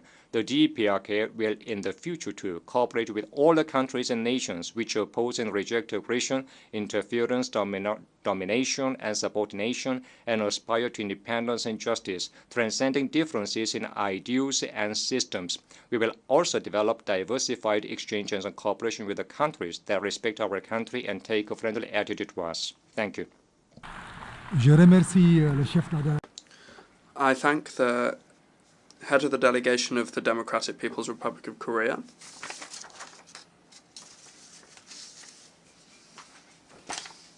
And I now give the floor to His Excellency Tibuori Tito, head of the delegation of the Republic of Kiribati.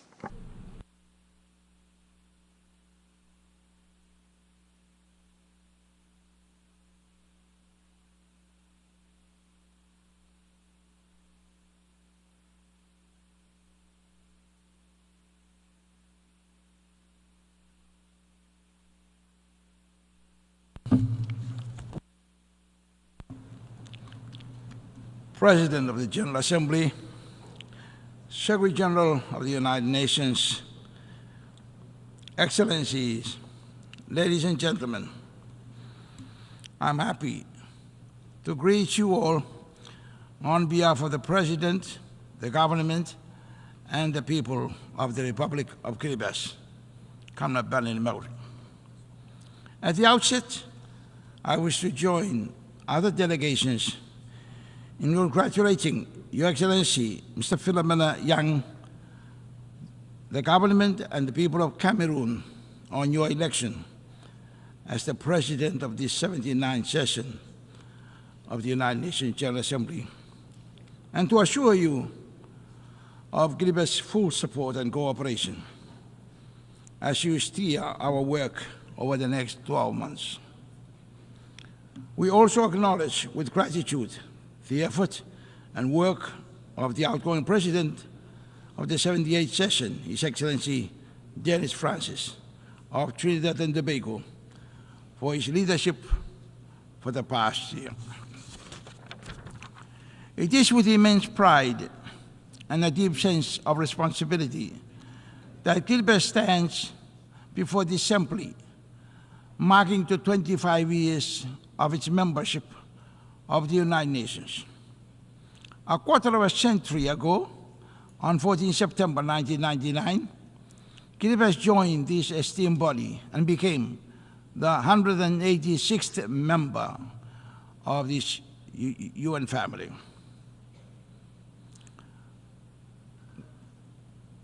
Believing that the challenges we face as a small island nation are inextricably linked to the fate of the global community. As we celebrate this milestone, we honor the path that we have walked with our global partners. And we reaffirm our commitment to the core principles of the United Nations: peace, justice, human rights, responsibility, and respect, and sustainable development. Mr. President, the theme for us now, leaving no one behind and acting together for the advancement of peace, sustainable development, and human dignity for present and future generations, cannot be more relevant and timely as global conflicts escalate, causing widespread destruction, displacing people, and leaving millions neglected and marginalized. The theme reminds us that despite the ongoing crisis, we must stand firmly together as responsible leaders and representatives of the 193 member nations of this greatest multinational organization, and recommit ourselves to do together whatever is necessary to get the world back on the path of peace, progress, and prosperity. Mr. President, what we witness in the world today and for the past 79 years suggests that the Founding Fathers' inspiration for lasting peace is far from being realized. The theme is therefore a timely reminder not to lose hope over the heartbreaking scenes before us, but to re-energize our unity, solidarity, and collective determination to overcome the forces that stand against multilateralism that our United Nations family embodies. This is why Kiribati reaffirms the critical importance of reinvigorating multilateralism the United Nations must remain the central platform for collective and global action, as no single nation can address the complexities of today's challenges on its own, be it pandemics, terrorism, conflict, human trafficking, climate change, to name a few.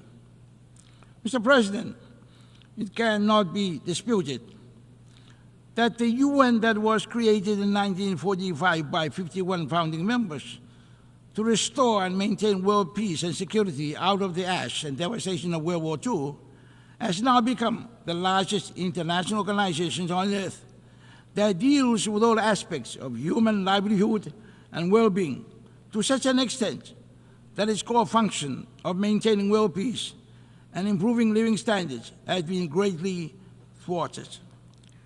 This is further exacerbated by the lack of unity and solidarity among member states, coupled with a persistent lack of respect for the UN Charter and for the rights and sovereignty of nations under the Charter.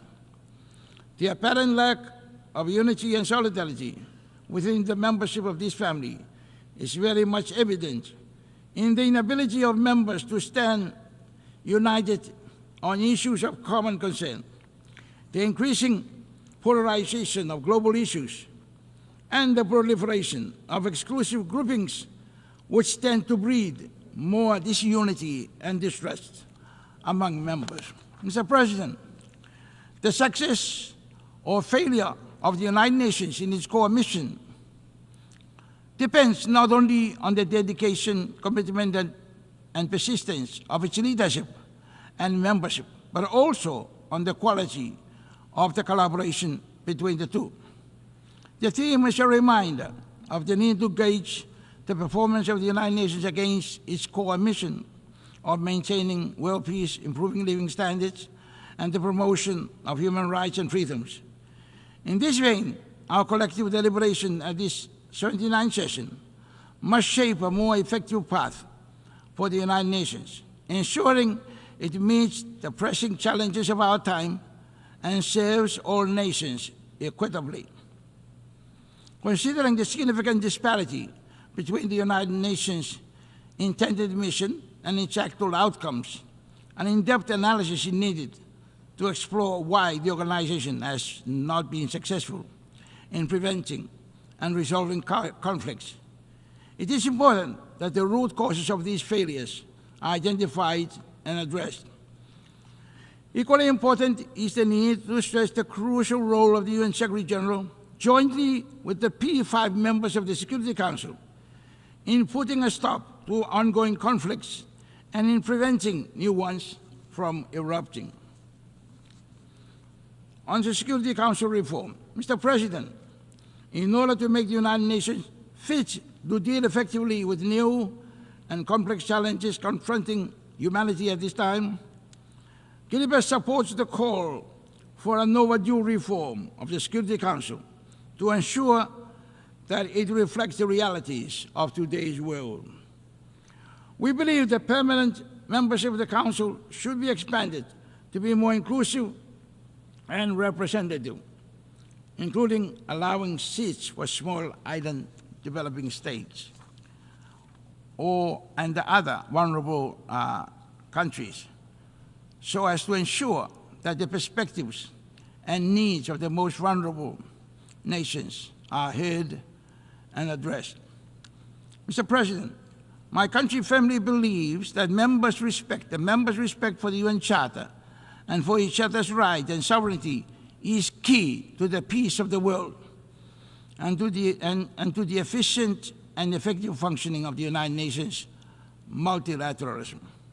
It is therefore paramount importance that each one of us recommit ourselves now to fully respect the Charter and each other's rights and sovereignty. Of equal importance is a renewal of faith and trust in each other as members of this United Nations family. On peacekeeping and international security, Mr. President, peacekeeping remains a cornerstone of international cooperation for maintaining global security and stability. Kiribati is grateful to have contributed to this effort by deploying police personnel to support the United Nations peacekeeping mission in South Sudan. Kiribati remains steadfast in its belief that global peace can only be achieved through collective action, and we will continue to play our part in this regard. Mr. President, Kiribati firmly believes that a country without peace, as is now seen in the case of countries that are currently devastated by wars and conflicts, cannot undertake any meaningful development while their people are deprived of enjoying a normal way of life and forced to live in refugee camps or as homeless people surviving through charity and humanitarian donations. People living in such dire conditions have no way of becoming economically productive in order to feel a sense of human pride and dignity, and cannot voluntarily free themselves out of such a predicament until the conflict has been resolved, peace restored, and life is back to normal. In other words, development and human dignity are not achievable without peace. Peace must be achieved first. On the Treaty on the Prohibition of Nuclear Weapons, Mr. President, Kiribati's unwavering commitment to global peace is deeply rooted in the tragic history with nuclear weapons. As a nation that has witnessed harsh and destructive with long-lasting consequences of nuclear testing, Kiribati remains steadfast in our support for the Treaty on the Prohibition of Nuclear Weapons, a landmark agreement that represents a collective effort to eliminate the threat of nuclear weapons from our world through complete nuclear disarmament. And we stand in solidarity with the other states in advocating for a world free of nuclear weapons. Mr. President, Kiribati recently launched its first ever foreign policy during its 45th National Day celebration on 12 July this year. This landmark document principally seeks to enhance the policy objectives that the core pillars of Kiribati's vision for 20 years. It captures the way forward on how we seek to engage effectively and strategically with our partners in areas of shared and mutual interest. And it seeks to develop our nation and people, while at the same time protecting our right to self-determination over our huge ocean and airspace territory. Mr. President, let me at this juncture highlight Kiribati's views and perspectives on some pertinent issues for small islands, such as climate change and sea level rise, the 2030 Sustainable Development Goals, marine conservation and protection, and the Pact of the Future, and on the crucial link between peace, sustainable development, human dignity, and the concept of leaving no one behind, as highlighted in the theme. Mr. President, Kiribati's designation as a least developed country reflects not only our economic challenges, but also our acute vulnerability to climate change. Kiribati's geographical isolation from world major markets, coupled with the volatility of global commodity prices and the increasing frequency of extreme weather patterns, exacerbates our development challenges. The high cost of imports, limited export opportunities, and reliance on fluctuating external markets further strain our efforts to achieve sustainable growth and development. Our graduation status from the LDC category, which had been deferred to a later date, remains at the back of our minds and what it would mean for us in the future, given these unprecedented challenges. It is for this reason, Mr. President, among others, we recognize the Multi-Dimensional Vulnerability Index, MVI, potential as a more fitting measure of vulnerability for all developing states.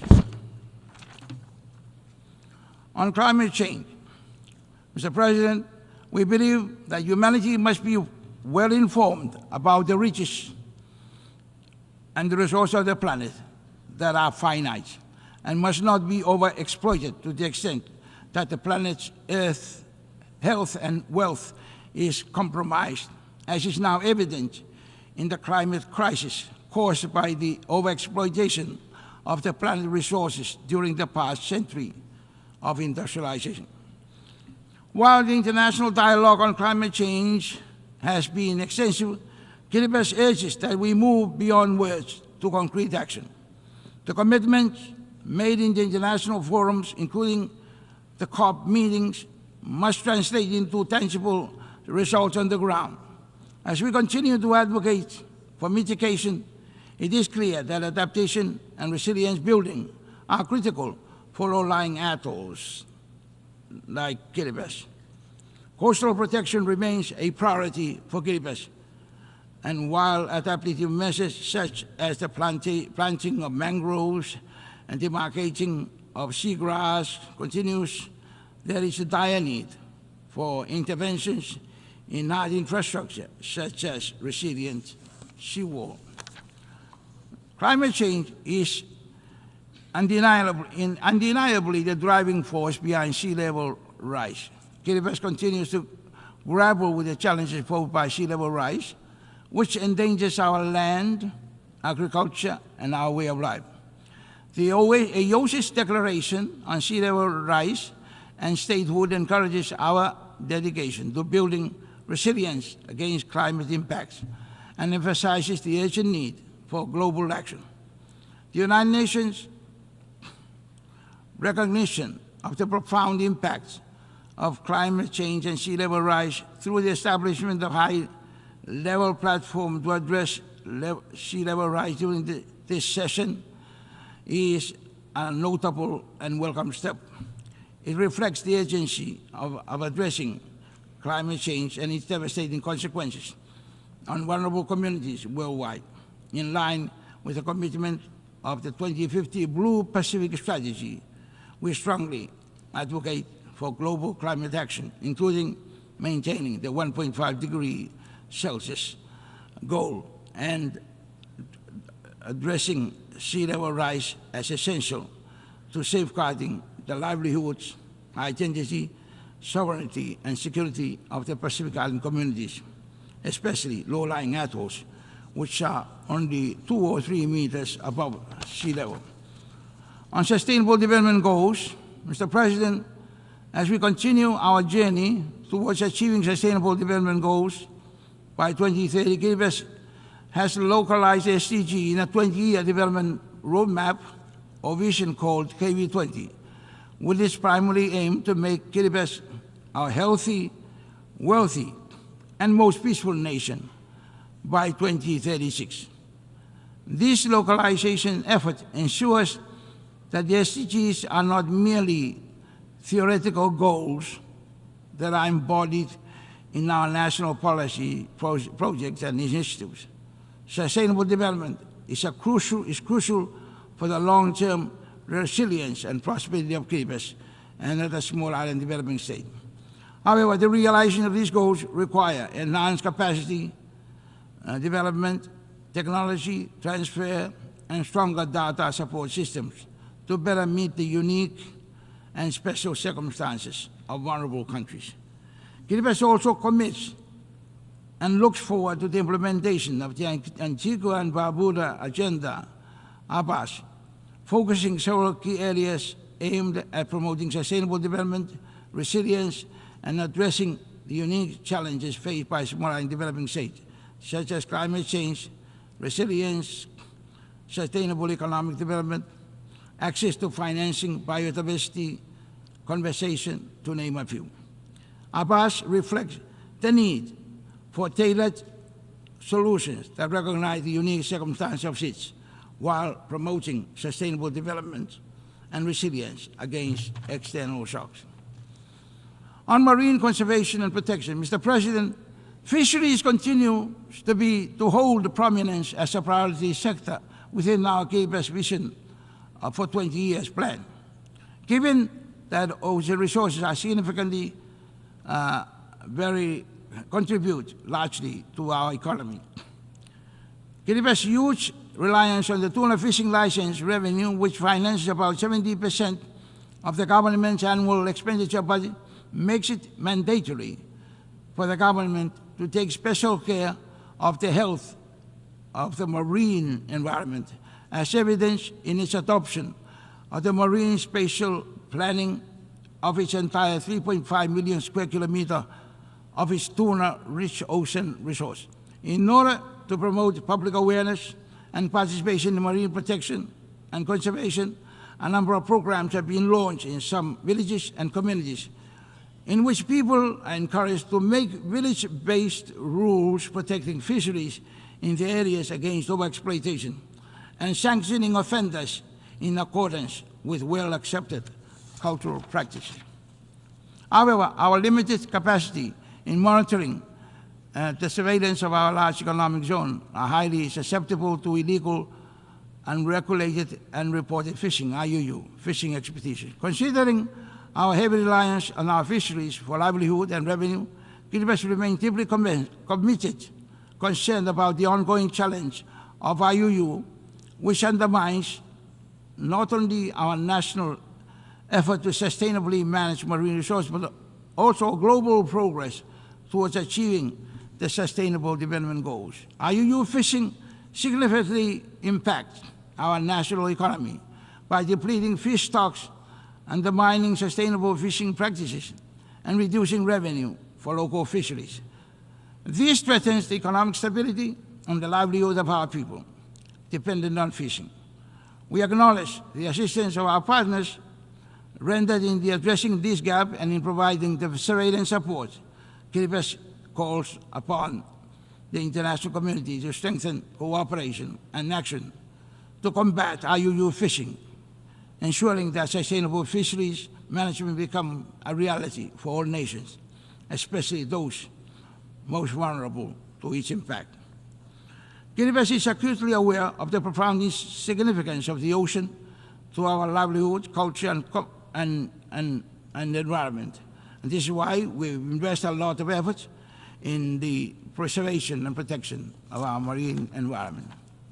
On the Pact of the Future, Mr. President, Kiribati applauds the Secretary General for his great initiative for bringing the whole world together to re-energize the United Nations as it approaches its 80th year anniversary, so that it remains relevant and vital for the peace, progress, and prosperity of humanity in the future.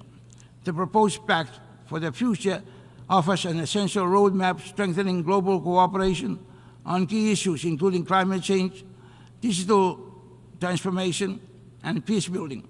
We fully support the development of the Global Digital Compact, which will help bridge the digital divide and ensure that small island developing states like Kiribati are not left behind in the digital age. It is vital that the international community takes bold steps to strengthen global governance mechanisms, fostering inclusive multilateralism that benefits all countries, particularly the most vulnerable. We believe that the success of these initiatives will be key to achieving sustainable development, peace, and security for future generations. Mr. President, as I conclude, I express our hope for the future. Kiribati family believes that together we can unite in action and commitment, ensuring that no country is left behind in our pursuit of a more sustainable and in a world where peace, sustainable development, and human dignity are advanced for the present and future generations. Let us make the 79th session a time to renew our unity, solidarity, and togetherness for the advancement of peace, sustainable development, and human dignity for present and future generations. We believe that together we can make it and together we can do it. Thank you.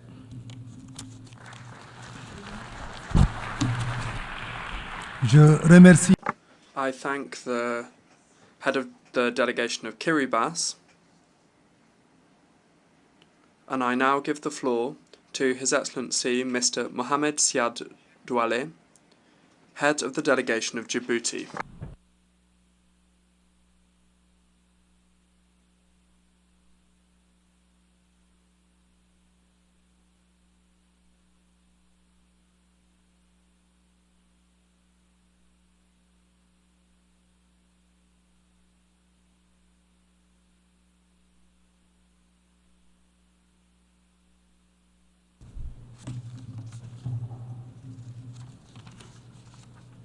Monsieur le Président, Mr. President, at the outset, I wish to very warmly congratulate His Excellency Mr. Philemon Yang, President of the General Assembly, for the 79th session, and I assure him of the full support of the Republic of Djibouti as he implements his mandate.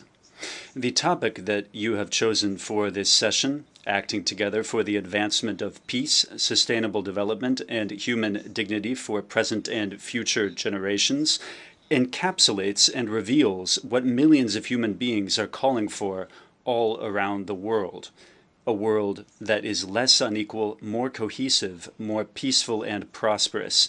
A world where unity is not mistaken for the negation of individuality, and where the recognition of a common destiny channels everyone's energy into forging a better common future. We reiterate our gratitude to your predecessor, Mr. Dennis Francis, for his outstanding work as well. Mr. President, the world is undergoing a perilous period, a period characterized by disorder and uncertainty. We see the crisis at several levels. Conflicts have proliferated and have become increasingly violent. The conflicts in Ukraine and in Gaza continue to rage without us being able to agree on the conditions to conclude a ceasefire agreement. Terrorism has gained ground in several parts of the world, including on the African continent, where the way that it has metastasized is a source of concern for us. The deficit in annual financing for the SDGs has deepened dangerously every day, and many countries are facing a financially difficult situation, which is aggravated by multiple external shocks and the burden of debt. The crisis of confidence among member states has affected the multilateral system while sapping its credibility. The risk of geoeconomic fragmentation and trade wars are a set of factors that negatively impact world economic growth. They produce a chaos that drowns out the interests and the voices of developing countries. We've already taken stock of this situation during the discussions for the celebration of the 75th anniversary of the United Nations. We will not return to that assessment. The question now is to know whether we are capable of utilizing the window of opportunity for renewal that is open to us, because fortunately, such windows of opportunity do exist. We must redouble our efforts, overcome our divisions, and undertake collective action to put an end to conflicts, to put in place policies, investment programs, and partnerships to make up for the delays in the implementation of the SDGs, and to reform international financial institutions so that they are able to respond promptly and effectively to the emergencies and the systemic shocks facing many countries in the world. Mr. President, financial institutions must provide developing countries with greater subsidies and access to financing under favorable conditions while maintaining their risk tolerance for investments in sustainable development. This includes the use of innovative risk instruments. These solutions need to be discussed, and their implementation should be addressed in greater depth at the Economic and Social Council, whose role and position must be strengthened. The United Nations, as stated in the Charter, must play a major role in the work of world economic coordination because it is the organization that is the most democratic. ECOSOC must continue to play a leading role in identifying emergent challenges and in promoting innovation and achieving economic, social, and environmental integration of sustainable development. We take this opportunity to express our sincere gratitude to the member states of the United Nations for the trust that they have placed in my country, Djibouti, by electing it last June as a member country of ECOSOC for the period 2025 to 2027. You may count on Djibouti to champion the priority areas in ECOSOC throughout its mandate. Mr. President, like many developing states, Djibouti faces major challenges due to climate change, including rising temperatures, dwindling water resources, and rising sea levels. Given these persistent threats, the government of Djibouti has put in place a series of ambitious, multidimensional measures aiming to mitigate the effects of climate change and to strengthen the resilience of the country. The COP29 will be another window of opportunity for the international community to avoid a situation where the delay in fulfillment of climate change commitments becomes too great to overcome. This is a vital opportunity to elevate adaptation to the level of an absolute priority and to marshal the required resources. The promise of paying out $100 billion per year has not been kept. It is urgent to reestablish trust by moving toward the swift disbursement of the billions of dollars that are needed. There's a need to put in place measures that are needed for adaptation and for an equitable transition toward renewable energies in low-income countries. There's a need to move urgently to operationalize the Loss and Damage Fund, which was established to help countries and people suffering from the inevitable effects of climate change. And there's a need to mobilize additional resources. This is a question that affects the rights of billions of people. It impedes development and poses an existential threat. We welcome the adoption of the Pact of the Future and its annexes, the Global Compact and the Declaration on Future Generations. We live in an era of disruptive technological advances and complex challenges. Djibouti is grateful to the United States for having spearheaded the effort that led to the unanimous adoption by the General Assembly of the first ever resolution on artificial intelligence to promote safe, secure, and trustworthy artificial intelligence systems for sustainable development. We in Djibouti are convinced that preparing for the future requires optimizing our country's human capital as the most sustainable key to economic growth. Like many other African countries, Djibouti's population is young. Its population is a tremendous asset and a huge competitive advantage if it is harnessed through investment in skills development and new technologies to promote quality job and workforce competitiveness. We have the ambition to vigorously pursue education systems focused on accessing advanced technological skills. Mr. President, Djibouti welcomes the progress achieved by Somalia in its efforts to stabilize the country, as well as the holistic approach developed by the government of President Hassan Sheikh Mohammed to deepen peace. We welcome the efforts of the Peace and Security Council to produce a joint strategic evaluation of the situation in Somalia and to produce the draft of a general concept of operations. We need to intensify discussions to agree on the best option for financing the mission. The mandate given to the future post-ATMIS mission is a robust mandate. The security threat posed by the terrorist attacks of al-Shabaab constitutes a major stumbling block to our joint efforts, which must be cleared away as quickly as possible. There is a need to guarantee that the future mission has adequate resources and the equipment that it needs, including force multipliers. We must lend our unstinting support to the efforts of the government of Somalia as it seeks to reposition itself as a key stakeholder in the region. Its mandate in its term in the Security Council, which will begin next January, will certainly serve as a platform for it to share the lessons it has learned and the experience it has gained throughout these decades of conflict. Djibouti remains disturbed by the attacks carried out by the Houthi against merchant and commercial shipping. These attacks are a disturbing disruption of maritime traffic and commercial flows. This crisis has already brought about an exponential increase in maritime transport costs, which is reflected in the price index for consumer goods. If this situation continues, the impact on the economy of Djibouti, as well as the environmental repercussions of these repeated attacks, will be devastating.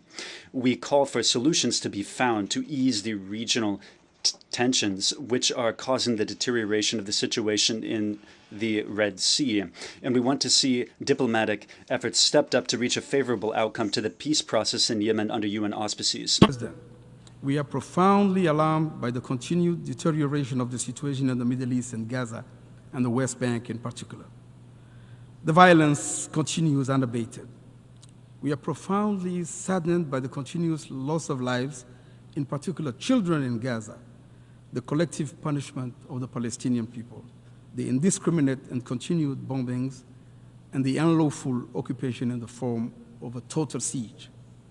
The attack on Lebanon has accelerated the regional conflagration we all feared. We express hope that the parties would agree to the 21-day ceasefire called for by the US and France.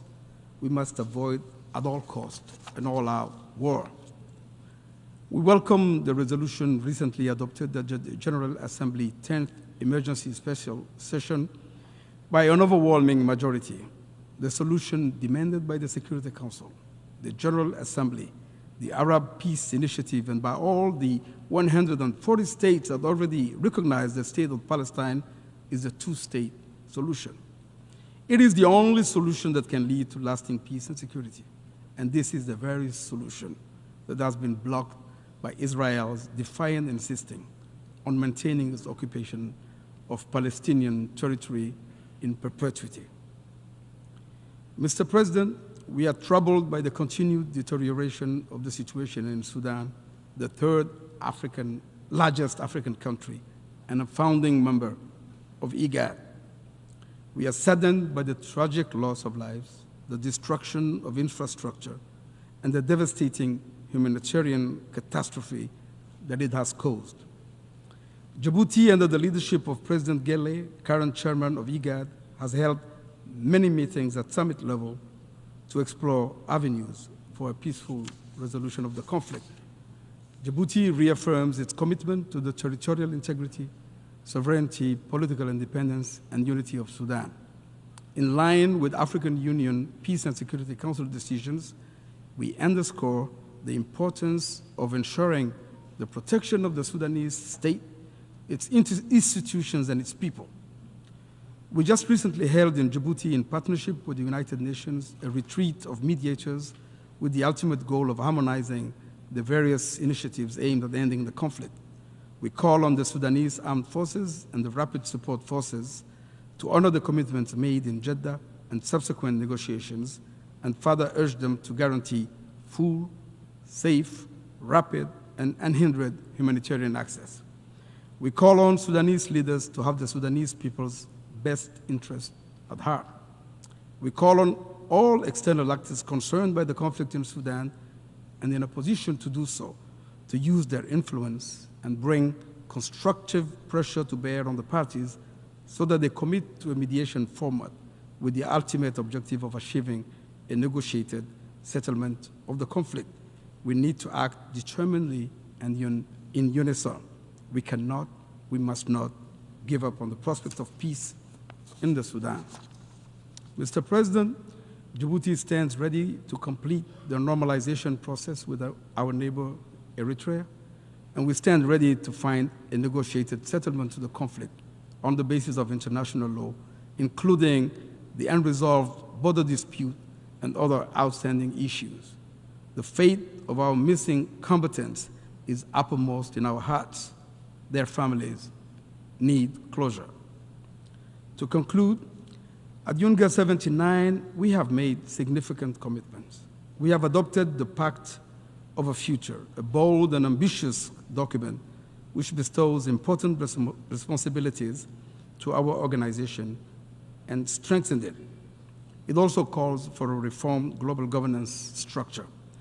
We did it to reject the return to an order devoid of justice, where the strong do what they can and the weak suffer what they must, where there is no rule of law and might triumphs over right.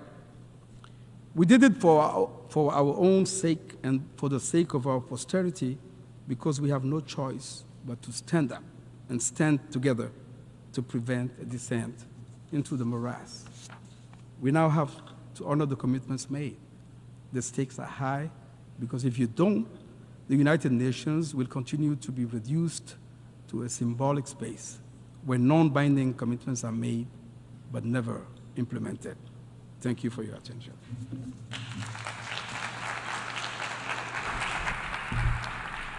Je remercie le chef. I thank the head of delegation of Djibouti.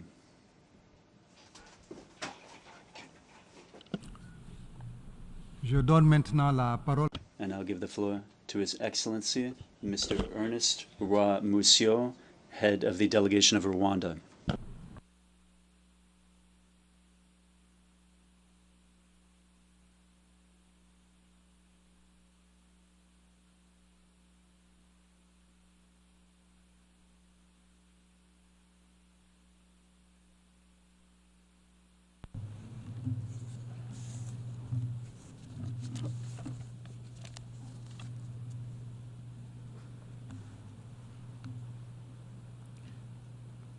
Excellencies, heads of delegations, ladies and gentlemen, at the outset, I would like to congratulate Ambassador Philemon Yang on assuming the presidency of the 79th UN General Assembly and assure him of Rwanda's full support. As we conclude the 79th United Nations General Assembly debate, unity has been a central theme throughout this year's high-level week, and rightly so. Rwanda is of the view that in today's increasingly fractured world, unity is central to addressing pressing issues, most of which transcend borders and national interests. Contemporary challenges require ambitious and coordinated action that paves the way for equal access to opportunity, ensures sustainable development, and contributes to global peace and security. As we approach the second half of this decade, solidarity is key to achieving targets under Agenda 2030 and the Sustainable Development Goals. Rwanda strongly endorses the UN Secretary-General's stimulus package as a timely and necessary intervention to address the pressing challenges facing the global economy and the most vulnerable populations. The package represents a crucial step towards creating a more equitable and resilient global financial system, particularly as developing nations continue to grapple with the impacts of climate change and widening inequality. For too long, African countries and other marginalized regions have borne the brunt of global economic shocks without sufficient support from the international community. This stimulus package not only acknowledges these disparities, but also seeks to collect them through targeted financial aid, debt relief, and sustainable development initiatives. By addressing structural inequalities and ensuring that resources reach those who need them most, the Secretary General's proposal is a call to action for global solidarity. It will empower nations to rebuild more sustainably with renewed focus on green energy, digital transformation, and poverty eradication. Rwanda believes that now is the time for bold multilateral action, and this package is an essential step towards securing a more just, inclusive, and sustainable future for all. Mr. President, Rwanda commends the efforts by the Secretary General and Member States for convening the Summit of the Future. This summit and the adoption of the Pact of the Future are crucial steps in boosting action to protect the interests of present and future generations. Rwanda knows firsthand what division and fracture can do to a society, let alone a community of nations. In the aftermath of the genocide against the Tutsi in 1994, we Rwandans found ourselves at a crossroads where we chose unity over division for our own survival. This choice was not an easy one, but it was the right one and has defined Rwanda's post-genocide nation building ever since. The world now stands at a similar crossroads with a choice to make, to choose unity for the collective good. This is what the Kwibuka Frame of Hope monument in memory of the 1994 genocide against the Tutsi, recently built in the gardens of this United Nations building, stands to remind the world. Excellencies, ladies and gentlemen, reports show that Africa is set to be the engine of future global growth in the decades to come. With the world's fastest growing middle class, estimated to encompass 1.1 billion people by 2060, Africa will take the center stage of global affairs. However, this feat cannot be achieved without the adequate tools to both finance the decarbonization of our economies and mitigate the effects of climate change. Building resilient economies in the global south is an urgent priority, which goes hand in hand with increased solidarity from those who are most responsible for carbon pollution. The pay-to-pollute model is not a viable option. Solidarity and investment are. Consequently, advanced economies should reduce their emissions faster and invest more in African autonomous transition. In a few weeks, the world will gather in Baku, Azerbaijan, for COP29. The international community should seize this opportunity to pledge more green investments in Africa. Additionally, Rwanda encourages nations to join hands and conclude an ambitious global plastics treaty based on a comprehensive approach that addresses the full life cycle of plastics at the upcoming INSC5 in Busan.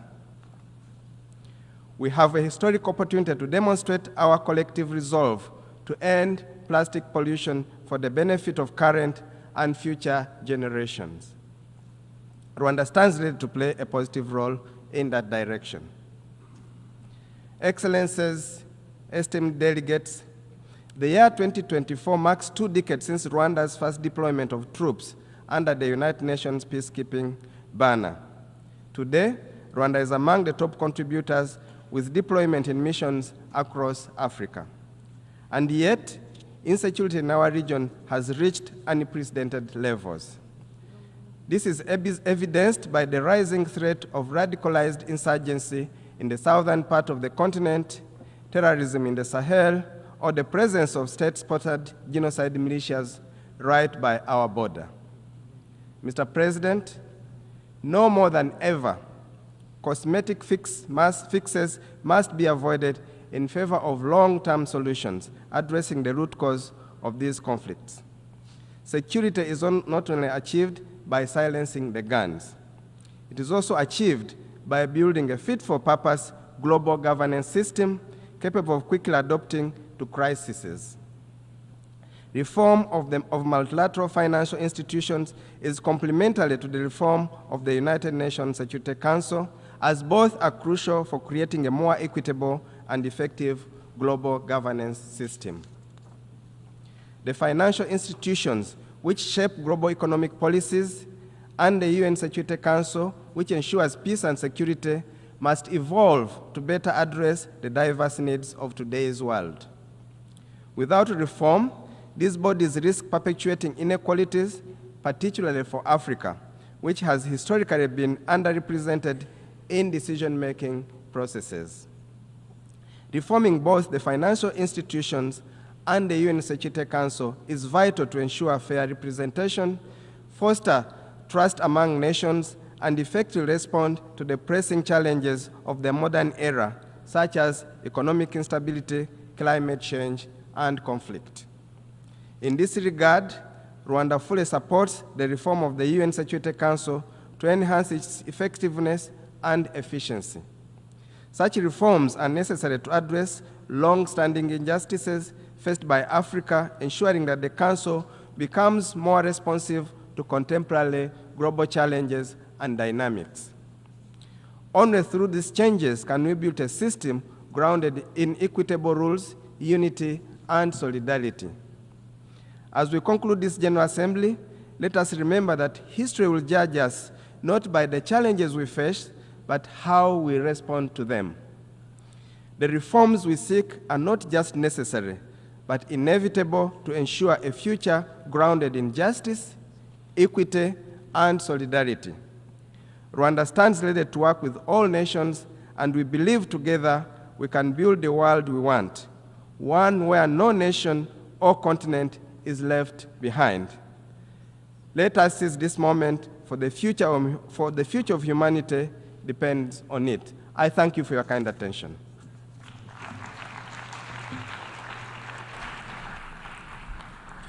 Je remercie le chef.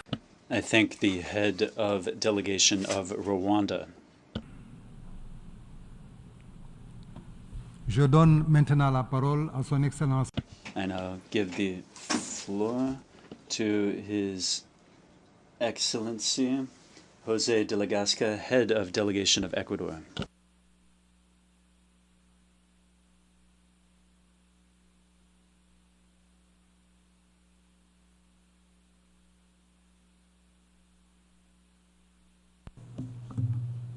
Señor Presidente de la Asamblea General. President of the General Assembly, distinguished representatives.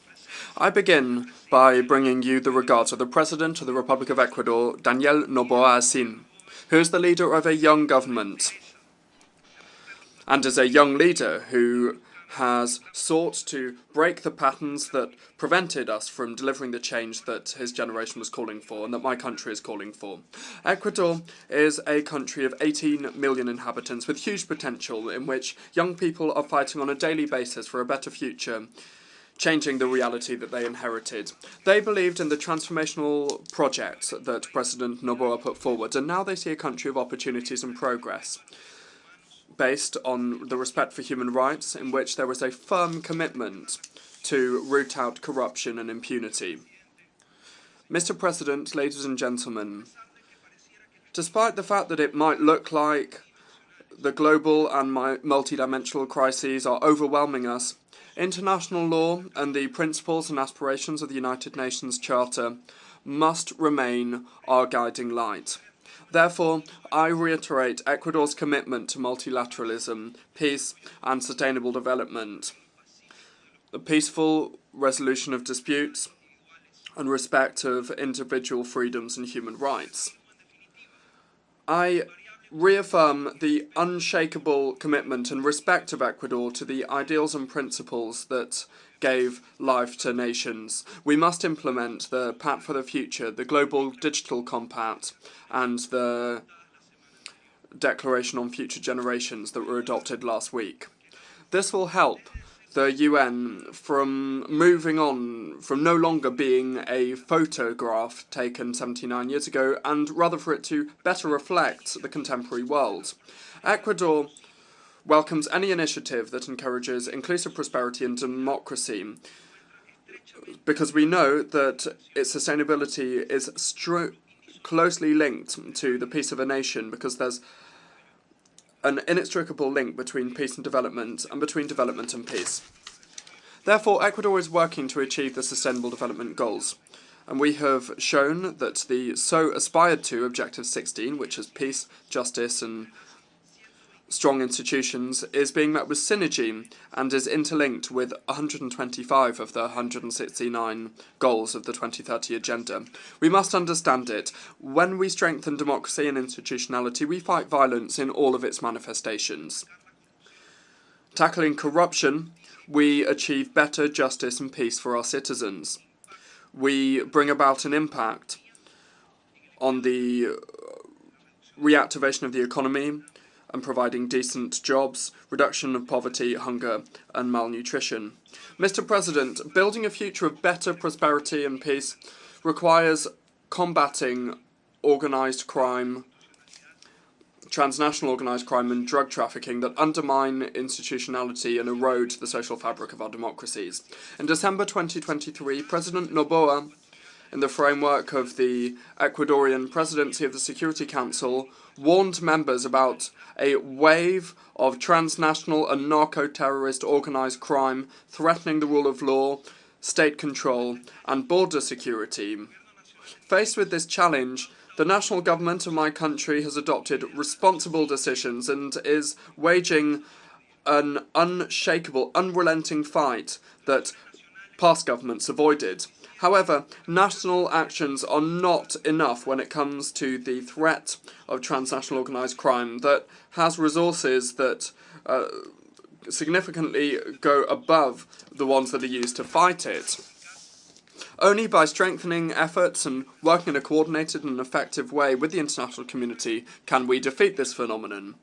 As an elected member of the Security Council, Ecuador has shown its commitment to international peace and security. We have risen to this historic challenge that pushed us to act with a sense of responsibility and consciousness in the face of the geopolitical tensions between large powers that are limiting compliance with the collective responsibility to act in response to situations of conflict that affect humanity. In the case of Ukraine, we were co-pen holders on the humanitarian file, and on the situation in Palestine, we voted in favour of all resolutions adopted by the Security Council to halt the hostilities, to free hostages, to allow a proper flow of humanitarian aid, and to advocate for the respect of international humanitarian law. In my region, we are leading the authorization of the Security Council to deploy the multi-dimensional support mission for security in Haiti that was adopted by way of Resolution 2699 in October 2023, and today has just been renewed up to 2025, just a few minutes ago. The role of CARICOM has been key in the support provided to Kenya as leader of the MSS. This first step forward must contribute to the sister Republic of Haiti blazing its own trail towards peace and sustainable development. President, Excellencies, colleagues, to the very end of our term, we will honour the commitment made at this Assembly that elected us with 190 votes to promote the strengthening and maintenance of peace, keeping of peace, respect to the United Nations Charter, prioritising the peaceful resolution of disputes and democracy and dialogue, protection of civilians as the best way to honour the 75th anniversary of the Geneva Conventions, the fight against transnational organised crime and terrorism, the non-proliferation of and fight against the illicit trafficking of arms, the Women, Peace and Security agenda to move to eliminate the stumbling blocks that prevent women from participating and making decisions in the whole cycle of prevention, construction and maintenance of sustainable peace. Those are all of the commitments we made. Furthermore, Ecuador underscores the fact that we have contributed constantly to peacekeeping operations of the UN with military personnel in various missions, supporting initiatives that strengthening them also with the historic Resolution 2719 of 2023 that was adopted during our presidency of the Security Council. This resolution opens the way for sustainable financing for missions mandated by the Council for Peace and Security of the African Union. This brings me on now to another challenge that we face in Latin America, the absolute need to preserve the rule of law and respecting the will of the people. The escalation of tensions in Venezuela, the systematic violations of human rights, and the persecution of political leaders, and the daily violent repression by a totalitarian government against its own citizens who are calling for their right to be respected, to be able to express their popular will at the ballot box. We're seeing a direct threat to regional security and regional stability with possible repercussions on peace and security internationally. The critical humanitarian, economic, political and human rights situation and security situation in Venezuela has caused 7.7 million Venezuelans to leave the country seeking better opportunities. Many of them have been welcomed with open arms in other countries in Latin America, including in Ecuador, that is host to the largest number of Venezuelans per capita in the region. Faced with the ongoing deterioration, gravity and complexity of this crisis, Ecuador has shown leadership for the Venezuelan people and will not relent in its insistence before all international fora for there to be a peaceful and democratic transition for all of the Venezuelan people. The international community must give a clear and timely response here. President, migration is one of the most complex and pressing challenges that the world faces. Behind irregular migration, we see the operation of human trafficking networks and illegal smuggling of migrants, putting the lives and integrity of millions of people at risk, and of course unaccompanied children and women are the most vulnerable. This is intolerable, and fighting against this phenomenon requires joint and coordinated actions with a comprehensive approach. Ecuador experiences all dimensions of migration because we are a country of origin, destination, transit, and even return, and we even host refugees. Therefore, we call for safe, orderly, and regular migration in all areas of human mobility, and this requires decisive support from the international community that must be clear on the fact that this can be achieved without criminalising it.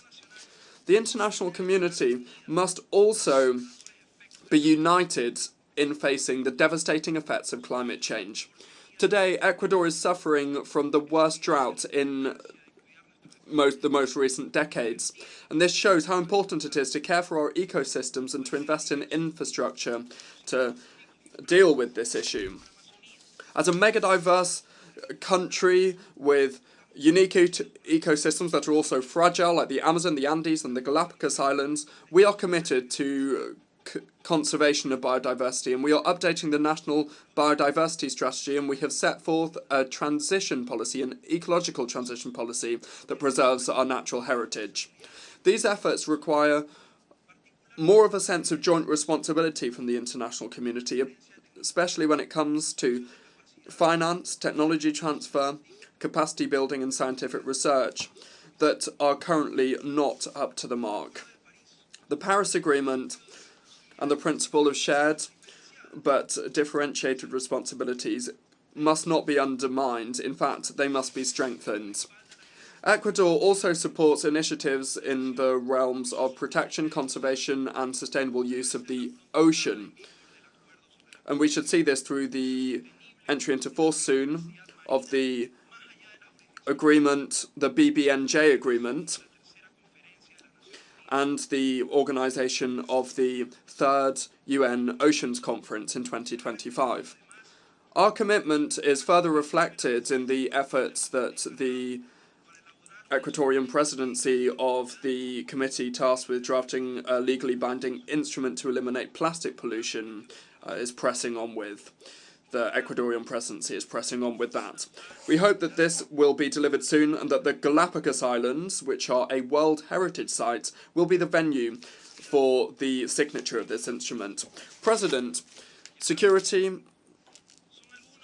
transnational organised crime and climate change are just some of the challenges that we face as humanity, and they require a better use of global cooperation mechanisms and development finance mechanisms.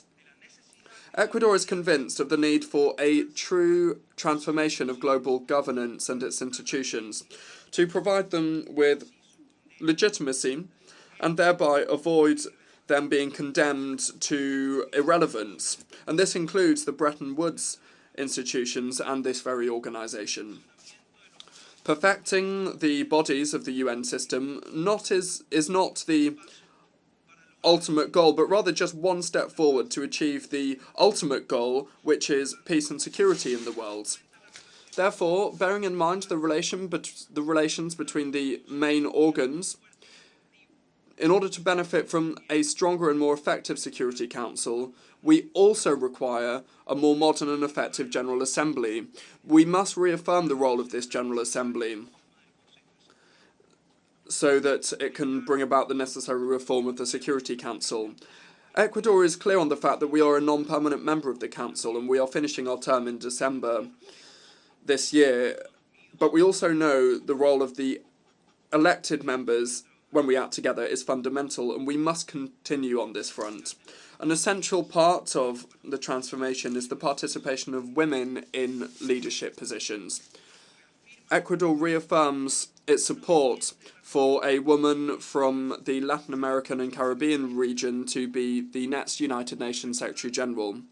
I conclude by recalling that crises can be overcome with political decisions, willingness and bravery, the courage to make the right decisions, and this will be achieved by strengthening multilateralism, not by weakening it. Thereby, we can achieve the dream of a better world, a world that is more peaceful with more opportunities for all. Thank you very much.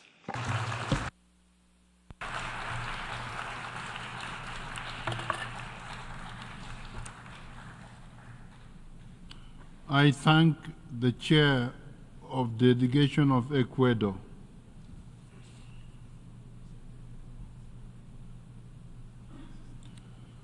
We have heard the last speaker in the general debate.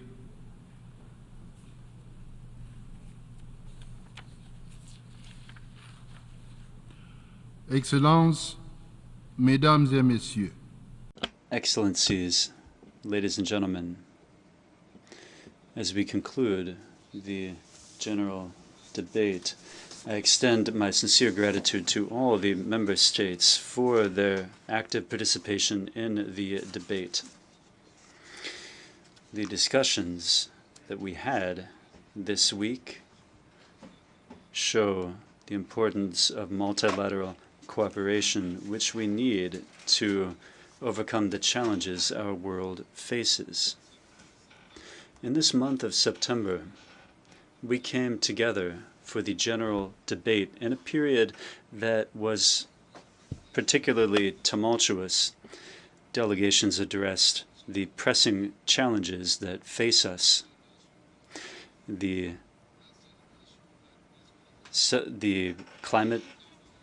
crisis of climate change, the sustainable development goals, abject poverty, and a global international financial architecture that is ineffective, persistent gender inequality, and the adverse impacts of digital technology. These are the main challenges that have emerged from our discussions.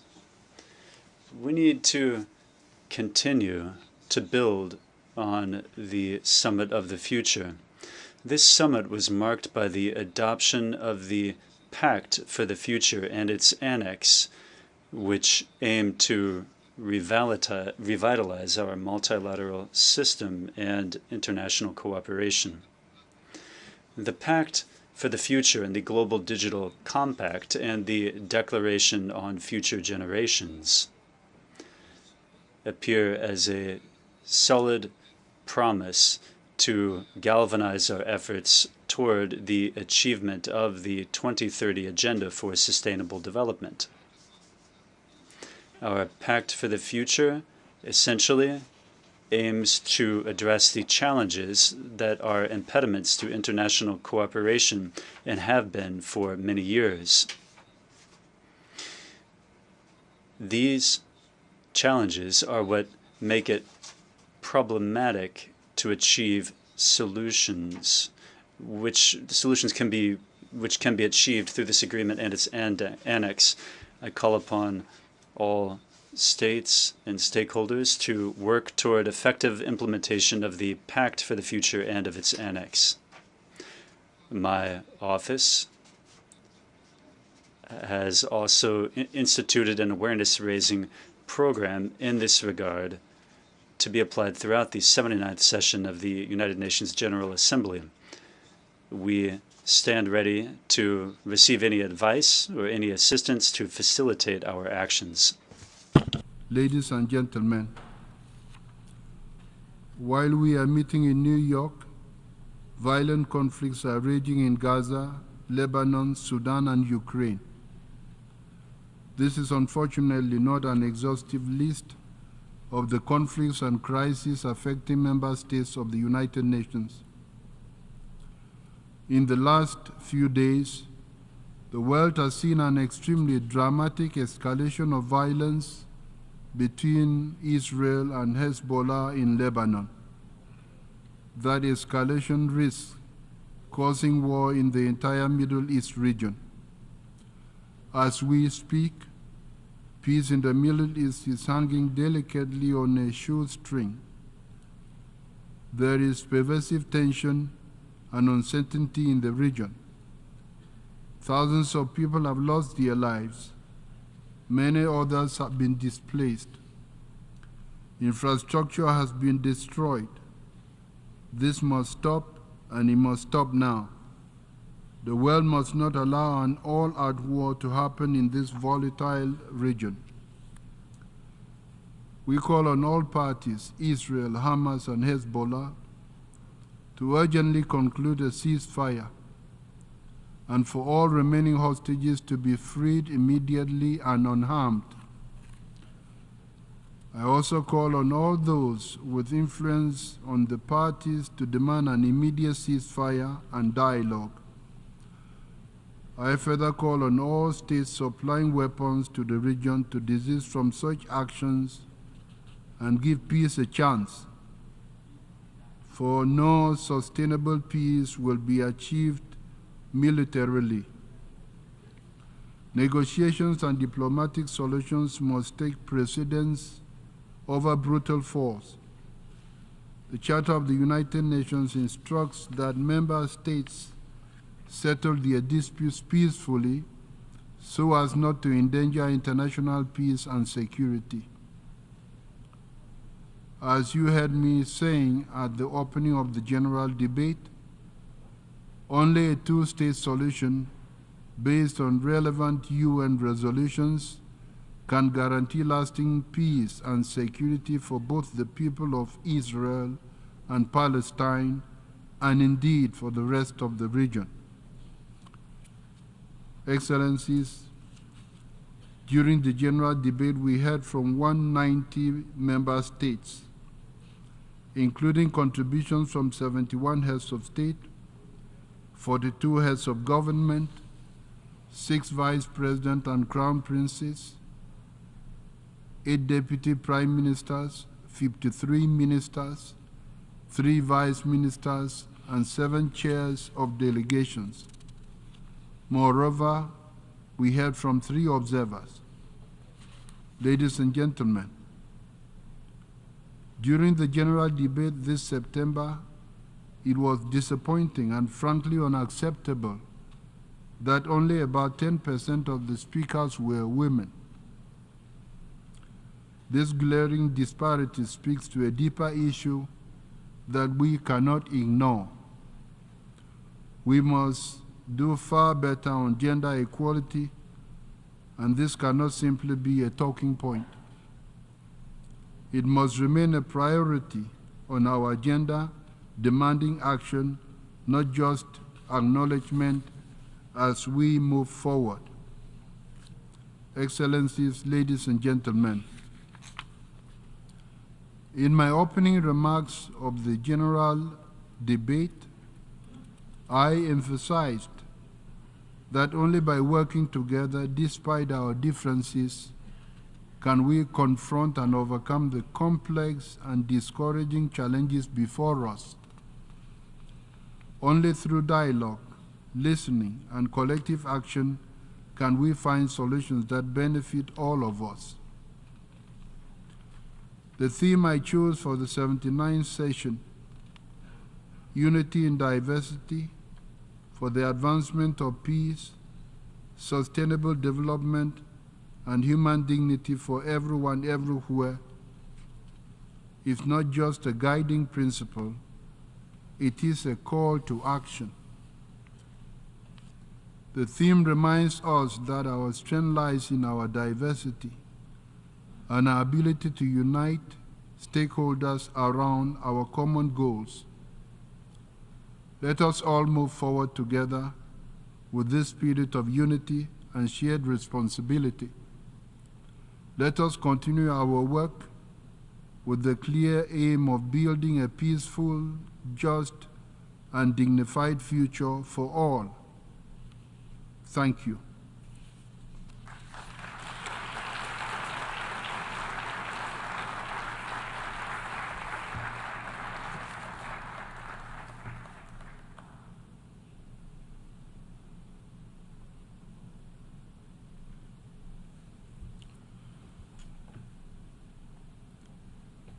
The exercise of the right of reply has been requested.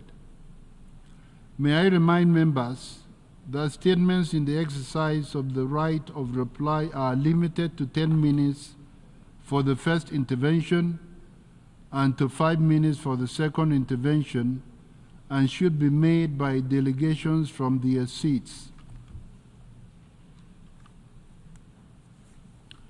I call on the representative of Egypt.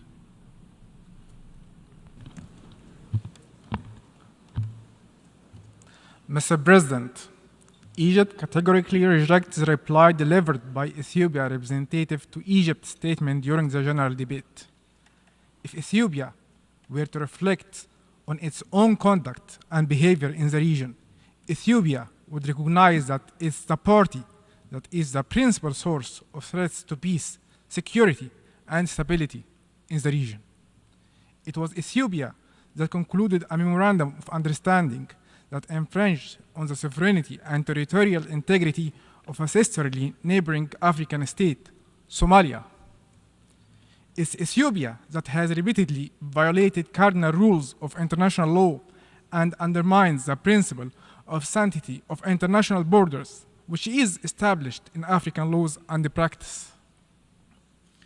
It's also Ethiopia that's under the illusion that it was established control over the Nile River, and it will deprive the two downstream riparian states, Egypt and Sudan, of their established historical rights to the Nile waters.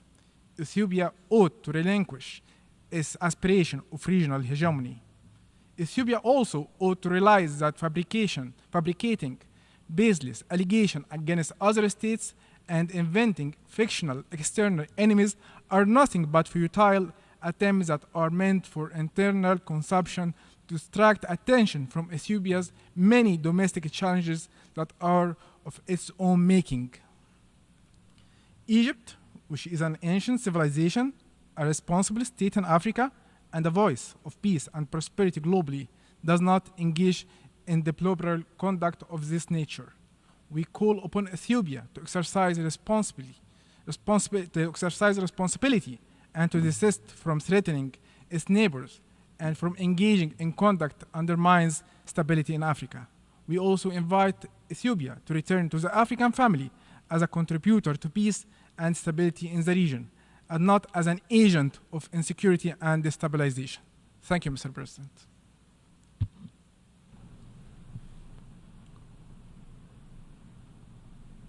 I call on the representative of the Islamic Republic of Iran.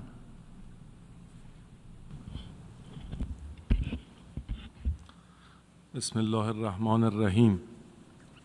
Mr. President, I take the floor to exercise the right of reply of my delegation in response to the disinformation and baseless statement delivered by the Prime Minister of the Republic of Albania during the general debate in this hall. The alleged refugees who have been sheltered by the Republic of Albania belong to the terrorist People's Mujahideen organization, also known as MKO, of which violence and terror form an integral element of their eclectic ideology. They never dismissed their ideology of violence and recourse to arms. Rather, they have always been looking to revert to their hate-mongering nature and do commit violent acts of terrorism. The Islamic Republic of Iran rejects the disinformation delivered by the representative of the Republic of Albania. In the meanwhile, it is the obligation of Albania to bring to justice or extradite members of this cult for their role in organizing, supporting, and perpetrating terrorist attacks in Iran. the Islamic Republic of Iran believes that the failure of the government of Albania to take appropriate and necessary measures against this terrorist cult constitutes a grave threat to international peace and security. Moreover, the Islamic Republic of Iran categorically rejects and denounces any kind of unwarranted attribution for the alleged cyber attack on Albania's infrastructure. This accusation is completely unfounded and is hereby rejected and condemned. We have already expressed our readiness to cooperate in enlightenment to Albanian government, and we repeat it once again. Mr. President, exercising our right of reply in response to the unfounded allegations and irrelevant reference to my country by the representative of the United Arab Emirates, while my delegation strongly rejects those baseless allegations, would like to reiterate its sovereignty over the Iranian islands of Abu Musa, the Greater Tom, and the Lesser Tom in the Persian Gulf. We consider the statement by the delegate of the United Arab Emirates as a flagrant violation of the principles of sovereignty and territorial integrity, as well as an interference in Iran's domestic affairs, in violation of the principle of non-interference in the internal affairs of the state as enshrined in the Charter of the United Nations, and is categorically rejected. The Islamic Republic of Iran has always pursued a policy of friendship and good neighborliness towards all its neighboring countries. It is obvious that the territorial integrity as well as the sovereignty of the Islamic Republic of Iran over the said islands are not negotiable. We invite the delegation of the United Arab Emirates to stick to the principle of good neighborliness and refrain from raising issues that are based on unsubstantiated accusations. I thank you.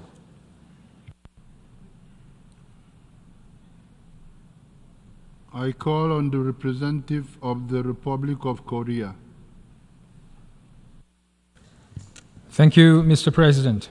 My delegation takes the floor to exercise its right of reply in response to the statement by the DPRK. I vividly remember a year ago here in this hall that I did point out how preposterous and absurd the allegation the DPRK made in her statement, particularly on the situation in and around the Korean Peninsula. Today, having listened carefully to the DPRK statement and hearing no change made to their position, my delegation feels deeply distressed that we have to repeat our position so that every delegation sees all, understands the facts and truth accurately. The DPRK in her statement demonized the US and its allies to justify their pursuit of nuclear weapons. To be short, it is totally groundless claim. The root cause of the problem is the DPRK's continued advancement of its unlawful nuclear and ballistic missiles in direct violation of relevant UN Security Council resolutions, threatening to undertake a preemptive nuclear attack, thus heightening tensions throughout the Korean Peninsula and in the region. It should not confuse the cause and effect or put the carts before the horses. As a responsible government, it is our duty, like any member state, to protect the lives and safety of our people from the DPRK's military threats by maintaining a robust Republic of Korea-US combined defense and deterrence posture. Again, contrary to the DPRK's claim, the Republic of Korea, US defense and deterrence posture is in response to the DPRK's military threat. In the same context, on the recent Republic of Korea-US extended deterrence cooperation, the DPRK's ever-growing unlawful nuclear and missile threats are the very reason why we are strengthening extended cooperation with the United States, not the other way around. Let us make one thing clear. The DPRK's illegal nuclear weapons program is by no means maintaining the regional balance of power as they claim today. In fact, it is the very reason for the regional security turbulence.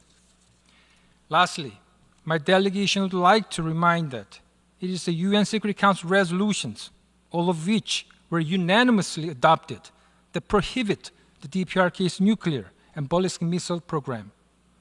The DPRK should respect and abide by the Security Council resolution as stated in the Charter if it genuinely wishes to be a responsible member of the United Nations.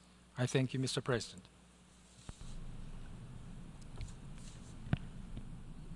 I call on the representative of Morocco. Merci, Monsieur le Président. Thank you, Mr. President. Mr. President, this is an exercise that we are engaging in this room, and I am exercising my right of reply. In particular, this is important when it comes to a brother country, a neighbouring country. You can't change your neighbours. However, at the same time, you cannot remain silent when you are accused of things that are not true. That's why I requested this right of reply to set the record straight on 3 mistruths and to make a comment. His Excellency, the Minister of Foreign Affairs of Algeria, stated this morning that the Sahara needed to be decolonized. I must say that Algeria needs to wake up from its sleep. They're still stuck in the Cold War, and they need to wake up to realize that Moroccan Sahara is independent. In terms of its integration in the motherland, the Kingdom of Moroccan, and that has been the case for 50 years. Algeria has perhaps forgotten, or perhaps they're pretending to have forgotten, that in this very room here, a resolution was adopted in Algeria's presence, Resolution 345B, which was adopted almost half a century ago. And this attests to the end of the Spanish colony and the return of the Sahara to its motherland. It's the Madrid Agreement. That is a truth, it's the reality. This is an agreement that was struck in line with international law. This is an agreement, I'd like to recall, historic agreement, and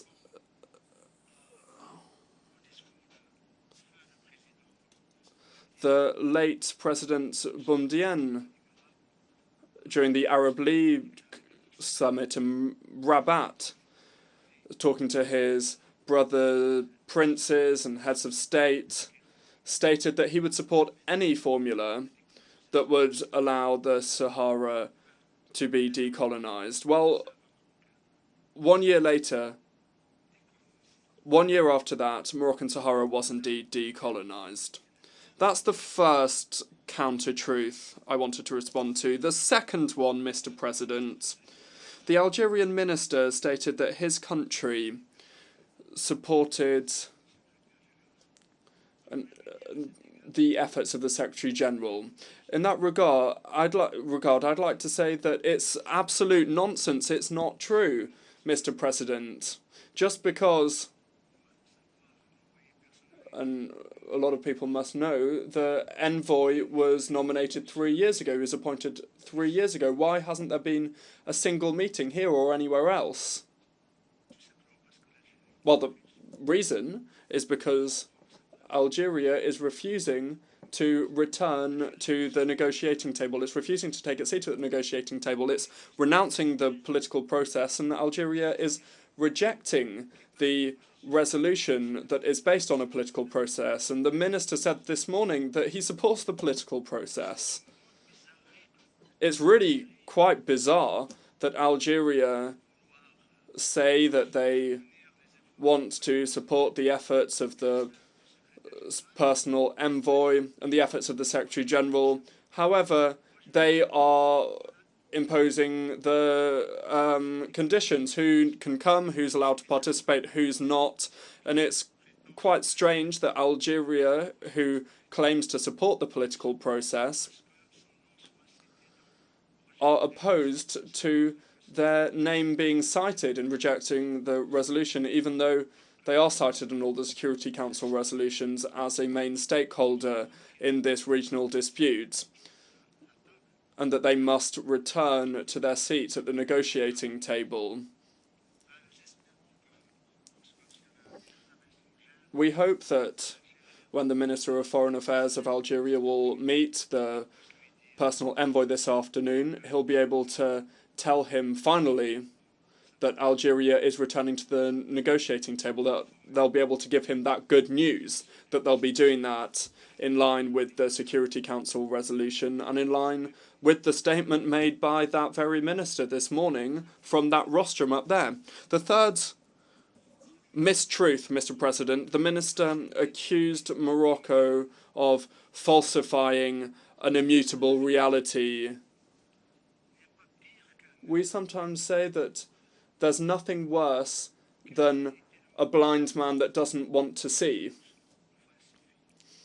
What is Morocco trying to change or falsify? Well, nothing, actually. We're doing everything in broad daylight in the eyes of the international community, and we're doing it here in this very room. We're doing it with friendly countries, and I'd just like to tell the Algerian delegation and His Excellency, the Minister of Foreign Affairs, that there is no truth that Algeria... Well, the truth that Algeria refuses to see is that over 100 members of the international community support the Moroccan Autonomy Initiative. And many of them are members of the European Union. France, Spain, Germany, Denmark, Slovenia, Finland, just to cite a few that have recognised this over the last few months. Furthermore, this room has heard the voices of many heads of state and government who have not only supported the initiative of Moroccan autonomy, but also supported Morocco's sovereignty over its Sahara.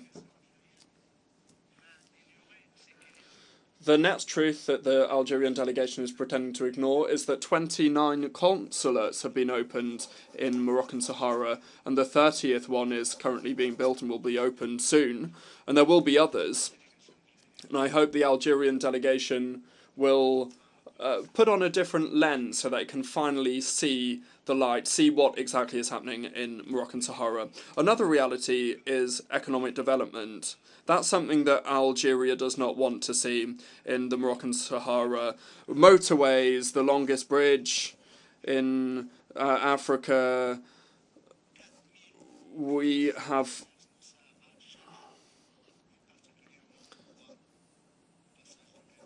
$4,000 trucks crossing at the Gilgalet Passage. We have hospitals, universities, excellent schools. We have foreign investment, solar energy. That is the reality that Algeria does not want to see. And we hope that soon they will realise the truth. They will see the light, that we're not trying to hide what's happening in Moroccan Sahara. The last thing I wanted to say, Mr. President, is more of a comment. It's more of a remark. The Minister of Foreign Affairs of Algeria talked about the threats that weigh on the Sahel-Sahara region. Terrorist threats, separatist threats, lack of development. For once, I agree with him. I agree with his prognosis. However, His Excellency the Minister forgot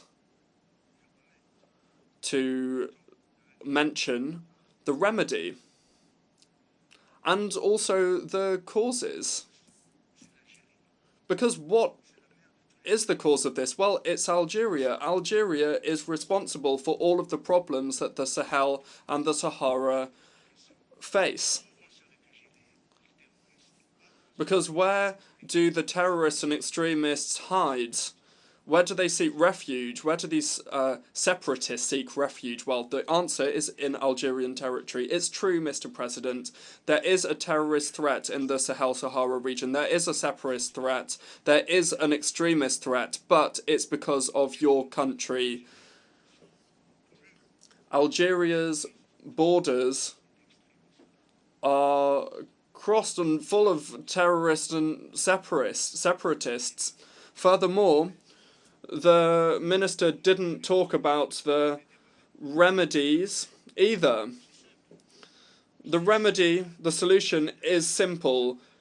Halt your interference in the internal affairs of the countries of the region. Put an end to your efforts to not respect the will of your neighbours, and also stop interfering in the politics of these countries.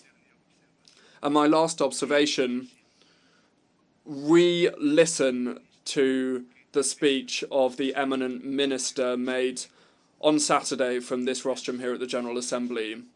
The minister that taught about this situation, that exposed the relationship. Je m'arrête ici, Monsieur le... I'll stop there, Mr. President. Thank you.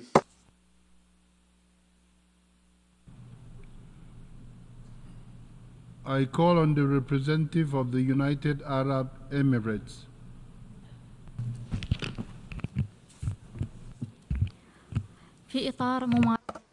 As we practice our right of reply, on the right of reply by the Islamic Republic of Iran, I would like to note the following. The UAE believes that the three islands, Greater Toom, Lesser Toom, and Abu Musa, are in the Arabian Gulf. They are part and parcel of the UAE. They are occupied by the Iran. For this reason, Iran is an occupation force in this field. Any Iranian claims will not change this reality. It is unacceptable for Iran to claim that this is an internal affairs issue. And the UAE stresses firmly that these three islands are part and parcel of the UAE. They are an integral part of the UAE. We strongly reject the continued Iranian occupation of these three UAE islands. We have constantly called upon the UAE to resort to the United Nations Charter and international law to resolve this issue through bilateral negotiations or by resorting to the ICJ. And I would like to stress that the UAE has great relationships and has good relationships and close cooperation with the Iran. We would like to promote this cooperation and our bilateral cooperation. However, this issue, the three UAE islands, will remain a contentious issue until a good, peaceful solution is reached in line with international law and good neighborliness. Thank you, Mr. President. I call on the representative of the Democratic People's Republic of Korea. Thank you, Mr. President, for giving me the floor. My delegation is taking the floor to exercise the right of reply in response to the provocative statement leveled against my country during the general debate and the right of reply. Some days ago, the ROK foreign minister abused this August UN platform to commit a grave political provocation against the DPRK, a dignified UN member state. We categorically condemn and reject his reckless statement as a blatant affront to the sovereignty of the DPRK and wanton interference in its internal affairs. ROK foreign minister shall pay a high price for his despicable attempt to tarnish the dignity and prestige of the DPRK. It is an undeniable fact in history that the US nuclear threat, which has lasted for more than half a century, triggered off the DPRK's access to nuclear weapons, and the hostile acts and military blackmail by the US and ROK have been a decisive factor compelling the DPRK to steadily advance the enhancements of nuclear force. As of today, various US-led military blocs exist throughout the Asia-Pacific region, including the Korean Peninsula, and the Nuclear Consultative Group aimed at using nuclear weapons against DPRK is in operation. Furthermore, the U.S. and its vassal countries' aggressive war drills continue unabated. The whole world knows who are to blame for having turned the Korean Peninsula and the rest of the region into the world's hottest spot and a touch-and-go gunpowder depot by staging war drills of aggressive nature almost every day throughout the year while raving about the end of regime in the DPRK. ROK is frantically engaged in waging military drills and strengthening military alliance of aggressive nature with the U.S., thereby bringing closer a grave security crisis to the Korean Peninsula and the Northeast Asian region. Given the above fact, it is a mockery and trickery on regional countries and the rest of the international community that ROK is clamoring for the alleged threats as well as peace and stability. The ROK foreign minister's outburst clearly shows that it is impossible to exist or live together in the least with the forces distraught with the inveterate hostility and repugnance towards the DPRK, and that the regional situation can never restore stability as long as there exists the U.S., the evil source and root cause of instability of the Korean Peninsula, and the ROK conniving to it. On the other hand, recently the U.S. and its followers are often holding confabs on the alleged human rights issues at the UN arena. Such performance is prompted by their sinister intention to tarnish the image of the DPRK at any cost by resorting to the despicable smear campaign, since they could not subdue the DPRK by military force. Moreover, ROK has no elementary qualification to talk about a human rights issue, and it is a cesspool of human rights abuses caused by its pro-US sycophancy, fascist dictatorship, and anti-people misgovernment. It is pressing for the ROK to clean its human rights garbage at home. ROK is seriously mocking and insulting our people by scattering political agitation rubbish of leaflets, defaming our ideology and system due to our people, and dirty notes and stuff. ROK scums deserve a counter-reaction accordingly. No matter how desperately the ROK may try to disguise itself as a victim by racking its brain and playing on words to turn black into white, no one will be fooled into believing it anymore. ROK, obsessed with the inveterate hostility towards the DPRK, is strongly urged to read carefully the UN Charter. Article 24 of the UN Charter stipulates that the Security Council shall act in accordance with the purposes and principles of the United Nations, namely principles of sovereign equality, self-determination, and refraining in the international relations from the threat or use of force against the territorial integrity. Accordingly, we have never acknowledged and will never do so the alleged Security Council resolutions which deny our right to existence and development and flagrant contravention of the UN Charter itself. Under the prevailing circumstances, it is a priority for the DPRK to preserve its right to security in terms of safeguarding and exercising its sovereignty. The DPRK will never connive at military hostile acts and strengthening of military blocs detrimental to the security environment of the Korean Peninsula and world and peace and stability. We remain firmly committed to fully safeguarding the sovereignty and security interests of the state and the regional peace through offensive and overwhelming counteractions. I thank you, Mr. President. I call on the representative of Algeria to take. Merci, Monsieur le Président. Thank you, Mr. President. Thank you for giving me the possibility to exercise my right of reply after the allegations made by my Moroccan colleague following the speech of my minister this morning to you.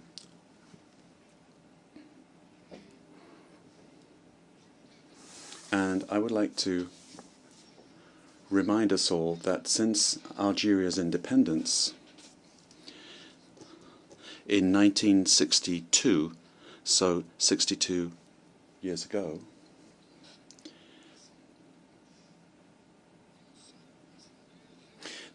there has not been one General Assembly of the United Nations where my country has not claimed the inalienable right of self-determination of peoples still under colonial rule.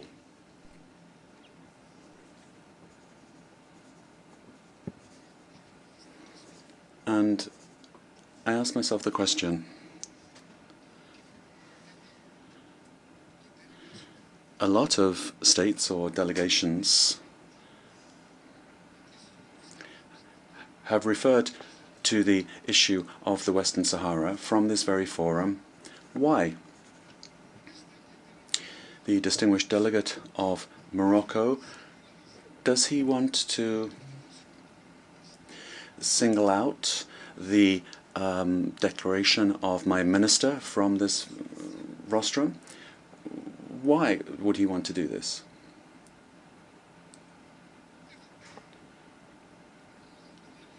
Why would he mention the name of Algeria more than 20 times in 10 minutes?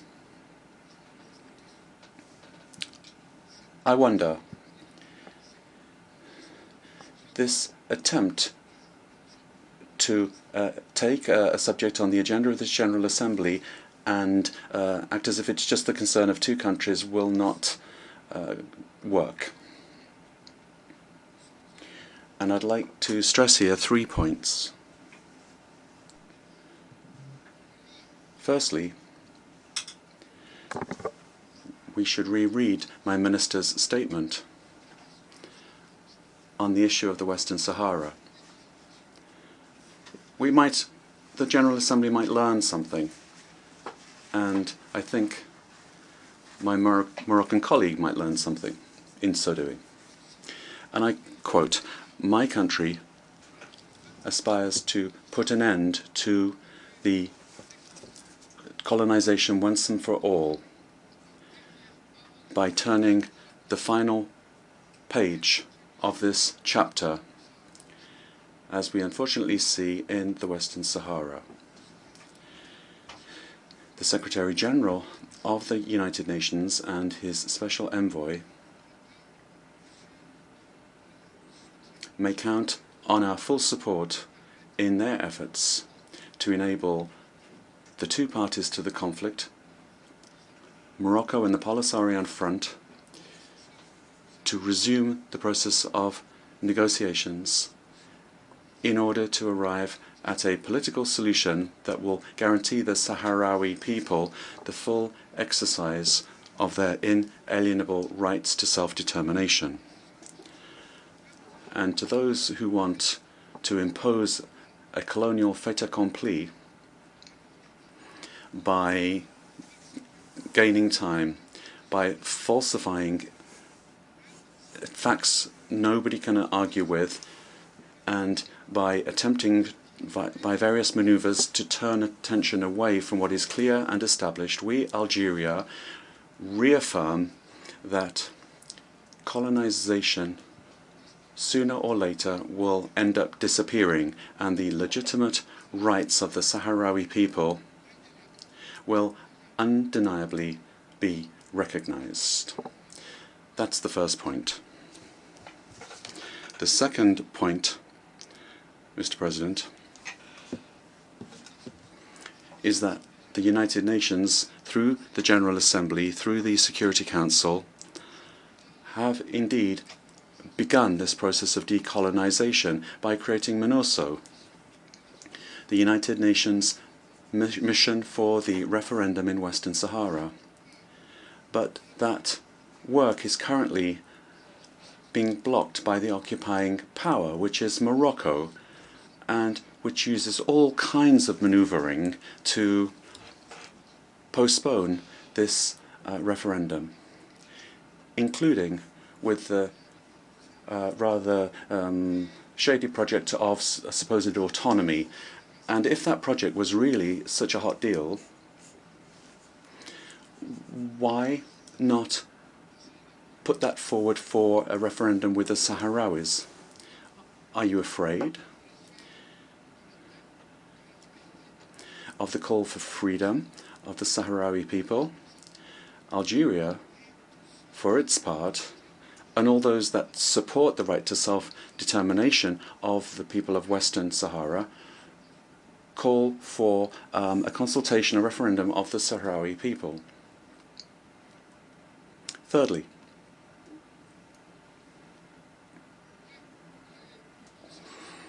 the political process.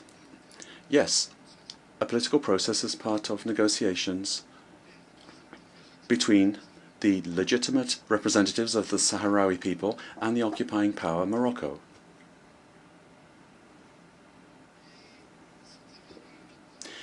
And if they reach a political agreement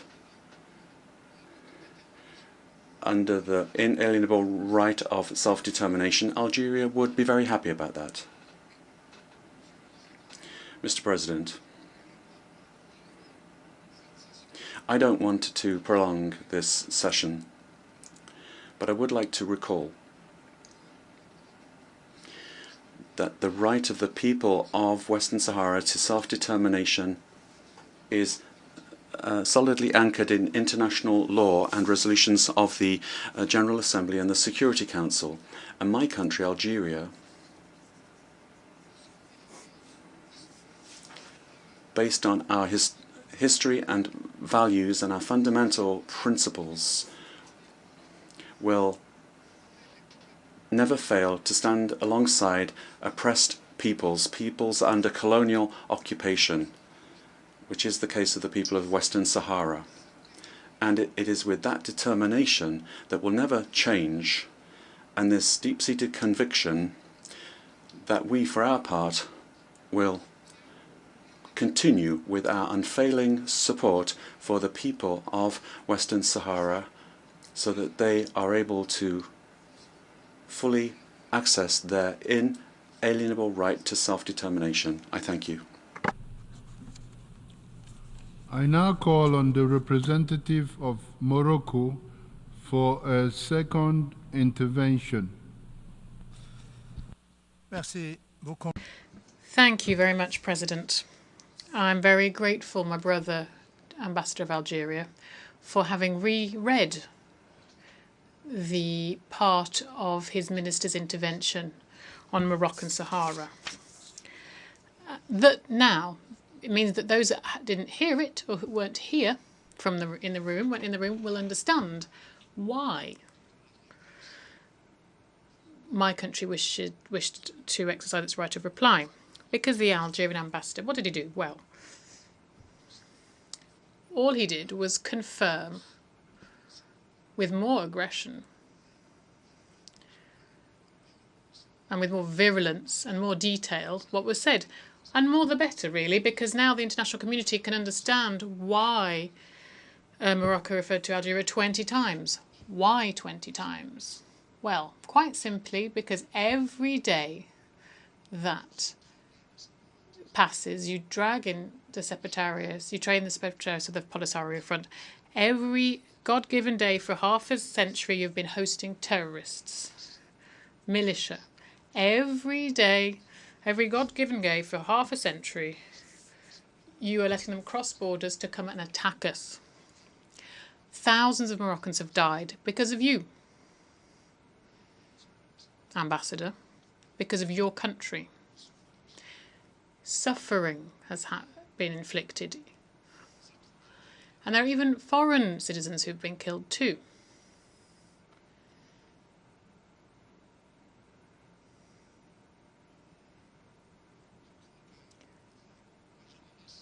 I think I respect the freedom of expression, of course. And if you let me conclude, I will conclude. Now you understand why Morocco mentioned Algeria 20 times. And you asked a question, Ambassador, also. Why are we mentioning the name Algeria and not other countries? Well, the other country, no other countries, because we're in a building here where there is law in place, where each country is free to express themselves, to say what they want to say, all, of course, respecting the others. The realities that I referred to should have been no injury to you.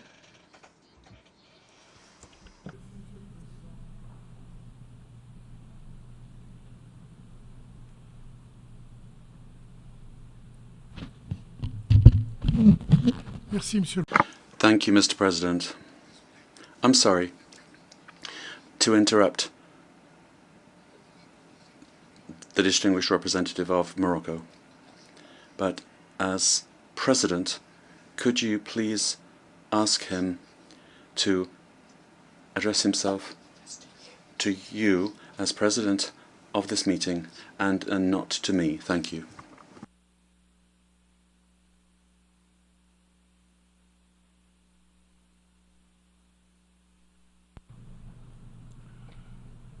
Morocco, the representative of Morocco, continue your second intervention, and I may ask that you address yourself to the President, who I am.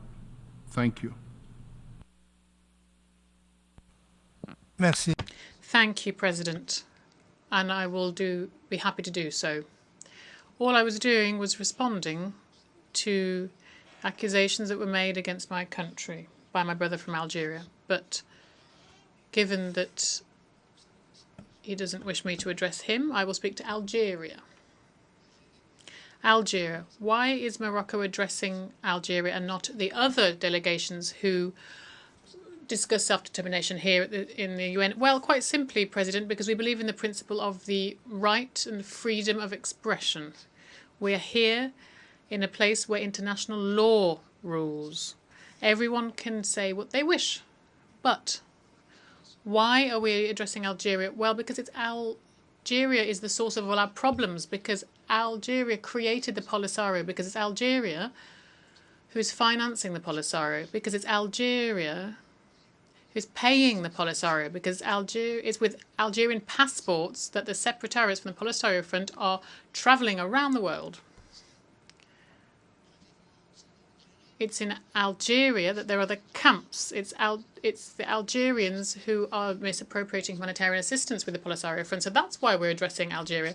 The other countries aren't financing this. They're not giving them passports. The other countries, we respect. We don't agree. We respect them. We respect their position. We don't agree with them. We try to enter into dialogue with them. And dozens of countries actually have withdrawn their acknowledgement and support for the Polisario Front. They've closed their embassies that Algeria was paying for the political process, President.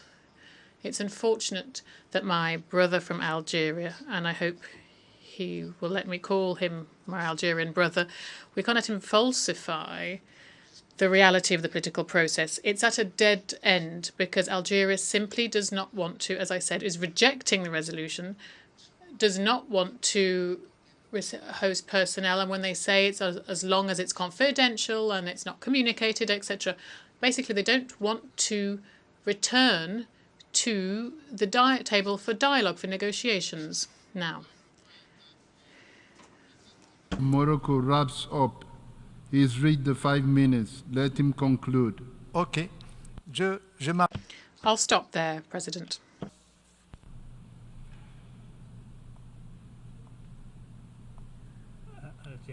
Algeria second intervention. Yeah. I now call on the representative of Algeria for a second intervention. Thank you, Mr. President. I'll be brief. I've got two questions to put to my brother, the Ambassador of Morocco. The first question is, if this territory of the Western Sahara is so unchangeably property of Morocco, why did the International Court of Justice not recognize it? And why has Morocco accepted to share it with the neighboring Republic of Mauritania? I ask myself that question. Why would you share what is your own? That's the first question. The second question is, why be afraid of democracy? Why are you afraid of the referendum? Why are you afraid of freely and frankly asking the population of Western Sahara what they feel? MINURSO is in Western Sahara, and it's waiting for authorization to organize this referendum for the good of the entire region. Thank you.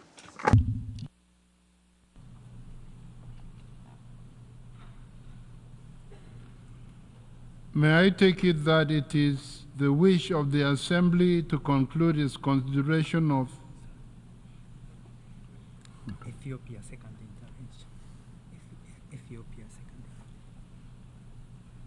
I now call on the representative of Ethiopia for a second intervention.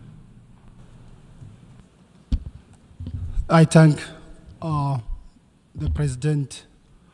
Mr. President, I'm exercising the right of reply on what the representative of Egypt has said just before.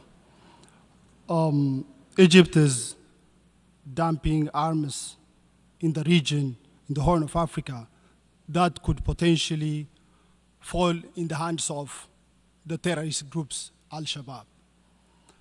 Still, Egypt is trying to stick to colonial policy of monopolizing the waters of the Nile River. Ethiopia is known for respecting international principles, particularly equitable and reasonable use of its own natural resource.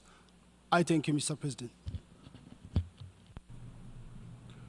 I now call on the representative of Ethiopia for a second intervention. I'm sorry, of Egypt. I now call on the representative of Egypt for a second intervention. I'm sorry.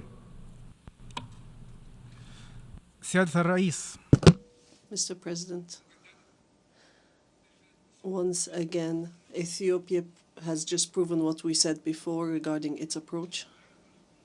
Is dealing with the Somali government, now a support for terrorist groups. We know well who is exporting weapons and who is supporting terrorist groups and who is working on spreading instability in the Horn of Africa.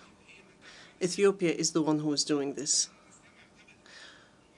We have never heard from the Ethiopian delegation any clear example that supports their claims. They follow the approach of hiding the truth. The real case here is respect for international law in terms of trans-border water sources. Egypt has always adhered to respecting the international law. And despite this, Ethiopia, through their policies, are always trying to veto issues related to the Nile, and they have turned all issues related to it to controversial issues. We retain and reserve our right, as given to us by the United Nations, to take any approach to maintain, to protect our resources and maintain our rights. Thank you.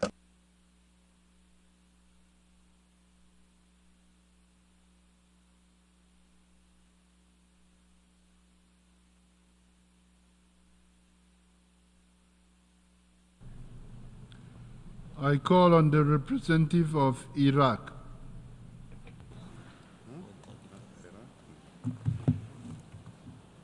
شكرا جزيلا السيد الرئيس. Thank you, Mr. President. I'd like to thank you for your excellent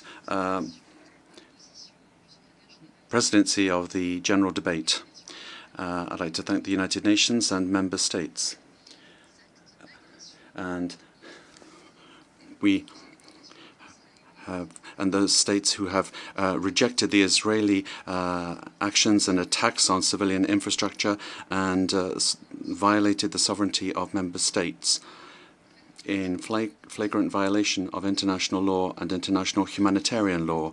We denounce these criminal acts committed by the Israeli occupying forces, and we also reject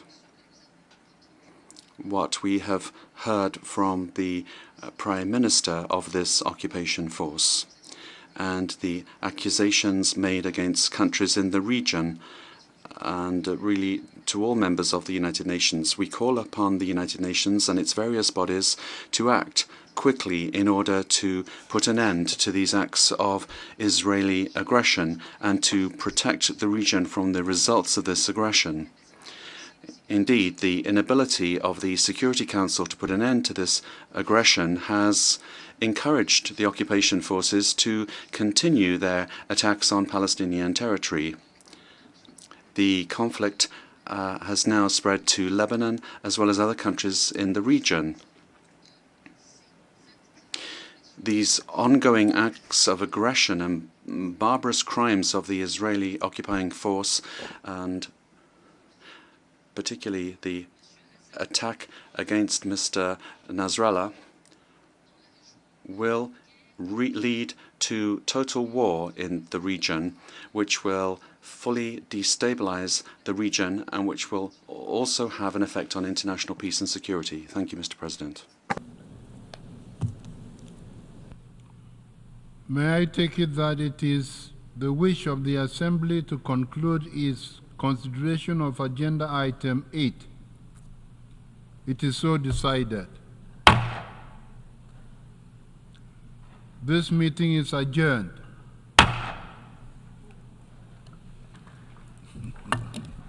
Thank you, Mr. President.